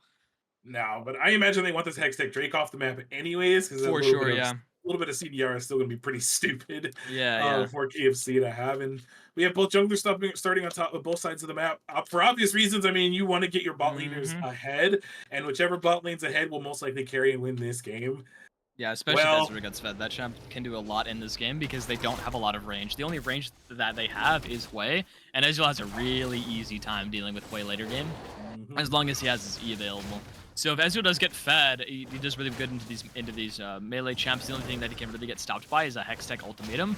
So realistically, if this Camille doesn't get out of hand, the Zafa has a lot of room to play. And we saw what he did on Ezreal last week, so... Yeah. Gonna be pretty nuts to see. So we saw, actually, we're level 2 ganking top lane right now. That is what we are doing. All right. I mean, it looks good. I'm gonna be honest. Kira has a lot of ground to make up here, and a little bit more damage should be enough. 50 cal taco with a good pillar, but it's gonna be not good enough. Okay, has to burn the flash, doesn't quite end up dying for it. A dodgy situation though. Yeah, he doesn't know. He doesn't know. Brand's in the area. Zohair can't make it in time. Okay, the TP coming out from Fiora. Will Brand be able to collapse 50 cal taco on the run? Oh my god, he's no out. way. He will be able to get out. Wow. Somehow, some way, with the tip of the hat from the penguin. Walks out alive. Well, that's a good start. I mean, did say get up Violent in this top lane. I was not anticipating the level 2 gank from the Trundle up there on the Red top buff side. into top gank, yeah. Immediately red buff into top gank, and it was so quick. Okay, we are getting a little cheeky here, silly boy. Yeah, if Kira had flash, he Q flashes there and probably kills him. Oh yeah. But he doesn't because he had to flash earlier with the top dive, so he's fine. True. I also think arguably you maybe should have saved the flash, but maybe it was a panic flash. Yeah, I think he can live there. Excuse me, he can live there. I don't think he was just. I don't think he was expecting them to commit for the dive, which they did. They committed that dive really well. Camille was Silly Boy was tanking tower, very edge of tower range for as long as they possibly could, which allowed 50 cal to get that kill and get out after only taking one tower shot, and then have a Houdini escape through the top side jungle. Kusho is just here, bro. Like, Kusho is in this jungle, and Zohair might be knocked out of it. Not quite going to end up going down, but Kusho pushing him off critically. That is obnoxious. Yeah, Zohair's not going to hit level 4. That is unfortunate. How jungle when mid lose? Yeah. Anyways, yeah, I mean, that Fury damage is absolutely unreal. Bodkill had to base earlier, so he was not available, so Kusho just said, why not? Why don't I invade his bot side jungle? He's probably down here. Because they did see that the Grump had been taken already, so they knew he was pathing down. And speaking of pathing down, with that early top gank, 50 cal is very behind on his clear. But I think he's fine, because he's just resetting his clear towards top lane. Oh my goodness, what a good parry coming out from Kira, but it will be a good Q as well, but it's going to be an unfortunate Vital and Shield for Silly Boy Joe. It is going to mean the demise of Kira, a 1-0 Camille, a 1-0 Trundle, and importantly an 0-2 Kira to Ipsum. Ooh, that was dicey, just unfortunate on the Vital placement like you said, and I think also I didn't hit anything on the Q there, so it didn't reset it. I don't think his Q did, he didn't proc the Vital on his Q, he just hit a minion with it because he had a Q to dodge the hook shot. I also don't think the Vital mattered because he didn't even get his auto off on the Silly Boy there. Even if the Vital was in his favor, I don't think he gets the kill either way. So, but that is a massive kill for Silly Boy. He is still down quite a lot of CS, and the Cull actually bought for Kira as well. But yeah, that definitely helps completely neutralize the CS lead that Kira has. Yeah. And one thing that I was kind of in the midst of saying right before that fight started is the second the parry was down, Silly was like, all right, it's time to go. And that's kind of what you're expecting from that matchup. If that parry is down, you are free reign to do whatever you want unless the queue's up. But just knowing no flash was up, no parry was available, you just full send it. And Silly Billy or Silly Boy rather, Silly Billy. Ha, that's not your name. Silly Boy just getting the advantage there of Kira. And it's one of those things where this Camille's going to be very, very strong. Now, she is down in CS. She's down a lot of experience also. Surprised that E did not hit, which is shocking to me. And this Fiora matchup is going to be hard. They can dive this. They cannot dive this. Never mind. Alchemy has no mana. They should just go Drake here. Yeah. Okay, if Kusho was kind of pathing down, so I think that was the read there for them. They're like, well, our mid laner is coming, so maybe. And it will end up being no way they can dive with that mana. There's no way. But how insane is Kusho into the bot kill right now? Like this Nefiri into Asol is such a good matchup. Brutal for the early game. Like it looks like they're gonna get Dragon and Grubs, realistically. Like this is so much pressure. Yeah. Team just bought by this Nefiri pick in the early game. I think Zohair's going that way, it looks like. Yeah, he's going top because the top push. He doesn't want his top laner to die again. Also, because of this top push, they can contest Grubs as well. I mean, Brent's not even on him. Camps aren't up yet. Like, this is rough for KFC's early game. They're pinging, though, so there's some... Yeah, he's right-clicking straight to Grubs. AFK think they're going on there. Kira. This is dicey. Not really in a good spot. Ultimatum still available for Silly Boy. Yeah, Joe can't ult because then he gets ulted and can't run away. So that's a good point. that's the downside with the Camille Fiora matchup is you have to use Hextech Ultimatum to basically get through a Vital proc on the Grand Challenge. Yeah, Cal cannot contest this. This actually bodes really well for Zohair. Realistically, he got all three. Okay, can they look for the kill? No, Cal's gonna get away. Yeah. That's what matters here, I think. You know, 2.5 minutes till Zohair falls off. Oh. Silly Boy. Okay, might be able to donate one. No way that good though, and the ultimate from Asol not quite able to connect. Zohair not looking like he's gonna be getting those 2 kills in this first 10 minutes. Could spell Well, we've still absolute got a doom for couple minutes to KFC, just go. saying. Yeah, 2 minutes to go. Oh, that missed. That's like the third one that's been like just shy of hitting and it just barely misses. That's actually insane. Like Same I said, this sidestepping. bot lane is absolutely resident sleeper down here because both of these supports are just like sitting here pressing E to negate the other one. Yeah. And then these ADCs are just throwing Qs at each other. The Fury gold lead is a bit crazy. Yeah. It is a little bit crazy. She got a yeah. plate, she has CS lead, yeah. And was able to just destroy Brand in his jungle. Like, okay. Mhm. Yep. Nice. No flash Okay, here. Silly Boy Joe Cool. pops the ultimate, and the ultimate is available for Kira, but not gonna be popped. It's gonna be Zohair picking up this kill. You have to imagine. The W doesn't quite land. The Q okay. does, though. Yeah. And that will be Zohair getting 1 before 10. Doesn't look like he'll be able to pick up a second. Says you. Oh wait. Okay. Molly's Nice sliding. Ezreal ult. Yeah, Alcove Refugee doesn't quite get caught by the Zenith Blade. It's gonna be Soraka tanking that one. Itchy Rat not gonna be able to find anything else. So cringe, man. So many summoners burnt in this bottom side, though. Flash is still available for the side of KFC's bot lane, though. Itchy Rat looking for Pock. He was kind of AFK. Sorry, she was kind of AFK. Alcove Refugee just gonna go down. This has to be a DC. Is there a DC? Yeah, there's a DC for sure. I mean, There we go. Okay. yeah, maybe Yeah, that's really unfortunate, actually. that's a bit yeah. So I don't even know what to say. Like I don't.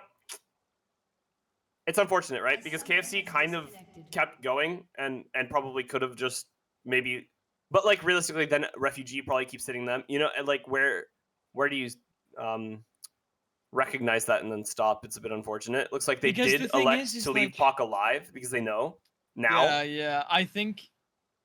Oh, it's tough. I think this. I don't think it changes anything, but I don't think Alcove dies if Pac doesn't DC. Yeah. I think so too. Yeah. Or maybe Pac does flash the Zenith Blade, you know? It's rough. I don't know when the DC came in. Yeah, I'm not sure when it came in. It was before or after the E. I'm Either not way, sure. we have a pause and unsure what's going on with Pac. She could be in the middle of a Floridian storm. We know that that's potentially going on. Yeah, That would be unfortunate. yeah, it would be. I hope that's not the case. I hope so too. Yeah. It would have to bring us to an extended pause depending on how things go. yeah. Especially because we're in the middle of a game. I don't think we would be able to remake per se. No, I it's too far into don't the know. game. Somebody break I out mean- the chrono break? Yeah, if we could chrono break, it wouldn't be an issue. But unfortunately, we are not on TR, so we can't do that. Even if we were on TR, I don't think we would have the ability to do that. But either way, like, given how the game state is, aside from the bot lane DC, Yeah. I will say it's good that Itchy Rat got the kill because then it matters a lot less. Yeah. Realistically, what does happen though is he doesn't have TP. Wave is pushing into them, so he will probably miss a wave or two because of that death. Think so. But speaking of a wave or two, top lane CS lead is kind of crazy at the moment. As much as Kira's like 0-3, he's up. He's double farm. He's 64 CS to like 34 CS. So he's actually even, if not ahead in gold, probably even because of the assist that he got from Zohair's kill. And Zohar getting the kill, I mean, you want this brand to get online because there's going to be a lot of the work on this team fights. As long as your Acel doesn't get behind as well, you're in a good position. And if Kira can maintain the CS lead, the kills don't really matter. It was basically the story of game 1 where he's 1-5, but he's up gold because he's up like 40 farm. So like even though like he's 0-3, top lane's probably still even, if not even slightly in his favor. Jungle is pretty even. Zohair's a little bit ahead because of that kill and because of those grubs, at least in XP wise. But both neutrals have been traded. Game's been pretty resident sleeper aside from the random action we've had in top lane, to be honest. But again, I mean, it's that highlight towards the top side, right? Like that's what you were saying. That's what both of these teams have kind of made the name of their games, and the name of this series is who's scrapping the most up there, who's winning the most of that. And I mean, you know, sometimes it works out where if you're losing those scraps on the top side, you still win the game, like what happened with KFC in the last game of the series. But realistically, we were talking about Brand not quite hitting those 2 kills, so we'll have to see whether that plays out poorly. We'll have to see whether it matters. I mean, if history tells us anything, AFK wins this game and we'll be down. That's all I'm saying. Definitely. And for those of you who are just tuning in, we're still paused. We're currently in one due to a potential internet issue. I do believe Yeah, Hawk is one of the players in Florida right now, which is I currently, think she is. I Yeah, I'll think double check so. that it's Okay. AFK, not KFC. If Yeah, that's the case, then there is currently I a know that. traveler I know squad that. going through Zoher Florida. initially brought it up, so I think they have also some players down there. Mhm. But yeah, either way, DC issues. I know Kira DC'd in game one Oh, as well. Wisconsin is what we're told.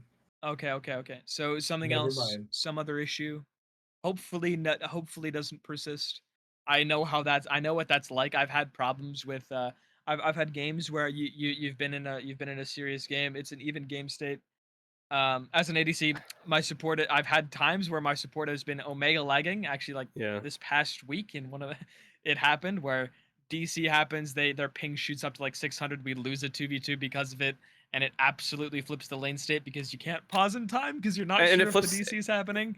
it flips It mental as well, right? Like Yeah, like it that's really that's the does. worst Yeah, part. Like it really it's does. gonna be it's gonna be hard, for sure. Like realistically, AFK are gonna think almost like that it's been like a cheated loss if they end up losing. Yeah, if Yeah. they lose, it definitely like you And can't it doesn't feel good ignore. as KFC either, right? Like No, I'm not it trying to put doesn't. it all on them, right? Like No, no way does it's this not. feel I good for mean, them they either. didn't DDoS them, Yeah, so exactly. Yeah, Right. yeah, yeah. it's not their fault. But And yeah. when you're in a fight and when you're in an elimination game like this, Oh, they let her walk away. Nice. the Okay, they last did let thing on him. your Yeah, mind is letting for her. somebody live, or you're thinking about a DC because you don't know. It doesn't announce it to the whole game, just to your team. So they fortunately they do let Pac walk away. Yeah, it's good. They let her get out. That's And yeah, like I said, Ichirat is the one getting the kills, so it doesn't matter a whole lot. Obviously, still does because of the wave state. Alcove missed about a wave or two because of that death, but doesn't have a huge effect. It wasn't like Zaffa got a double kill, got some plates. It wasn't a demonstrable switch in the flow of what the bot lane was. And luckily, even if this does flip the tide of this game, the momentum gets lost for AFK and KFC walk away with the win. There is one more game to be played. Yeah. Thankfully, they're not on an elimination game. So. Yeah, So- that would have been so unfortunate. Yeah. We'll have to see how this one plays out, and obviously, it potentially is going to be the ball in KFC's court now, off the back we'll of what looked really rough in that top side. Still a lot of focus up there, whether this Fiora is able to maintain a position of strength, or whether the 0-3 turns into an 0-4, and then potentially an 0-5. Yeah, I do right want to see now, top lane Fiora doing gold because I okay. do think they're pretty even. Yeah. Yeah, he's he's ahead, up gold. yeah. Yeah, I thought so. Yeah, he's up gold even though And he's 0-3. Jungle, I mean, even though Trundle was the other person that killed Fiora, it's still Yep. going to be even in gold with that brand. So Yeah. across the board, pretty even everywhere. Nice lane gank, loser. They see you on that ward. Aha. But no, that's actually really good. Having that ward there, so that way you know when the jungler's coming. They'll see him again on this control ward up Lane there. ward is super important. It's so good, and they just drop another one, so this way they can avoid any potential cheese. Yeah, they're trying to that comes spot out their the way. dive. Yeah. And then 46 seconds till this next Drake. So the play was get them before the Drake, go for the Drake, blah blah blah. Keep our dragon stack going. But in this instance, ooh, that was Nice really good. parry. That was clean. Parried the Q damage like preemptively. That's Oh, Bodkill might die here. Oh no, never mind. Zohair is here. So you can't On be the a little bit opposite of side of the noise. jungle, yeah. I was like, wait. Well, that does give 50 cal some info. His Raptors are no longer there. And also, I don't know. Zohair has Leandries already, which is a pretty big spike for this brand as the grubs are spawning. Especially into a thing like a Trundle. Yeah. That Troll's going to burn down a lot quicker now, as it does Yeah. look like the grubs will be conceded. Yeah, by KFC. they don't have mid push. Vodkill is going to take a reset node CP. They do have top push though, but they aren't going to elect to contest and says Zohair's looking for a lane gank. It's a bit cheeky. It could work out. Yeah. I think they do maybe They do sniff see something. they do shortly, have the vision in river, so they do see this. But Kira is going to be Nice the parry. first one engaged upon. Kusho is going to Nice flash away, play. but takes a lot of damage in the process. The ult from Zohair, huge. the burn down, Nice the Soraka Soraka ult is not going to be enough. Kaltaka looking for an engaged Oh, here wow. on Kira, but it's going to be such a good stun coming out from So well. Zohair, and it will be one more kill picked up, one traded back by the side of AFK, but Zohair, I mean, it's not 10 minutes, but bro's walking away 2-0. Yeah, they played that 3.5 v2 pretty well. Probably about as well as they could have. 2 for 1 when the wave states like that. Obviously, Joe did start the fight really low HP, but the initial pick on the Kusho, the flash behind before he was able to get to the wall to make sure he got the Grand Challenge proc, and what that does is gives them 5 grubs, which is, like I said, what 50 Cal was looking to prevent from this Fiora to getting. And also what that does is it actually gives Kira a proper gold lead in this top lane. Oh, we're making a play here. No flash on the alcove. They do get Yeah, this. that is just Oh my god, Oh he's my. my. Refugee, oh my goodness. That is a dead play. And the bot kill picks it up, which is massive for this Aesol. Yeah, well, we got to witness the Soraka versus Leona, which is Leona walks up, presses Q, and then gets silenced and can't do anything else. But, unfortunately, that means Aesol's not silenced. So he face tanks an Aesol ult, and that was a ton of damage that came through immediately before anything else could happen.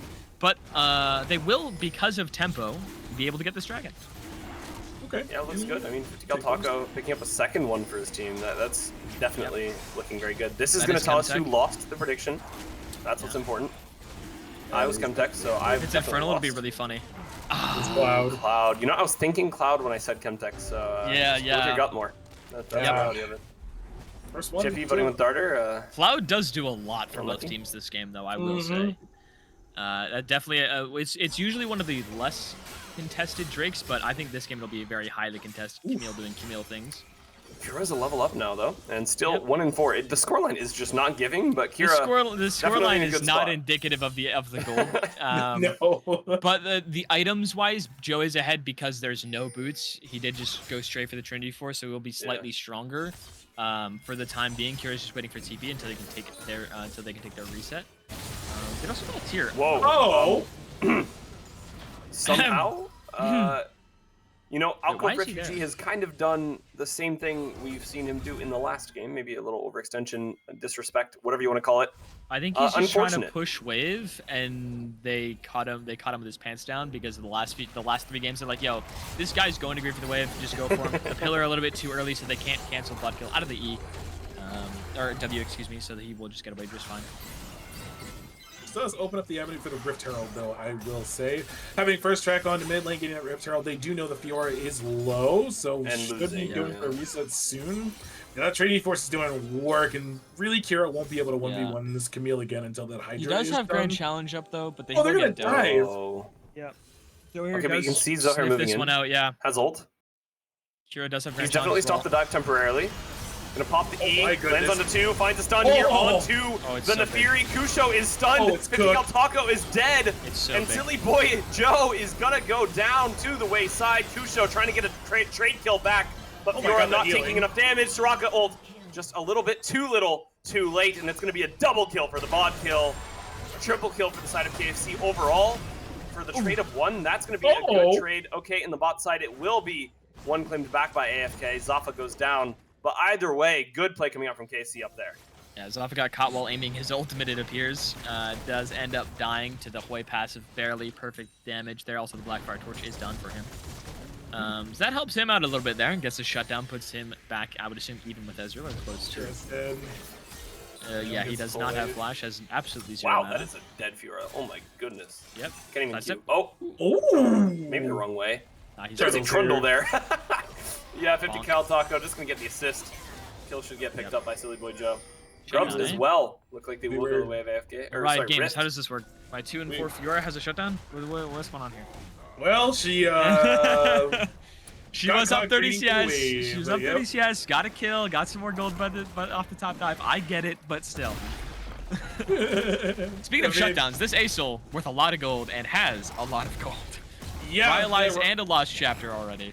most likely going for what we assume will be the Leandry's Yeah, segment. yeah. Nope, it doesn't build out of lost chapters, so it's probably a Blackfire Torch. Oh, sorry, Blackfire Torch. Yeah, yeah, Or yeah, it yeah. is any other lost chapter item, but it's probably Blackfire. Oh, we lost first None of tower them there. are good, yeah. Are we trading deaths now because top laners decided to get A greedy? meal moment. No, so Oh. should be okay here. Trundle just finished with Gerald, so can move down. It might even be Kira getting turned on here. You That's should spawn fine. it and See, then the grab hook shot it. comes out from Kira, but it does get stopped by the parry. Silly Boy Oh my Joe is God. low. The flash. Oh my God. What a good position from Silly Boy Joe with his ultimate, able to stop that last proc going off. Really, really well played by a I'll get your pixel by ultimate. Silly Boy Joe. Ooh, that's your ult. Doesn't quite land either. And it will be KFC losing their top laner yet again. Meanwhile, bot lane.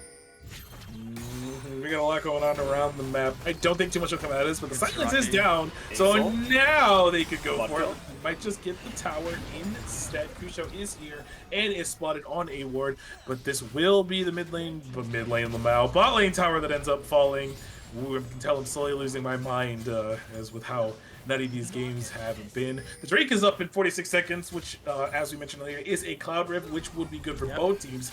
I do think AFK is in the stronger position right now. Israel being down and Israel just not. I actually don't think so. I think it's close. I think with how strong Acel is, they definitely win this Drake fight. And also Brand is 2 items now. Oh, never mind. Like they are definitely stronger in this Drake fight, so AFK have to get there first, try to look for a pick potentially beforehand. As it is spawning in 15 seconds. Really their only advantages are in top side.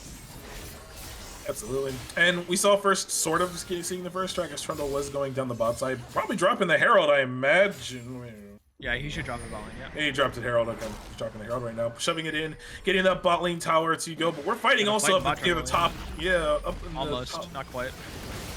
Almost, yeah. Brand will pop the R. Q-Show does end up getting stunned. A lot of ultimates are still up, so this is still fightable, I would think. Soraka's doing work as well. The sustain. Oh no, now he's dead. He's alive, but 50 cal talent. Huge Brendel. Sorry, Taco. Get really low. Q-Show dodges the Acel ult, but has to get pushed back into the queue. And the bot kill gets one, gets a reset on his charge. Alcove Refugee in the bush goes down as well. The bot kill looking to just absolutely burn them all. Should be able to pick up the triple.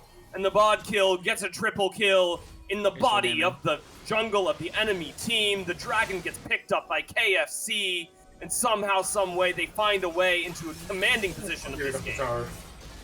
Yeah, I think we're not done as of yet. There is a 2v1 in favor. Kira should die here. Never mind. Guess who's here? The bot kill is everywhere, and won't be able to get the kill picked up here on the 50 cal Taco. The shutdown does go away of Camille, but 50 cal Taco cannot help keep Silly Boy Joe alive. The Ignite ticking, it does true damage. It will be able to secure the kill. Zohair trying to get what he can done. It does get a kill onto the Trundle. Zohair does die in return.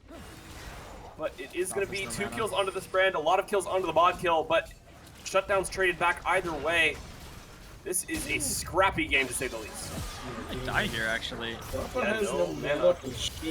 Can't queue because of the wolves, has to be careful, but Kusho goes down! And Zafa gets the kill. Talking about scrappy, we are just donating kills left and right.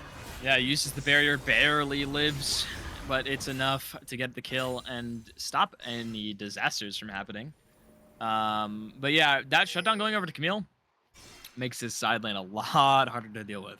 Yeah, there it is right there, up over 1,000 gold on this Camille. Silly Boy is going to be very annoying in these later fights, sitting at 5 and 4. Probably 2 items, I would imagine, or 2.5 at least. Yeah, he's got Hydra and Trinity Force. Oh yeah, okay. Sitting real good currently on this pick, is much stronger than Silly Boy. Oh, baited out the parry. Really well done. I didn't have Hextech ultimate. If he had it, I think he goes for that.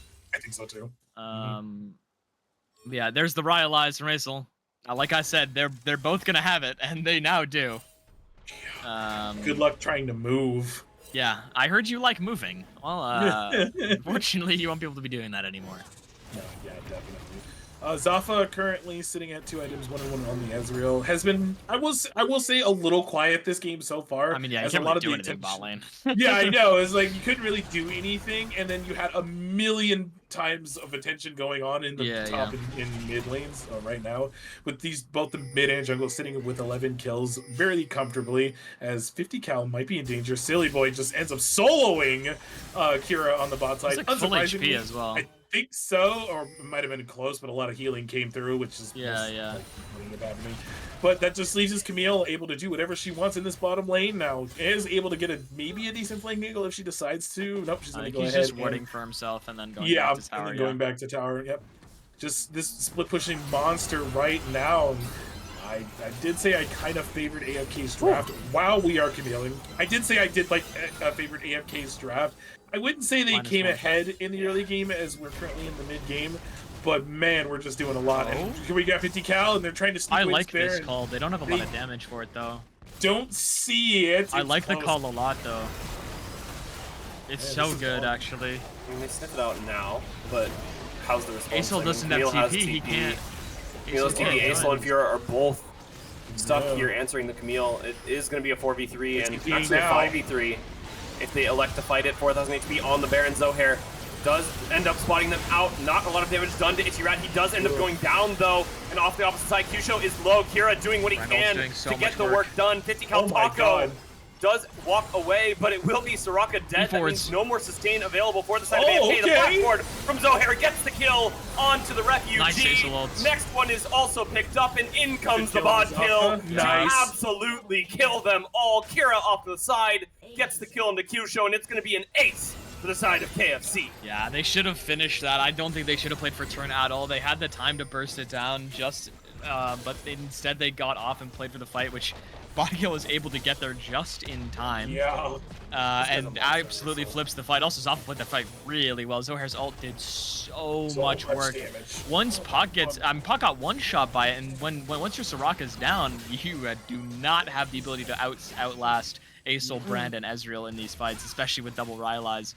So that actually puts them squarely in the driver's seat for this game. They get 3 towers off that, 2 at least. Something like that. Top lane, tier 1, and both mid lane towers are gone. They can do the Baron now, but because Bodkill's TP is back up.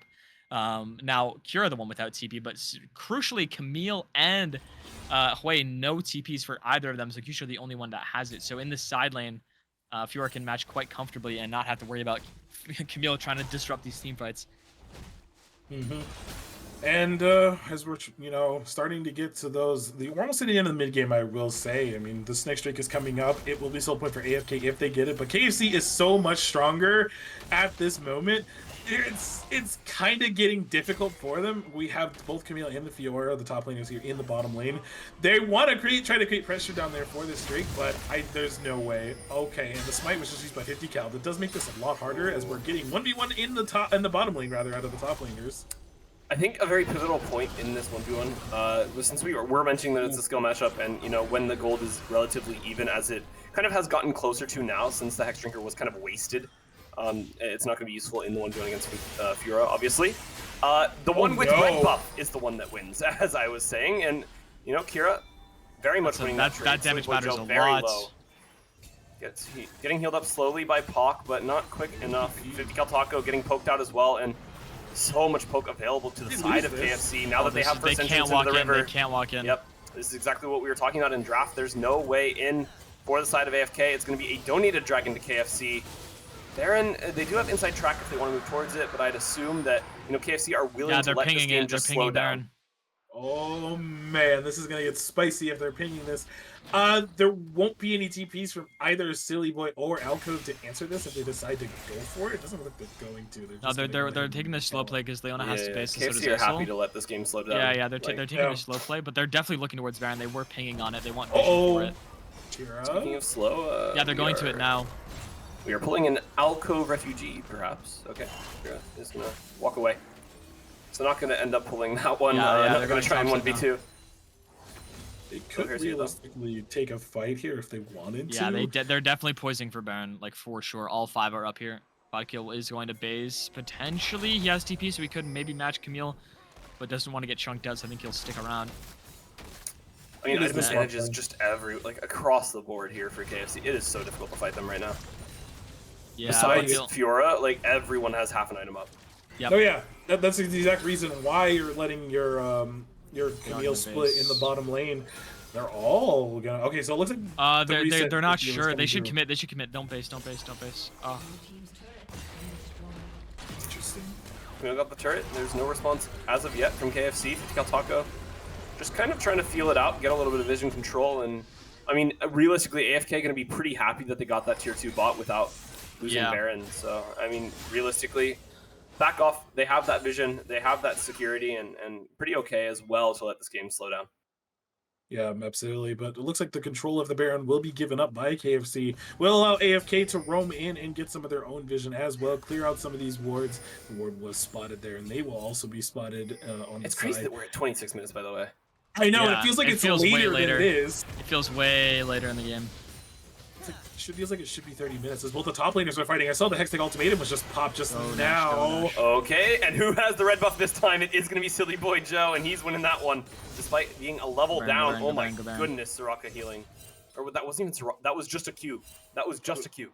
That was just Hydra. Yeah, there is a potential play here. Zohair is out of position. Zafa's here to back him up as well. No, There's not really any angle here for 50 Cal Taco. He's not doing damage to the Leona. Has already popped ultimate as well, and damage traded back by Zafa. Alcove Refugee losing 1v1 to Zohair. Off to the side, you can see the bot kill entering. 50 Cal Taco has no way out. Set the flag. Good silence. Get out. Soraka healing everybody up to full, doing so much in this fight. Pac, whatever she can to make sure that this team stays alive. Soraka. Oh my god. Camille on the bottom side though. We can't quite see it.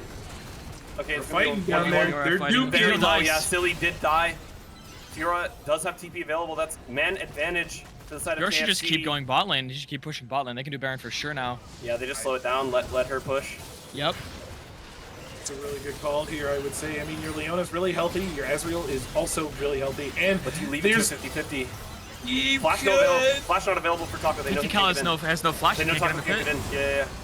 No, all right. They should just free Baron. with this. Cool. All right. Fiora gets bot tower as well. Clinical play coming out from KFC. They finally started to slow things down and make decisions. We don't want the bot lane tier 2 tower. My bad. To be fair, I don't think a lot of the members of AFK were on Vision, so just yeah. respecting. I mean, this is what I like to see. I like to see KFC making decisions, to put it lightly. Like the past few games, it has felt like it's just been like a momentum game. Like these players are just kind of on AFK mode, no pun intended, and just letting things happen as they should, and rather than actually making active macro decisions. And it looks like KFC has finally turned that on, and it's good to see. Red is that is absolutely stuck, but he's tanking so much damage. But that pillar was insane. Oh, that is real. From both sides though. Kira kind of in no man's land. Oh my goodness, that is so much damage. That is going to be a dead Camille. 50 Cal Taco next on the chopping block goes down. The bot kill has a fly reset. The skies descend. It's a dead refugee. Q-Show is the next to follow. It shouldn't be him dead just yet, but this Esports does so much damage. Over the wall, the triple kill for the mod kill. A second one of this game, and it looks like it's going to be KFC evening things out, taking things to Silver Scrapes. Pac will survive, but the base will not. Nexus will fall. It's gonna go to 5 games. What an insane series between KFC and AFK. Yeah, I mean, to game 5. Let's go. The early lead from bot kill did so much this game. I mean, this Ace is absolutely everywhere.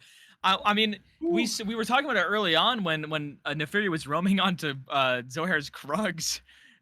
Being like, oh, this is really obnoxious. He gets out roamed. The matchup looks so good, and then next thing you know, Aso gets a triple kill. He's 3-0, and then he's 6-0 after the next fight on Grubs, and then from there it's very difficult to do.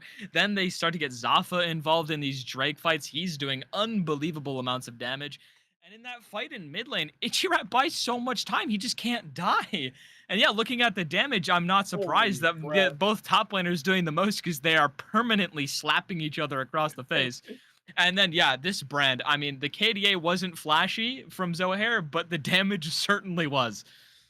Got 2 kills before 10. Well, a little bit after 10. A little bit after 10. It's 12 minutes. A little bit after.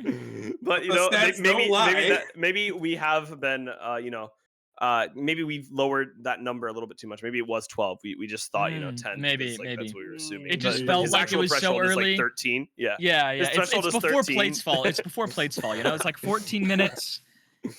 But yeah, I mean, I think it's super crazy to see that the top priority is so impactful in these games and in this series. Because we were talking about the drafts previously, and we were talking about the fact that both teams have been choosing red side and counterpicking top. They did get the counterpick top, but they didn't save top 4th, 5th pick tier for the side of AFK. So that might have, been their downfall. I don't know.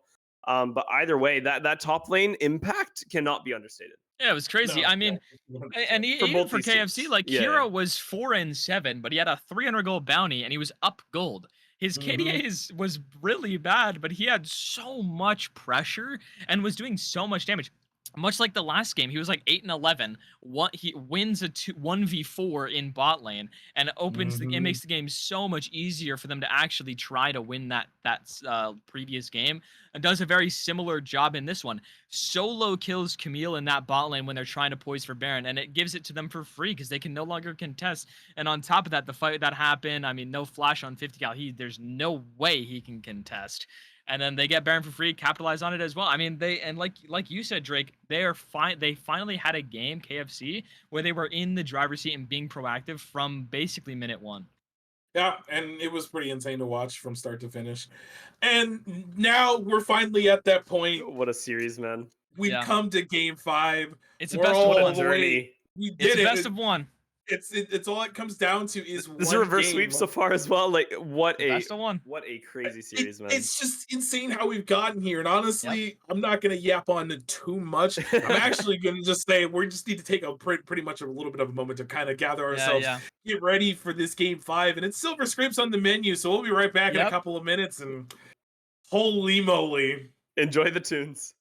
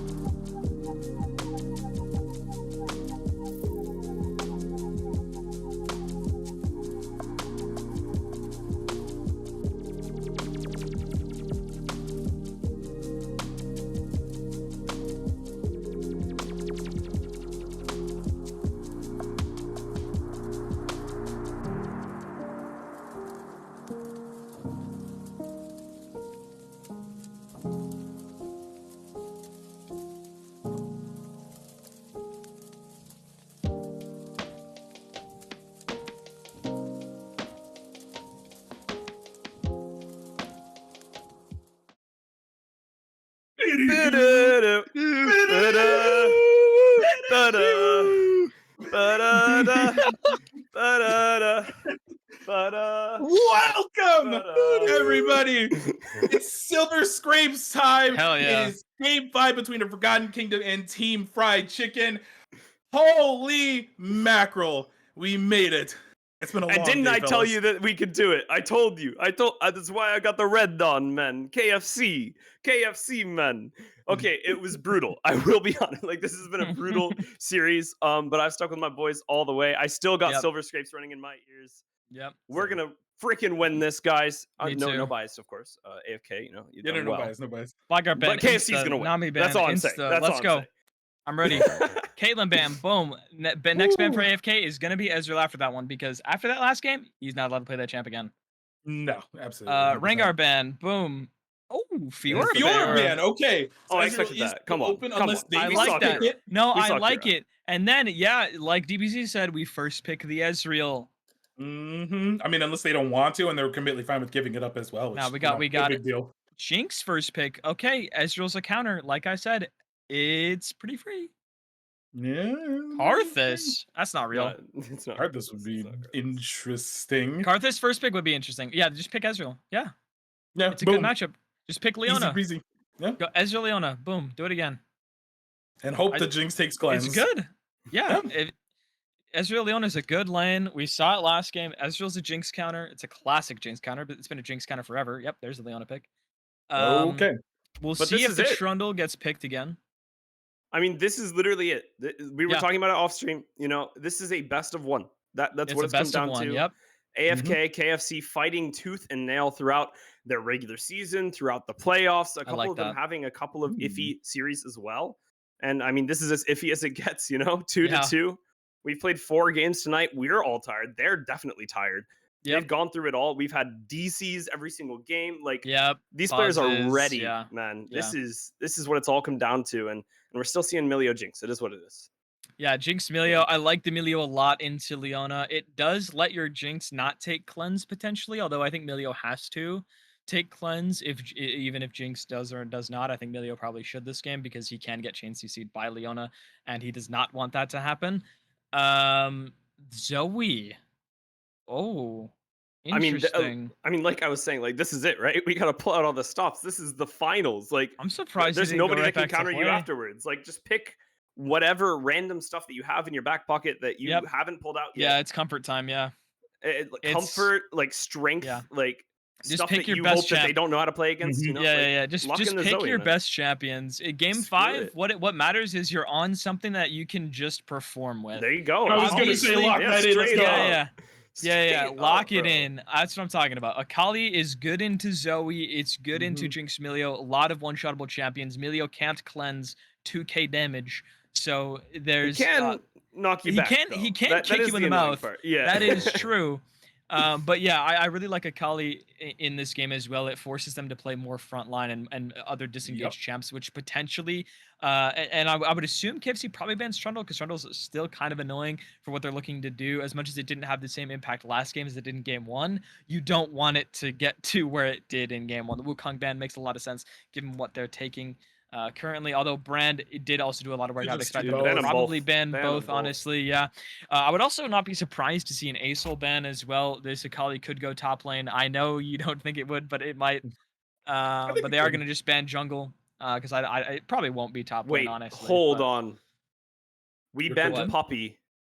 Yeah, They're cooking Lee Sin here, bro. they are cooking. They Lee are Sin pick, cooking yeah. Lee Sin. They are Lee Sin and- chefing Lee it up Sin right and- now. Lee Sin and I can hear the Twilio sizzle, bro. I can hear the sizzle. sucks.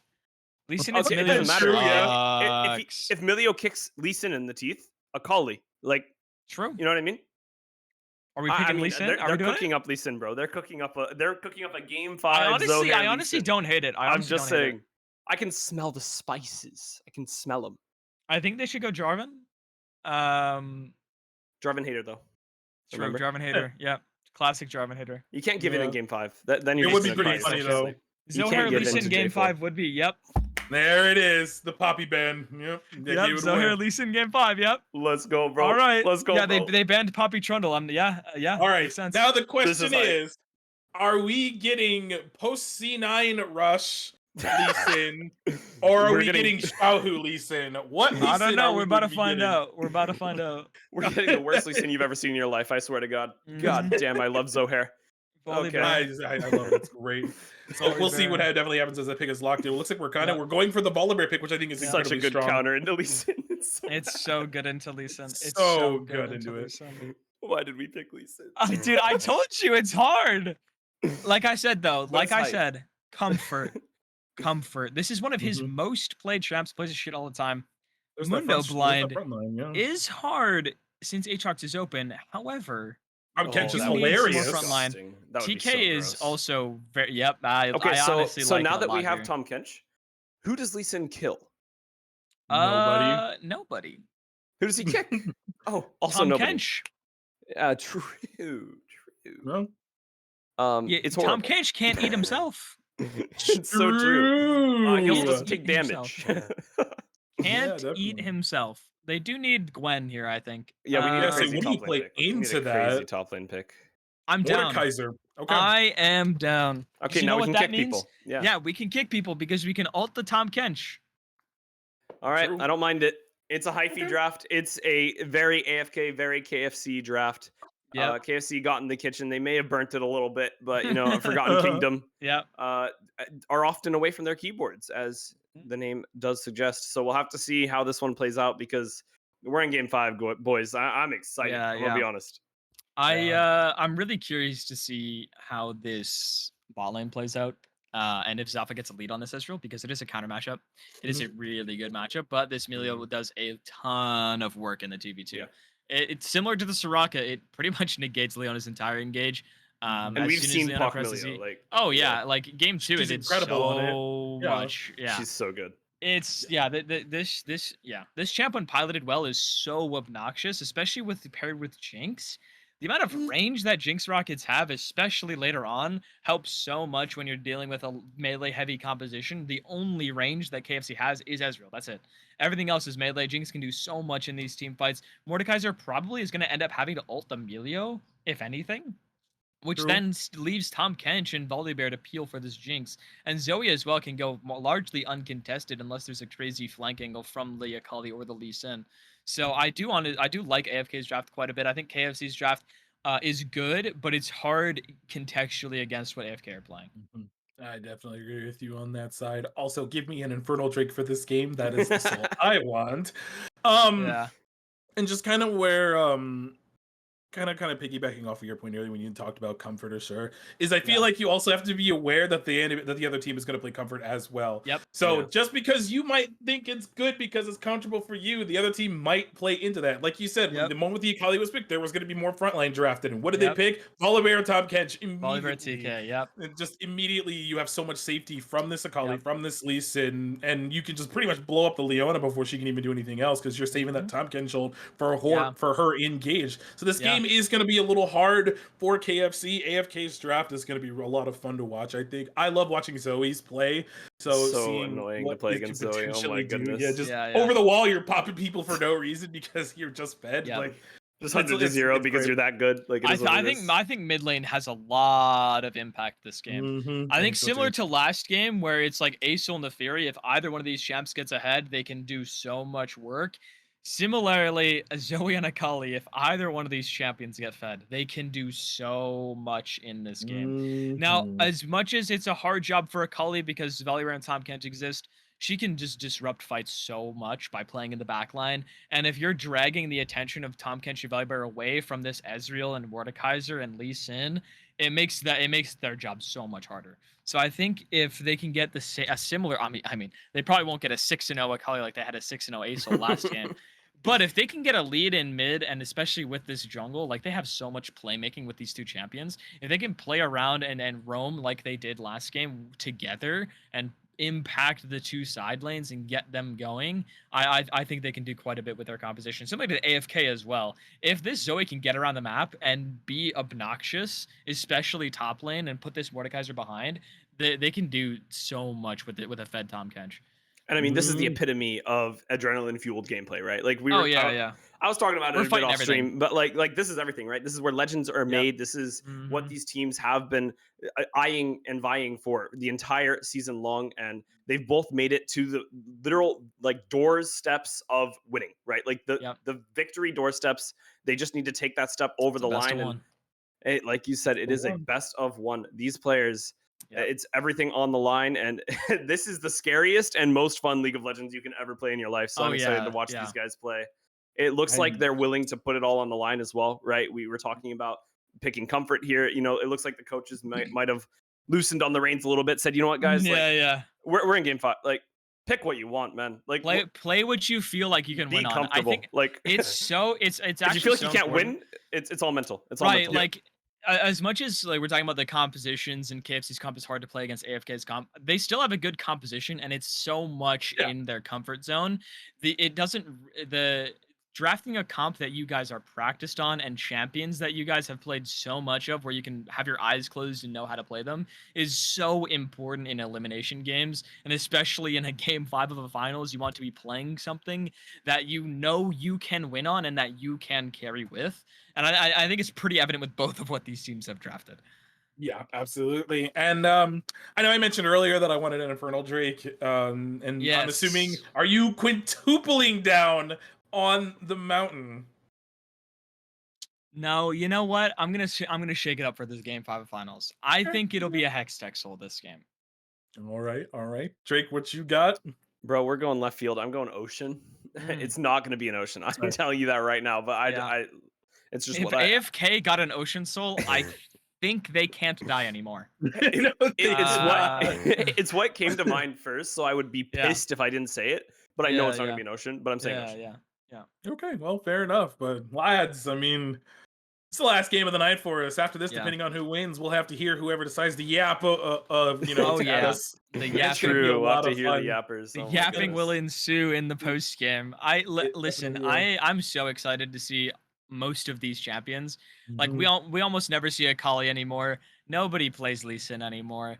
Zoe. Volibear is Zoe is a really fun champ to watch when piloted Yeah. well. I haven't seen that in pro since BDD picked it in like 2019. 2018, yeah. Like this champ is so fun to watch. Same thing with Volibear. I think Volibear is really a lot of fun to watch as much as he's like a face roll champ. When there's a fed Volibear in the game, just absolutely dunking on people, it's hilarious, and I love watching that champ. But yeah, Mordekaiser as well. Like we've been seeing it more recently now because as a counterpick to tanks. It does so much work in so many team fights, regardless of how fed it is. Smite steals are on the table for sure with a Mordekaiser in the game. So, and we've already seen a couple of them this series. Yeah, it's insane. And it's insane. It's fun to see that our predictions have come to light as well, right? Like, Yeah. Yeah. We're no all on matter the what, board. It's a one of us is 3-2. gonna win. One of us It's a is gonna 3-2 win. either way. Can you throw it up real is- quick, actually? Yeah, I wonder if we can get it back up on our screens. It's a 3-2 one way or the other. It's gonna be and close. It's gonna be close. Yeah, it's like I said multiple times. It is a best of one. The last 4 games do not matter Wow. anymore. Whoever wins this game wins everything. So it's either DBZ is gloating for the rest of our lives, DBZ's or rubbing it in for the next 4 months, or we get to rub it in against him. It wouldn't be I mean, the I brought first out all the time. stops. I took the photo outside KFC. Come on. Yeah, we gotta true. You did take the KFC photo. You've got to back the boys. Yeah. Oh, this game's gonna be lit. Actually, so these drafts are excited. so fun. The Akali Zoe is a matchup I have not seen in so long. In What a mid way lane. to Yeah. end it. It's like you said, though. I mean, both teams, as we are getting into games, so it's a Cloud Soul first, Yeah. so we're all on the table for this one still. Yep. And it's like you said, the 2 champions never really get played anymore because the meta since then has heavily shifted towards, at least Yeah, it 80 was, mids. Porky, Tristana, Zeri, Lucian, Porky, all in the mid, Lucian, Ezreal Tristana, too. Azir. Yeah, I want to fall asleep. And even Pick a before Akali that, it Silas was, every game. and before that, it was just control mages and then the occasional Silas picks. It's like you never Yeah. really saw AP Yeah, assassins that Yeah, much it's anymore so outside fun of to watch. Diana if there was a combo. Yeah, But just here we are, just Q Show and the Bud Kill on to these 2 champions as both teams are in a 5v5 defensive stance. There was no level 1 really to be had anyways, so Yep. it makes sense why both these teams are just kind of here, making sure that no shenanigans happen level 1. Minions have spawned. We Yeah. made it almost. I mean, it's we are on the doors of defeat and victory for both of these Yeah. teams. And I mean, I was gonna take my headband off. I'm not gonna lie. Like, it's cutting off circulation in my brain, but I feel like I gotta keep it on. You know, Yep. like I gotta. So I gotta- if you short circuit, we know if I take why. it off, KFC loses. That's what I'm saying. So like, I gotta. What if you keep it on and they still lose? Well, then you could Then say it's a caster curse, no? Yeah. Well, there's no winning, is there? No, there's not. Yeah. But I'd feel bad if I did, so I'd rather just short circuit my brain. But either way, Right. junglers are both going to start towards that top side, path towards the bottom side, and it looks like, despite all of our emphasis on the top lane 1v1, looks like this game, both junglers are going to move towards that bottom side. This is not a shock at all what I'm witnessing here in the top lane. Tom Kench is just going to be very, very annoying to Kira. Yeah. Just trying to land these Also- stuns, do the Tom Kench thing. And Because Kira covered off the invade with Zohair on his red buff, so he was late to lane. Oh, is that what why? it was? Which is why he was where he was and lost the trade and lost Prio on wave. So he will be a little bit Did he behind get in XP XP. at least? Yeah, he got XP, but he'll be a little bit behind because of the wave state, so he will not get Yeah. first. Bot lane going pretty much as expected as well. Ezreal and Leona getting pushed into Jinx because they can never really walk up against Ezreal Leona at level 1 because they can take a lot of damage, as we've seen multiple times this series with an engaged support. If you walk up level 1, you will absolutely face tank your whole HP bar. Also, Alcove not having cleanse this game is honestly fine. However, if he gets hit by a stray Leona ultimate, I will say Pock not having cleanse Pock is interesting. Just the goat, though. Pock is just Yeah, the goat true. with these ults. We just sidestep all of them, right? Like she is just that good. You don't need. now, all cleanse we when have you to Pock. do with Alcove is play with Armilio this time, so we don't get one shot. True. I mean, if there's any game to do it, it's gonna be game 5. I'm gonna be honest. I mean, right? You might as well. I mean, if we're gonna drop a triple double in a League of Legends game, it better be game 5. I mean, come on. That's all I'm saying. So, I'd like to see it, and I mean, it looks like, at least for now, relatively. As a sleep goes off on my screen, rather We're a Zoe player. early game. Yeah. We're a Zoe player. I'm Where do you ready. feel like first kill is? Where do you feel like? Mid. Oh wow, mid. I feel like one of these mid laners is getting solo killed. You have to respect Zoe. Like I feel like one of these exhaust, mid I don't laners is know. getting solo killed. Surely the body kill doesn't try and 1v1 the Zoe with exhaust, right? Maybe? No, I hope not. You're not level 6 either. You usually don't go for aggressive trades in the range matchups until you hit level No, you 5. don't. Without ignite, yeah. Yeah, especially without ignite. But if I would wait till 5 to go for something, but I don't know if the shroud is up. Okay, so the shroud is up. It does end up getting out. But man, yeah, It's it's unfortunate though. No, he might die on this grab. Actually, no, he's fine. Yeah, he Has just gets ward? Yeah, should be okay. Yeah, he's alright. 2 wards actually.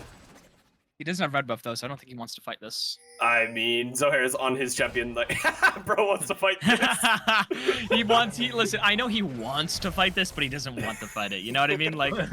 Like he wants to, but he doesn't want to. Yeah, 100% on that one. Oh, we are being a little cheeky here as Kyosho will get and still get the damage off. Oh, okay. My goodness. We're cooking. I didn't even notice that Kyusho did opt for that ignite. A lot of early game aggression with this summoner. Yeah. Makes sense. I mean, you just want to be as obnoxious as possible. Technically, Zoe can get TP with her W. Now, oh, nice bubble. Is that real? On the Can you ward actually get TP with your W? I'm pretty Yeah, sure you can. you can get every summoner, but like you're never in range of getting TP. So like, Or like But if you you were, then can. they're not TPing. Yeah. exactly, yeah. Yeah. We're really kind of like I think we're way more in that testing the waters category in this game than we have been in the previous Oh, games. yeah. By this point, there's already been I like mean, you can't 19 make a mistake this kills, game, yeah. and we're Kira, getting a gank though. here on the top side as 50 cal is here. Flash He has a is huge available. advantage. Nice This is such an movement. easy gank, though. Yeah, in comes the Q, and you cannot possibly miss the knockup for Tom Kench, but trying to trade a kill back. Ooh. Flash away from Silly Boy. Should mean that Here Kira's just comes going to go down. Zohair. The flash forward from 50 cal to get the damage down. Q not quite available, and Zohair, Oh, you're we're just in greeting. time. First blood will go the way of 50 cal Taco, but it will be a kill traded back by Zohair, a 1-for-1 in the beginning of this back as best well. of This is 5 pretty fun. last game. Yeah, he TP's back, catches the whole wave. That was dicey. I'm not gonna lie. I'm actually surprised they decided to continue going for it. I assumed that after Kira flashes, just like, okay, we got the flash, we can come back. Also, Zohair was beelining it towards that top side anyways, so no matter what, it was going to be traded, whether they got the kill or Yeah, it's actually good for Kira because of so, the wave yeah. state. Yeah, because of the wave state, he's actually up CS and he has a freeze. Oh, And Tom no. head back just now. But 50 cal has a really good angle towards this bottom side. We are aware of Itchy this. Rat, I think Itchy Rat could be in danger. Zaffa going to be able to eat away from those traps. Nobody has burned Flash yet in this bottom lane. Itchy Rat does end up burning it. Zaffa might. No, looks like he will not burn it himself. I mean, that's good. That's going to be a Flash burnt from Leona. That means that 50 Cal Taco can come and repeat gank down Here's towards a this free area if grub, he wants. Yeah, there's going to be grubs given over. But a lot of Yeah, pressure. that- Akali moving down. Dragon should... Oh, actually, Akali is on the side of KFC. Top lane is so rough for Joe right now. This wave state sucks.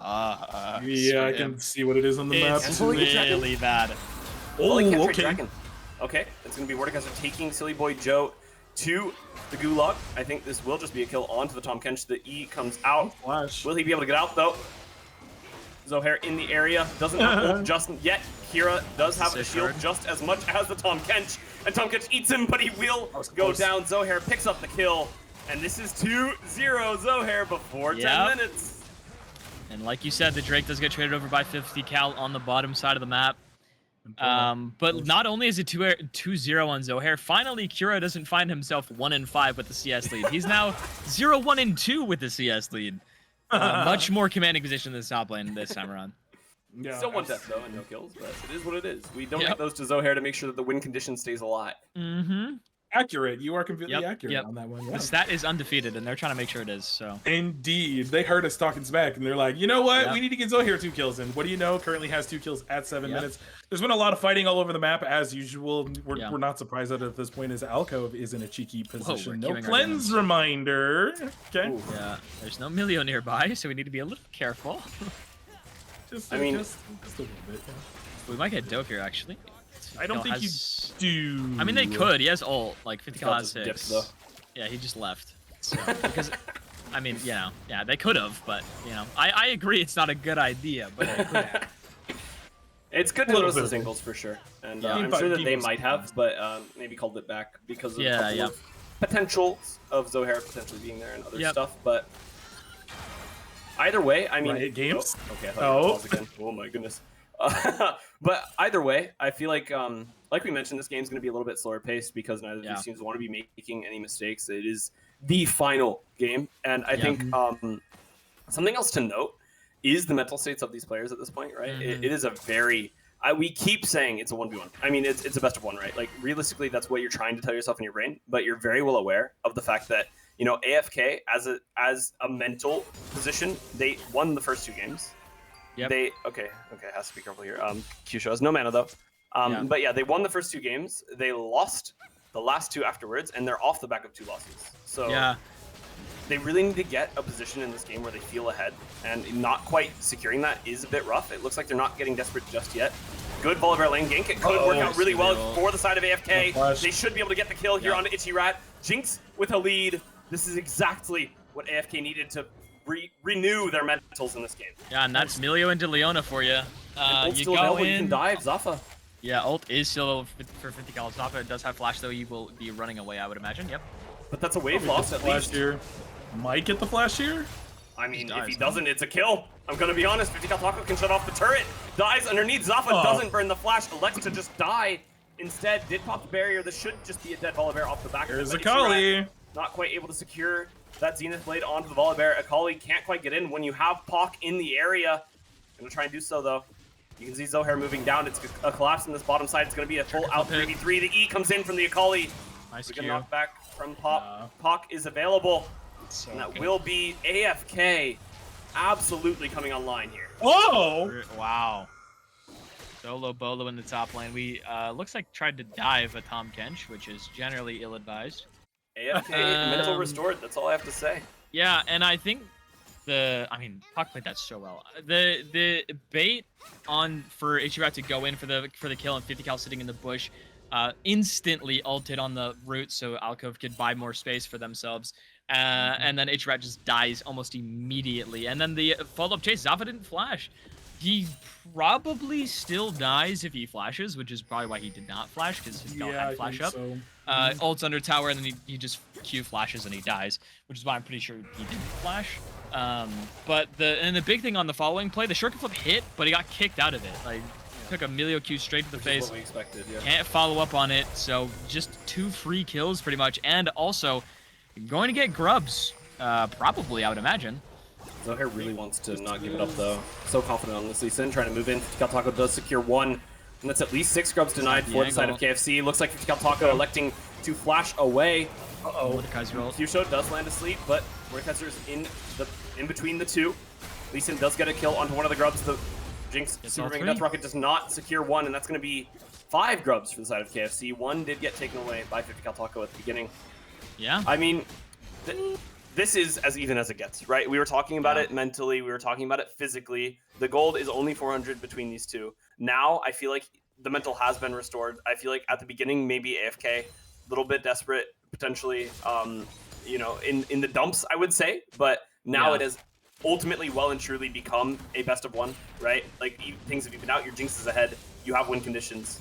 And, Yeah. and from here, this is exactly where both of these teams are going to show what they're made of. Yeah, you kind of know what you're worried about as well. Ooh, shuriken flip is. Could look for the kill with the ultimate. Perfect execution is available, but Ooh, won't 50 look to cal's do there. so. Yep, 50 cal is nearby, so is Zohair. Looking for Yep. this dragon potentially. Should see him now. Oh, yep, they see each other. Yeah, that's the classic, and Lee Sin just kind of loses. It is true. Missed. But Yeah, Katako looks like it's gonna walk away. Dragon is kind of wins controlled at again. least by He wins KFC. This is again. gonna be a Mordekaiser ult. Has the shield available still. I hope W? Kira popping it last possible second. Silly boy with the No flash way, we do away. this? The Q, the knockup, we and the missed. dodge Wow. to top it all off. Silly boy Joe making Kira to Ipsum look silly in that one. That was what we call a Hollow Radiance gap there, because that item is really good, especially with champions that can heal. 50 cal might be caught. Oh, never mind.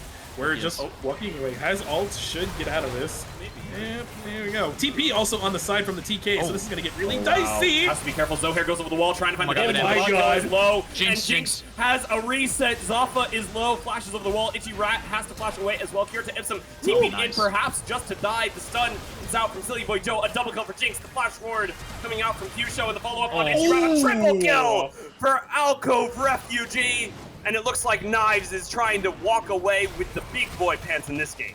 Yeah, we are online on this Jinx. Oh, wow, we are fed.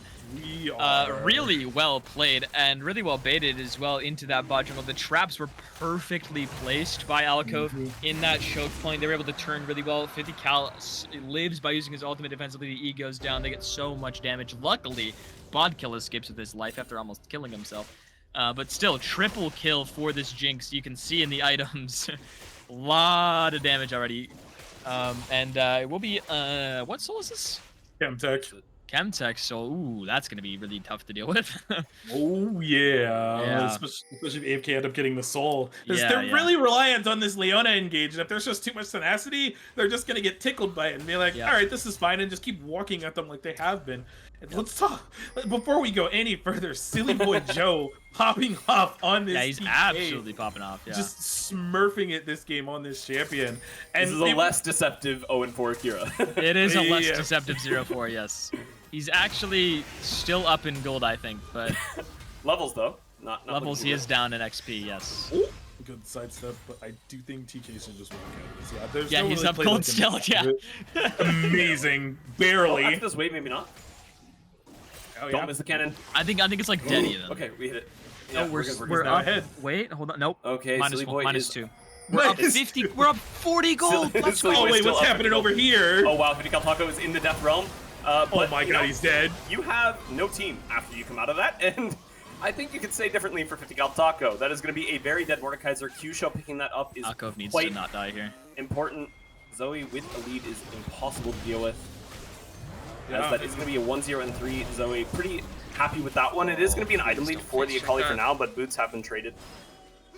Okay, Alcove Refugee. Okay, we didn't die to the bot dive. Okay. Yeah, he shouldn't have been there. Yeah, he was waiting under tier 2, and then he walked up, and then ends up having to lose his flash. Now, to be fair, kind of sucks for him that happens. First Blood Tower goes to the opposing bot lane when he's 4-0, not what you want to have happen.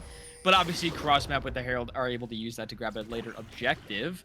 Yeah, I mean it's better than going 4-1 and losing the turret as well, right? Like, yeah, better than giving over the bounty and losing the tower. Yeah. Right into the drowsy. That's huge. It was a bit silly. I don't know if that's the angle the bot kill goes down, but it looks like a re-engage coming out on a 50 cal Taco. He is going to take a lot of damage. He will go down. Leona lands the solar flare barely onto Pac, able to find that slow, but she will be able to flash away, get to safety. And it looks like AFK still in a commanding position here in Game 5. Yeah. We're both like, oh, is he getting one shot? No, he's not. So yeah, Bodkill taking the Shuriken flip. I think he assumed his team was probably going to be there quicker than they were when he took that in.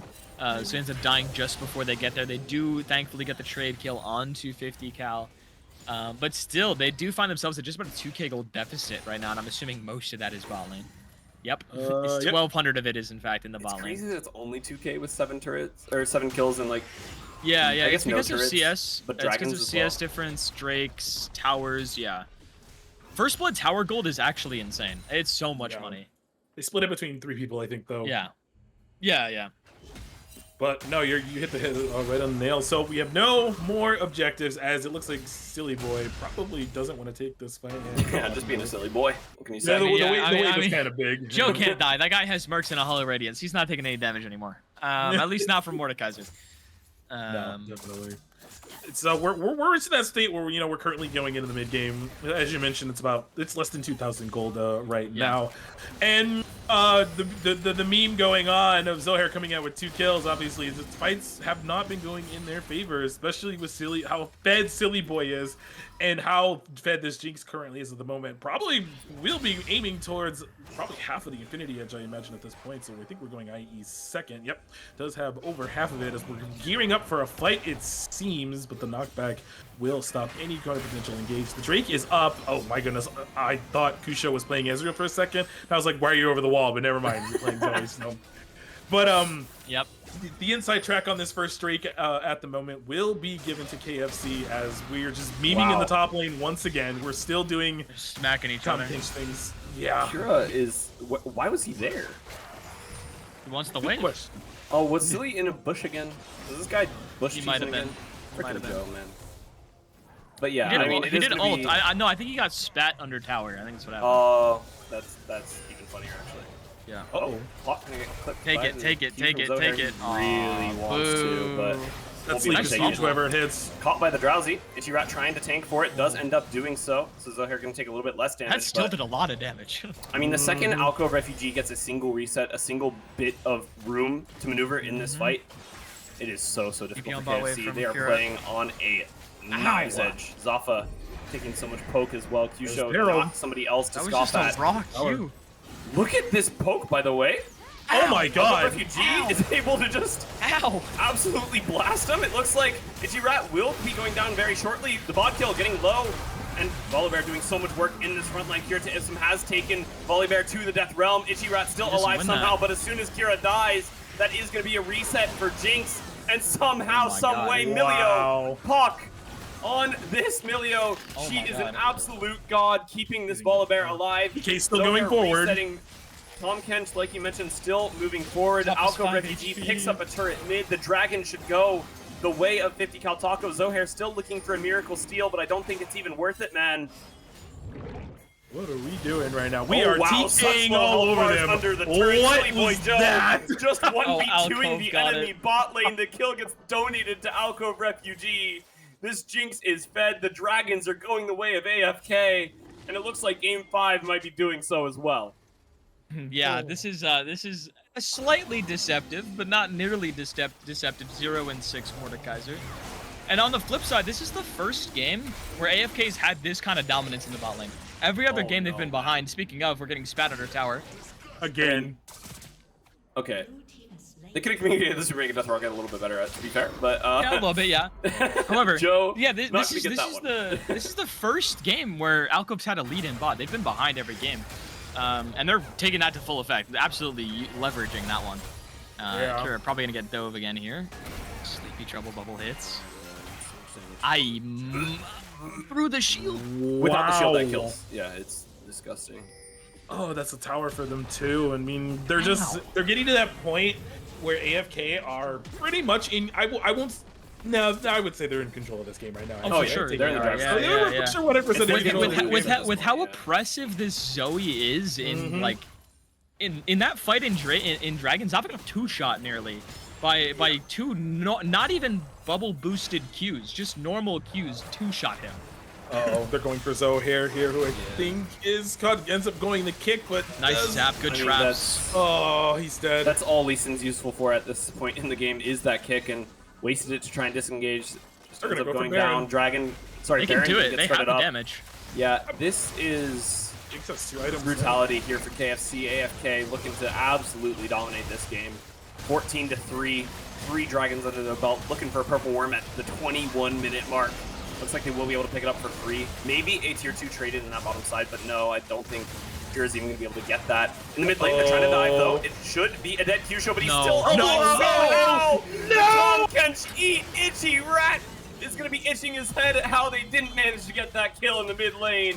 And oh my goodness, is AFK putting on a clinic. Oh my god. No. I see why they blind picked Zoe now. Jeez. Also, great TP by Joe to save his mid laner and get the second kill. That also will snowball into probably an inhibitor, I would imagine. I mean, I don't think they want to take mid inhib this early on, so they probably just take the tier 2 and leave. Yep. Gnarly flank for Mordekaiser. God, this Zoe is absolutely unreal. Yeah, Q-Show is putting on an absolute clinic. Absolutely. Just that I'm not gonna lie, I tabbed off the Discord and went to go clip that play because I was nuts. That was crazy. Kira here in the death room at the moment. 50 cal might lose this, doesn't have very much MR, but I think Burn Fight's great here. Ezreal ult from downtown will not connect. Negative damage. They're forced to back off. I mean, you have Silly Boy pushing in the bottom lane, so somebody has to answer. Oh, they're playing on now. side lane. I'm so happy. And the healing coming out from Moonstone on Pock is ridiculous. 50 cal This is exactly what I wanted them to do. Both of the games that they won, this is exactly what I wanted them to do. It makes it so hard to answer the pressure mid lane, especially since Joe wins the 1v1 in bot lane as well. And yeah, you can see they're already pressuring. Yeah, this is the first time they have an 8 round. Oh, Alcove Refugee might get punished for it though. The E comes out from the bot kill, but this is what happens when Akali is behind a double kill for Alcove Refugee. Zappa has to flash away on the Ezreal. And Baron empowered minions bearing down on the enemy's base. AFK looking for Game 5 win, for the series win, for the finals win, for the Dominate Summer 2024 win at 24 minutes. They could get mid inhibitor here. I think they might back off here. I don't think they can play for end unless they die. They believe they can. If Kira dies. Oh my god. Oh, what a Ezreal ultimate. Ichirat finds nice the E onto the Jinx, but a good eat comes out from the Sloppy Joe. Oh and then Ichirat, Silly Boy Joe, doing absolute wonders for his team here in Game 5. The bot kill trying to find some damage. A good Q from Zohair, but it's not going to be the miracle. It's not going to be the win here for KFC. Kira to Ipsum, getting low under the base. The bot kill looking for a miracle as well, but Jinx is still alive. Emilio is insane. Refugee kept alive by Pock. And it's the Q show gonna clean up the rest. A double kill for the Zoe. Kira to Ipsum, the last one alive for KFC. A triple kill for Zoe, and a triple kill here for AFK in this best of 5 series. They walk home victors of Dominate Summer 2024. Oh my, that was such a dominant Game 5. 24 kills to 3, 24-minute end. First Baron end the game straight through mid. Get that they finally played on side lane, drew a fake fight, he moves over, they win the fight, end the game considerably easier than the first 2 games that they won. Really well played with that Baron, by the way, despite the fact that they just ended straight through mid. Also, that Zoe performance, by the way. Oh my god. Absolutely unreal. I'm so glad they picked the champ because it's clear that they play a ton of it. I think they had like 37 mastery or something on it, which is very high. And yeah, looking at damage tells a lot of the story. Both this AD carry and mid laner had the best games of the series for both of them, I'd say, especially for Alcove. He was absolutely like really good on this Jinx. I didn't die once, which is very different from how the other games went. They actually had a considerable lead in bot lane. The first game that they had they end very quickly. Oh yeah, and that was the battle we were expecting between our number 1 seeds from coming out of both these groups. Ends up being a 3-2 in favor of AFK, which you get to rub it in. Right. Bro's gonna rub it in for the next 5 months. Hey, I got barely any Drake predictions right. I will gladly take a finals prediction over all of that. So and a confident one as well. I'll gladly enjoy that. I gladly enjoy that. But what an insane series of games. Yeah, denying the reverse sweep at the end of it all. Yep.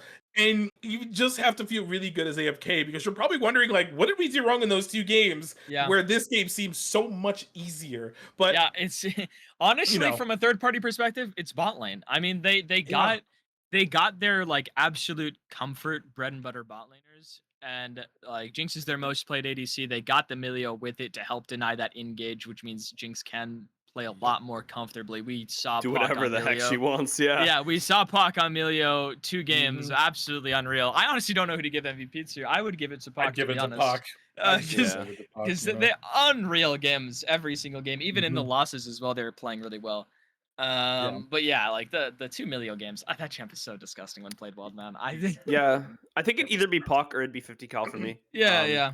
I mean, I think Joe in that top side holding it down. I will be honest. Like, he's down 40 farm every game, but he's holding it down up there.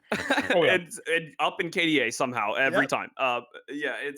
But that is going to be, I guess, a result of the focus coming out from 50 cal as well, right? Making sure that top was able to be facilitated.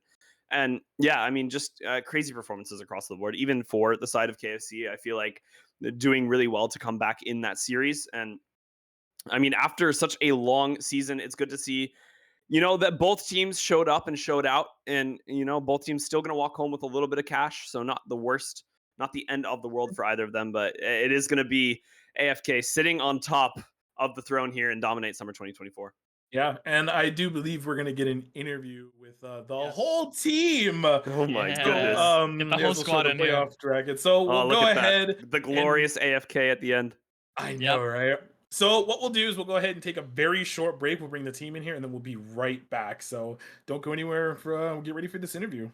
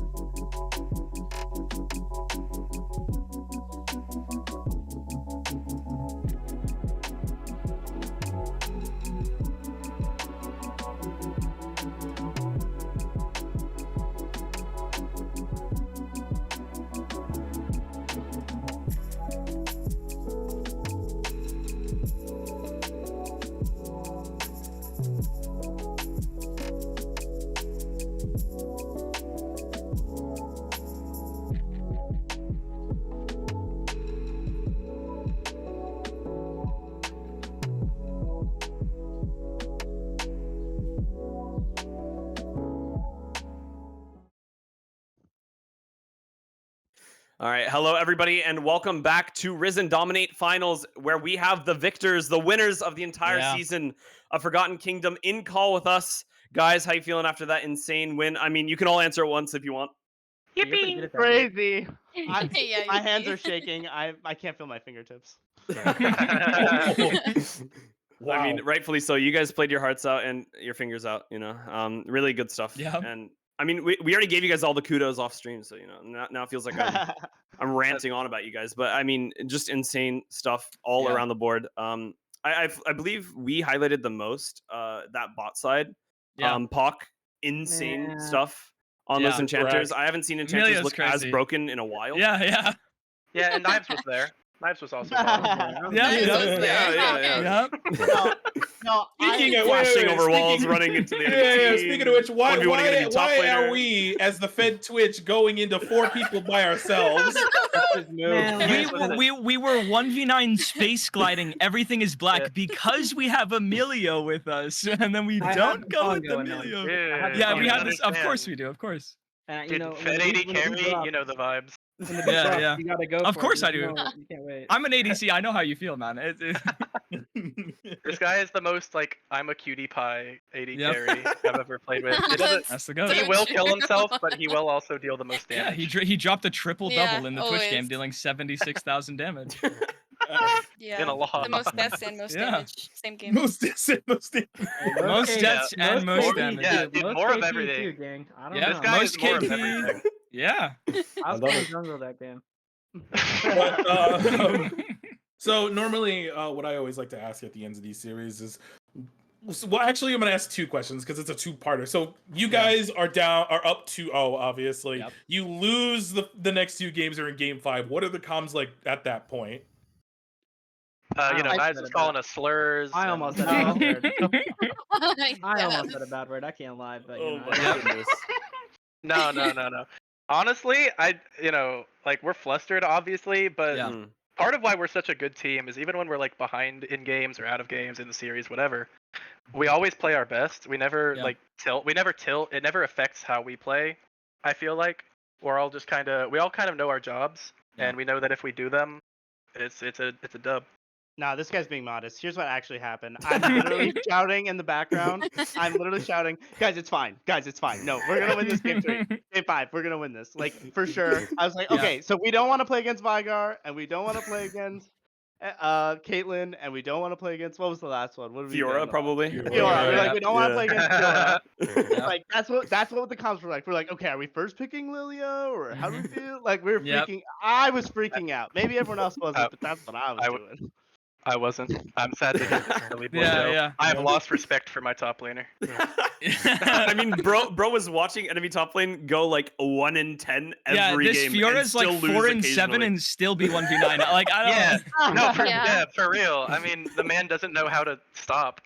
Yeah. I respect Uh, it. I On respect a No, similar vein to DBZ's question, in that game 4, when you had that unfortunate disconnect in the bot lane 2v2 that led to a death. Oh my god. Yeah. Oh You, my I God, know how amazing. tilting that is because that's Oh. happened to me a few weeks ago. After that happened, you guys still put up a crazy fight in that game. Mhm. And yeah, I just want to say we would have won that without that. I mean, yeah, that's I was what gonna everyone say, will say, how you do know? you, No, do you, no, do you, no. I yeah, hope yeah. nobody- How do you guys feel I hope about that? nobody- Yeah. No, I actually Oh hope my god! After that DC felt so bad though. Like Yeah. after that, I felt like mentally I was taken out of the game. Yeah. And so I knew I had to lock in for game 5. Yeah, And no, that's I what we were hope saying nobody as was well, saying yeah. that though, because no, they definitely just beat us like fair on that Of game. course, There yeah. was nothing. Yeah, I hope nobody was Yeah, actually saying yeah. that. Well, no, but it's definitely like a feeling that you get for sure. Yeah. And like as a player, especially like when you're in that bottom side, like we were even mentioning it on stream, we were like, that's gonna Yeah. be It rough. sucks. And Yeah. and like really lucky that you guys, solidified yourself so much in the series already that you were Yeah. 3 and or Mhm. 2 and 1, Yeah. so you guys could play that 5th one and really bounce back. So I mean, kudos to Yeah. you guys, and like Darter said, bouncing back within the game as well. Like Yeah. you said, you guys don't get tilted too easily, and it definitely shows. Yeah. I respect the other team for not killing her. They didn't have to Yeah, do of that. course. I Yeah, respect yeah. that. Oh Yeah, my I god! respect I was that. so relieved. I respect that. But so much. honestly, I thought I was gonna get killed anyway. Like I Yeah, thought the there minions was gonna almost be a killed mid you, yeah. flying like Ezreal Yeah. coming in, and Mhm. they walked away, and everyone be was so like, jokes. "Oh my god, she's Yeah. alive!" Like, Well, it was great. homie like autoed you twice and was like, nah, He's like, wait, they're Yeah, not moving. no. They're not moving. I thought one was gonna mid fly, so Yeah. No. Nah, Pac, no, she pinged on my way on the enemy fountain. Actually, that's what that was. yeah. Ah. She said Um, mid's about to get 300 gold richer. Yep. Yeah. Yeah, definitely would have been something to see. Now, obviously, you guys have won the championship. You guys are the winners of the summer split. Just overall, just what are the vibes like right now, or how are you all feeling? You can all answer at once if you'd like. And then, like, what are the plans for next split? Obviously, for the fall. Joe's freaking out. That's all I know. I'm freaking out. I don't. I'm losing my I don't- shit over here. Dude, Like, I don't know how to feel right now, honestly. Yeah. I mean, this is my first split in competitive or an amateur. Oh, congrats! Holy Oh, moly! nice. So, yeah, it's like So I don't know how to feel, honestly. Yeah. I mean, not a bad start, I'd say. Yeah, I yeah, mean- not a bad start. I mean, Yeah, I you You literally can reach can't out do to my, better. y'all can reach out to my Discord, 50 Cal Taco. Ah, Yeah. LFT, free agent, by the way. NACL teams, No, look no. at this man right there. No. But I do think that like it feels like we're planning all to stay playing together. Nice. 'Cause it's hard to create what we've got, honestly. Yeah. Yeah. In the few short months that I've been on this team, like since I think April. Yeah. You know, it's been kind of wild because we did not start out winning games at all. Mhm. I almost quit this team. The scrims were Yep. miserable. Yeah, they Yeah. were. I actually They were. I did. Our I did. support- I quit the team for all I of know an hour. exactly. I know exactly what that's like. Yeah. Mhm. But I came back because, well, Snapsky apologized to me. Our main support apologized to me, and then Apologized. he apologized. He was like, "Those were the worst scrims we've ever played. Those weren't like regular." Representative. Of Yeah, how we play. And I'm glad I gave him a chance because I mean, we have. It really feels like whenever we're in a game, it's hard for us to lose. At least it's hard for us to be like counted out at any point in the Yeah. game, no matter how far down we are. I think We're the so series good is at pretty team evident of fighting. that. I say that we're like a baby C9 because it doesn't really matter. At the end of the day, we're just so Yeah. good at team fighting. Yeah. And I mean, it seemed like that was kind of the issue Yeah. in this series, right? Because both of you guys, KFC and AFK, right? You guys both seemed quite like that type of team. Yeah. So I think that's why it seemed like they gave you guys such a run for your money, for sure. Yeah, I agree. They stood up to us better than any other team has in team fights. Usually, it's like if games stay even or if we're ahead, it's just a steamroll because we all kind of know our place in team fights so well. We play off each Yeah. other Mhm. in a sort of way that feels like we've been playing for like a year together, but we haven't. Mm. You know, Was there a reason that Snapsky wasn't in today? I heard something about Japan. Is that He's is that on actually vacation. happening?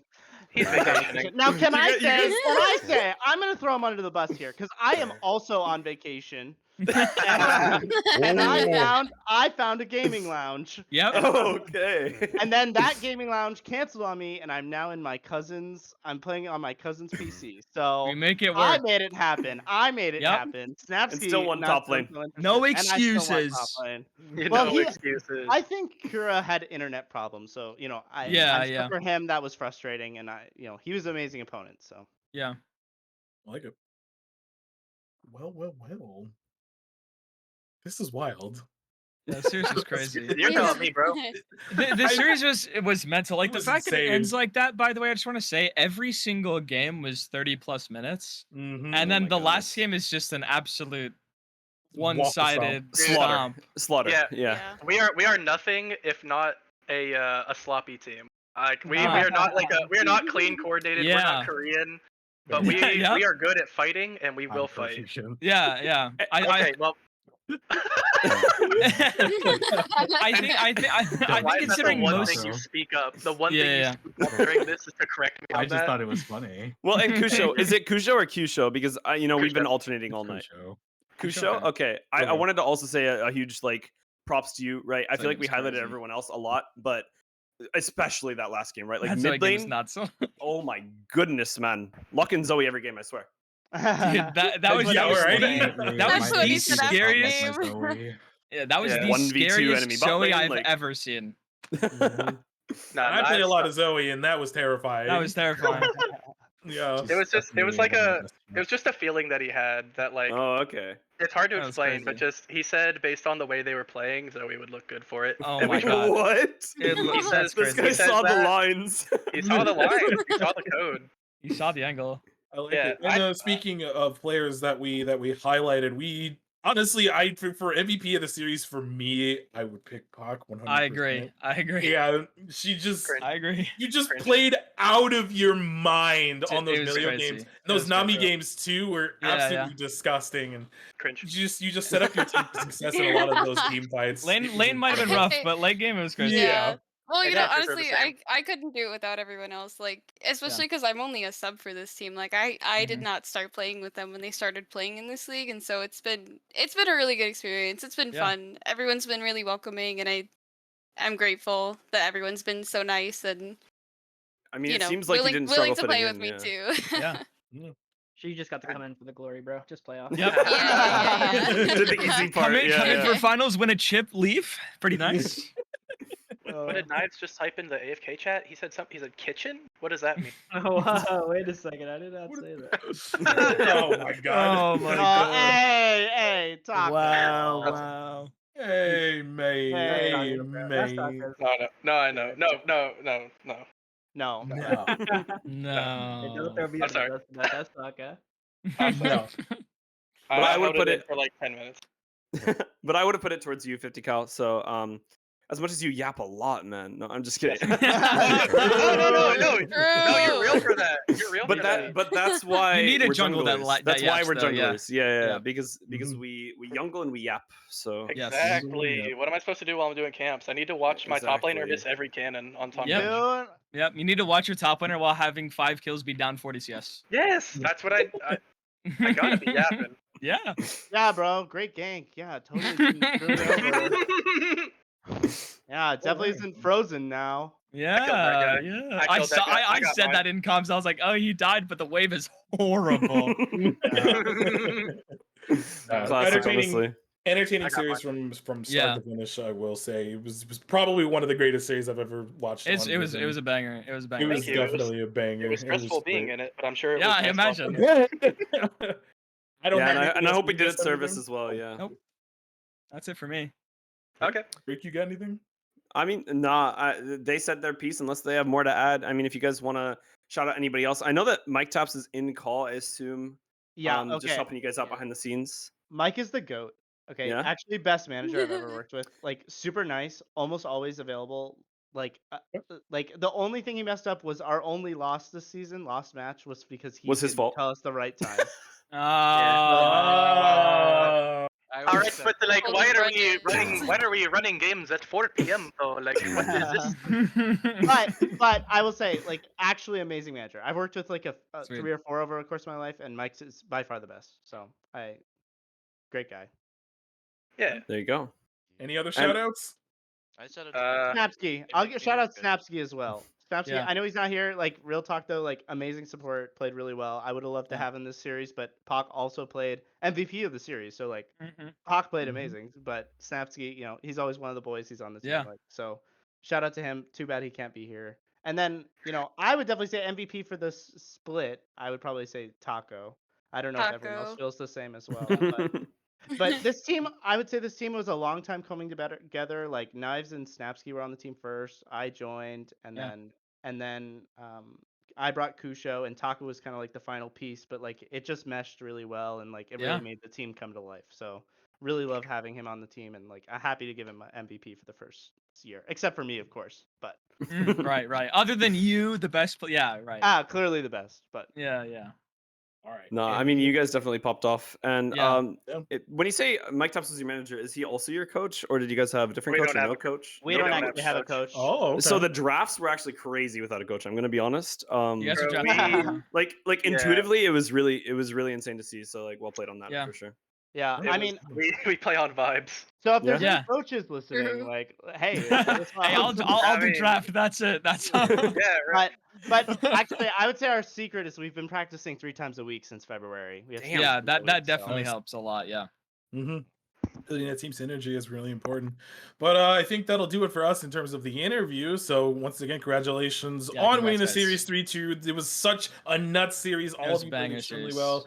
Thank It you was so so much fun. So that'll do it for us. For you guys, if you guys want to go off and celebrate, Yeah. do Enjoy tell, and yourselves. we'll close out the show because, gents, that's What a it. split. What a split. Yeah. Worth staying up till Nice. 2:20 a.m. for. I'm gonna be honest.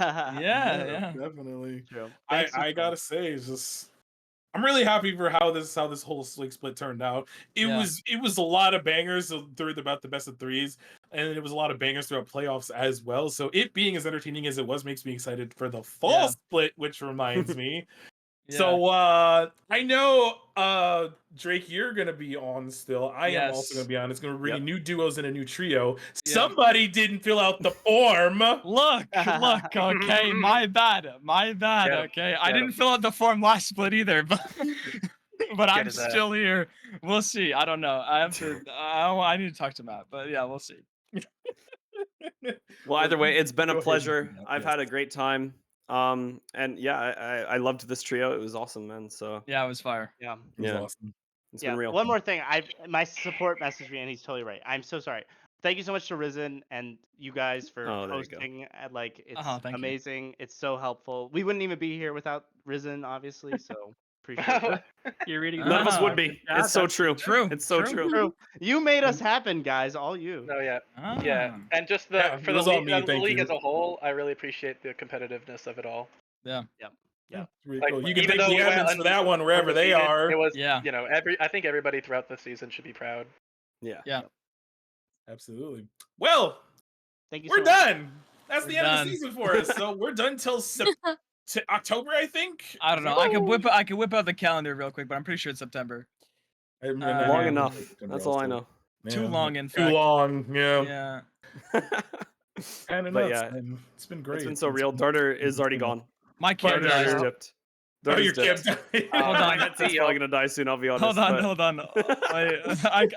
I'm coming back. I'm coming back. I love it. No, you're not I coming love back it. till next season, bro. I'm back. I'm back. Wait, he's not coming back next season. No, I'm back. GG. I'm back. Never I'm back. back. GG, No, I'm it's back. still black. Oh no. No, but like I'm back though. Like I'm here though. Oh man, it's been so good watching Dominate. I always Yeah, enjoy it's it. been a I lot think of this fun. this probably It's been my great. most enjoyable season. I'll be honest. Like, don't tell Quacks. Don't tell Quacks. But this season was Don't insane. tell quacks. I Yeah. enjoyed it, and like it has to do with the players and the teams as well, right? Yeah, Like, yeah. The storylines that we got to make up this season, and like the players obviously developed themselves. Yeah. It was really really fun to follow along with, and kudos to literally everyone we watched, especially KFC, right? Showing up and showing out today, just not quite being able to inch over that finish line, and AFK showing exactly why they, were on top of the standings for the absolute longest time. Yeah. Mm-hmm. Yeah, and 5.5 hours later, actually over 5.5 hours, that'll do it for us. It is Sunday night. It is late for some of us. It's even later for one of us. Yeah. That'll do It's it tomorrow once for again. me. It is. True. It's like True. 2:30 in the morning or something. Go to bed. Yeah, definitely go to bed after this. But that'll do it for us. Thank you to production. Thank you, Chippy, for being as awesome Yes, as the you are goat. with all the cool graphics. Thank you to all the stream admins that were here, and also thank you to all the server admins as well. I know Matt was in Yes. chat earlier, so Yep. we're going to thank you anyways, because I guess we have to. But that'll do it for us. We'll see you guys in September, we think. But I do believe Mythical is still going on. There's one more week left, right? Am I crazy? Yes. Yeah, Mythical is they still are. going. So ALMO, I think Draft is still going too, actually. But Yes, that's is. it. We're going to call it. The NACL is going on right now. There's also OQs if you guys want to watch that as well. Go check it We're out. gonna go OQs ahead are and lit. Sign off. OQs are mega Better than the lit. LCS IMO. So get the hell out of here. We'll see you Yeah, next what season. he said. We'll see you in September. Good night.